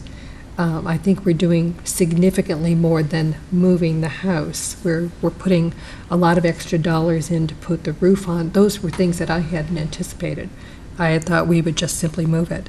And I thank the group for spending a lot of time in the last couple of days getting information to confirm the status of the house, how it would move forward. But the lack of a plan is something that is somewhat overriding. And again, you guys weren't here last night, Michelle and Mark, and one of the things we heard was that we've got a lot of extra capital dollars, but please don't do anything that causes maintenance dollars to be spent, because we don't have operating dollars. Like Mark, I have a goal that I want to see accomplished, and that's a civic center. And when we sold the property to the library, we talked about acquiring land for a civic/teen center. Well, if we had enough money, I might consider doing this. At this point, I would like to see the Heritage Society and all that wonderful work incorporated in our future civic center, rather than taking the money and moving it now, particularly because there is no plan, because we don't know what that building is going to be. We don't have a fundraising plan for it. We're missing one grant cycle in terms of getting money to move it. So it's really been a difficult decision, but I'm not comfortable supporting this. I've heard from many people who have said, unfortunately, the time is gone, come and gone. The city didn't, whatever we didn't protect the building in perhaps the way it should have been. There's a real concern, so I would prefer to save what we can of the building in terms of wood, or have it deconstructed in some way, but I don't support moving it. Thank you, Kathy. Nancy? I personally love historical stuff. I go when I travel to museums and forts and read books on Seattle then and now and all these places. I've heard people passionate wanting to save it. I've heard people very passionate feeling that we shouldn't. So I think that the comments I've heard are pretty much divided pretty much equally. I want to go back to what Lee said, though, and that is that my understanding of our commitment was that we would put the money up front to move it, and the community would raise the funds to fix it up. That hasn't happened. My concern is that the city might get stuck for a deep hole or an unending commitment, something with no upper limit on it, to get this house into shape. So I'm not ready to go forward with it now. We are going to, as the owner of this structure, have to make a decision with it. I would personally like to leave the door open and invite the Heritage Society to come up with pledges for $100,000 or $200,000, and then I'm very willing to spend $300,000 to move it, or $330,000. But I'm very concerned about the unlimited commitment. If we go forward and move it, we will be forced to do something with it. So, you know, personally, I'd like to invite them to get those pledges. I personally, as I mentioned at a prior meeting, if you can get pledges in that amount of $100,000 or $200,000 that we could use to get matching funds, I'd be delighted to put up 1 month of my city council salary. You know, Hank Klein offered to put up $5,000. That, you know, get a few big contributors, get the money, and then come knocking back at our door. To me, that's really my concern is in this time, economic climate, in this time, it's not, so many families are hurting. I believe very much in historical preservation and heritage, but I'm really concerned about spending the funds when I feel the community hasn't kept up with its understanding of its commitment, which was to pay for half of it. And so that's kind of where I'm coming from. I think if we go ahead and move it without that kind of a commitment behind it, and also without a vision, it's not a wise use of city funds. So I'm not closing the door on it, but I would just don't think the timing is right, and I understand time is important because of the condition of the building. But I don't feel that we can carry out our commitment because I don't feel that the community has made the pledges that we need to assure that the funding will be provided by them as we understood.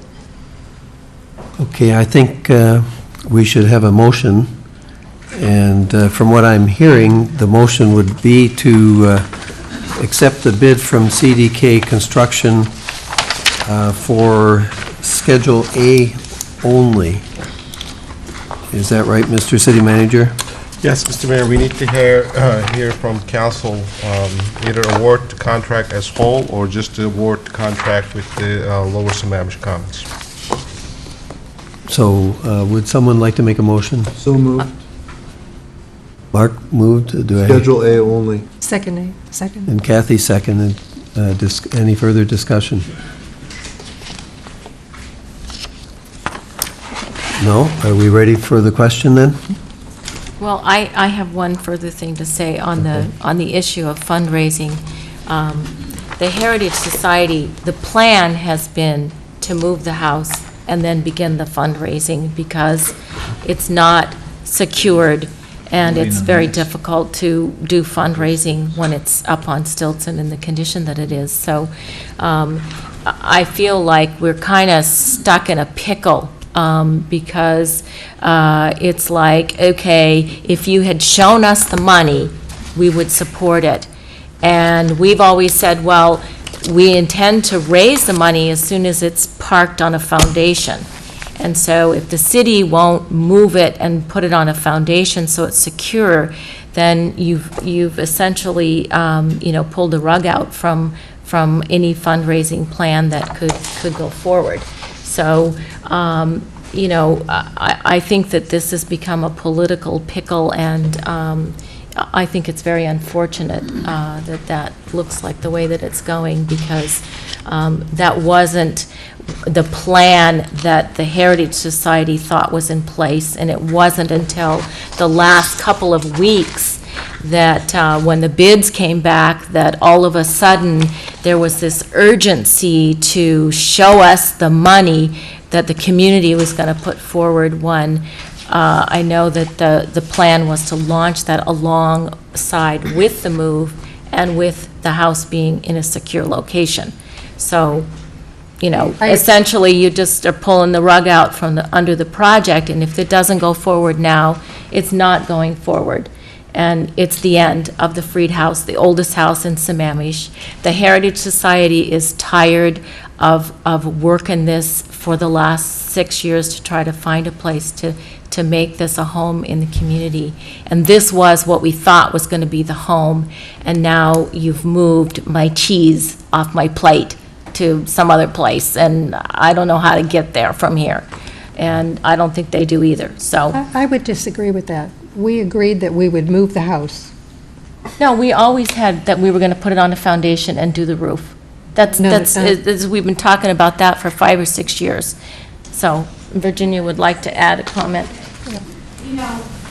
Virginia, could you come up to the...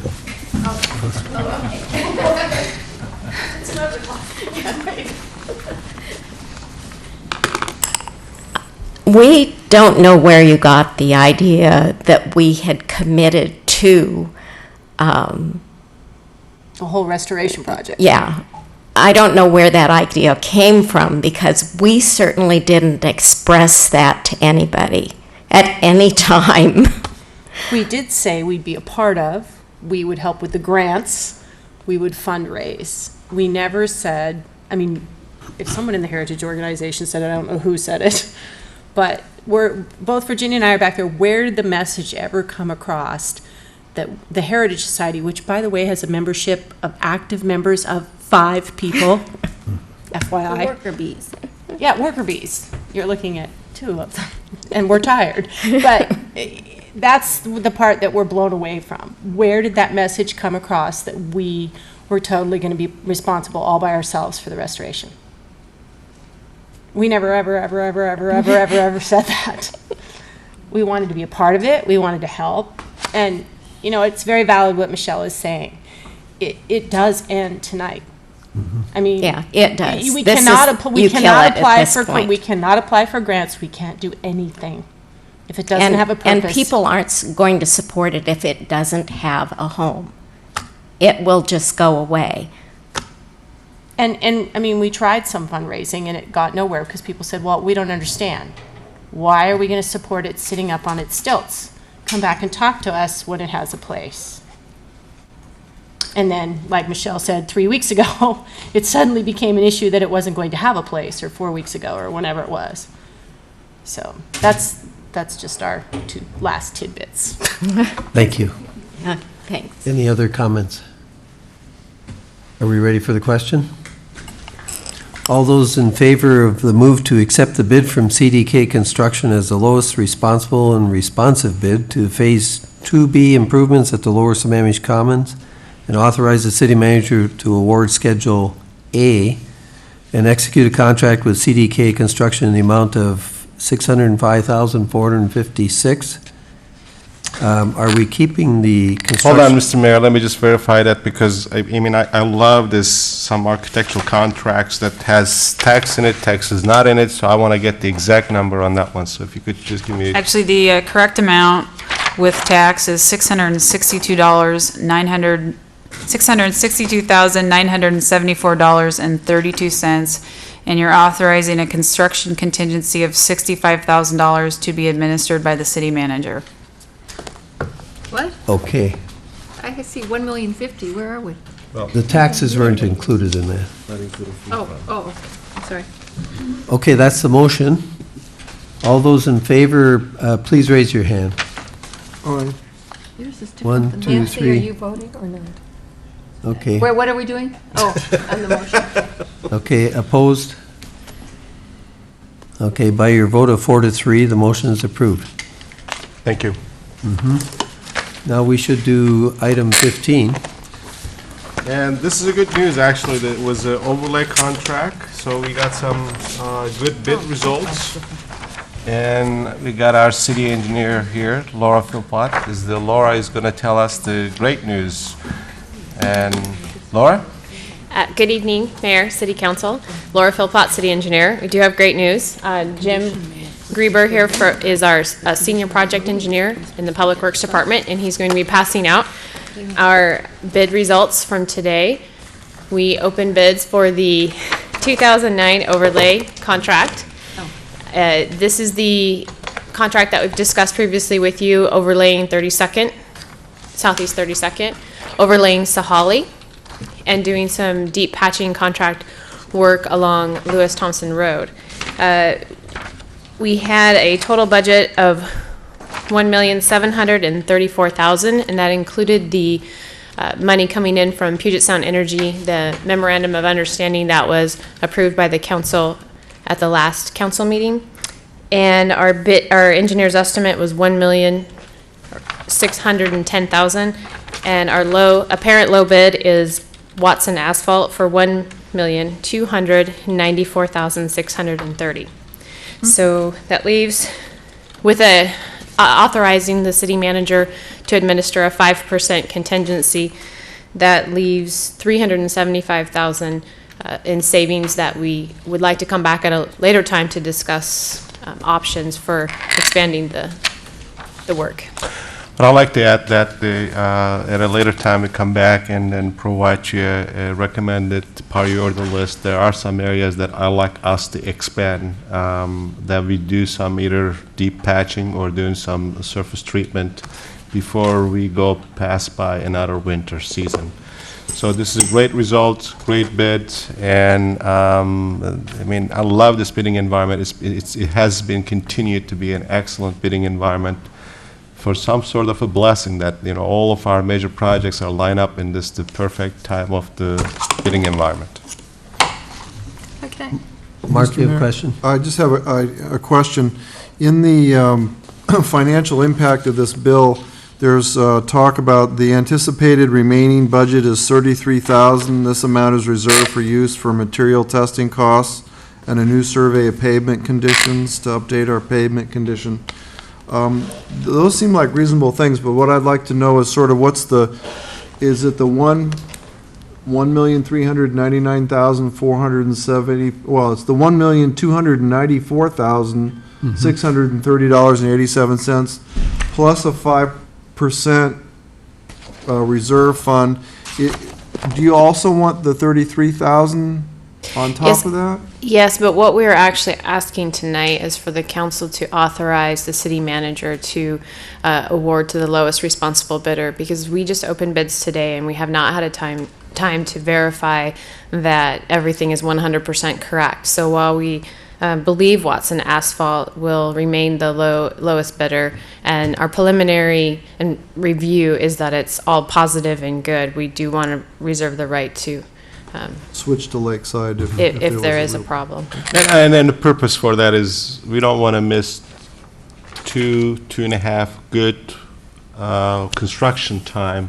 That's why we brought this thing up tonight when we had a bid opening tonight, so we want to get this Because project. we aren't meeting again for a while, Right. so. Right, so the recommended motion then would be to move to authorize the city manager to award and execute a contract with the lowest responsible bidder for construction 2009 pavement preservation program? Yes. Can I ask a question, Stan? Sure. Could you just very briefly identify where on Southeast 32nd and Sahalee and Louis Thompson Road these improvements would be going on? Jim, do you want to explain the limits really quickly? Nothing. These are coming from your permit management system as determined to be the locations meet the criteria to put on the priority. Southeast 32nd is between 244th and the Beaver Lake Road, approximate ranges, that's what I'm talking about. Is Yeah, that a- for the most part, that's, Right in that area. yeah, it's a little bit past the roundabout that we're actually, since we're out in that area, Yeah. we're doing patching and some other repairs for that whole stretch, but that's the worst part of it from 244th down to just past the entrance to Beaver Lake Middle School. Thank you. And then I wanted you to know that this is our staff engineer who actually put together the bid package, so we didn't hire a consultant to do this thing. And I want to thank him for doing this. That saved us another $100,000 to $150,000, so. You're right. Okay, any other questions for staff? Then do I hear a motion? So move. And a second? Second? Okay, it's been moved and seconded, and I'm Call the not going to question. read it again. Any other discussion? Nope. There was a call for the question. All those in favor of approving the city manager to award and execute the contract to the lowest bidder, say aye. Aye. Opposed by your vote of 7-0. Mr. City Manager, please do it. Thank you, Mr. Mayor. Thank you, Council. Okay, now looking at the rest of the agenda for tonight, we have council reports. Are there any council reports? No council reports. Is there a city manager report? Mr. Mayor, a very quick report and good report. I'm sorry. I've got an RTC meeting tomorrow, and I think it's going to be a very challenging one. The City of Seattle issued their principles for going forward on the transit system, so I think we've got some challenges.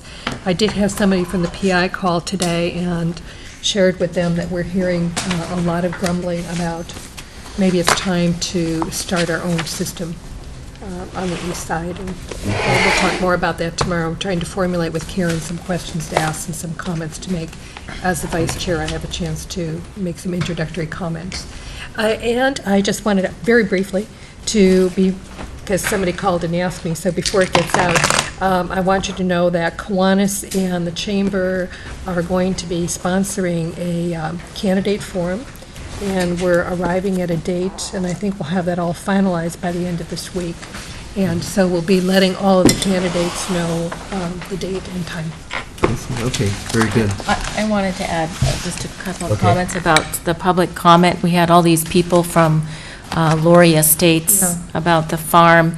And I live on a farm in a residential area. And in fact, I came on the council wanting to create an area like bridle trails in Sammamish, where you can have an acre, you can have several horses on an acre. The key is, they were quoting things like you need so much pasture and so much this and all that, and that's if you're going to sustain an animal on that acreage and that's all they get to eat. You don't buy hay and you don't buy grain and you know, So there's definitely a lot of confusion in the community. I think the big issue with that community was that there were covenants that weren't paid attention to, that it's not, let's kill the farms in Sammamish, because they can be good neighbors. My neighbors take my compost and use it, and, you know, and compost doesn't stink, horse manure doesn't stink if it's composted correctly. So, you know, it's just a matter of knowing how to be a good steward to those, and you can be a good neighbor No, and still be a farm. I quite agree and with have you. animals. And I chatted with Cameron at the break, and we talked a little bit about, is there some way we can address the issue of when somebody comes to the permit counter and hasn't met their covenants, and that Right, really that's becomes the too bigger issue. complicated. Yeah. And for them to monitor. But apparently, the amount of trees they cut and everything was all within our permit. Mr. City Manager? Thank you. The one small grant amount that we got from the Washington Traffic Safety Commission is not a lot of money. It's $15,000, but every penny counts, so we got an additional $15,000.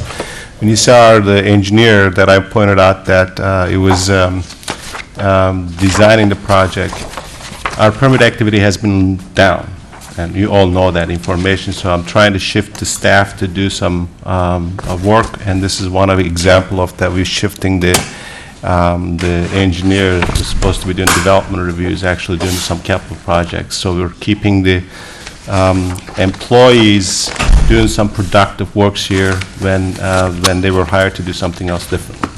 Good. Thank you. Meeting adjourned. Thank you.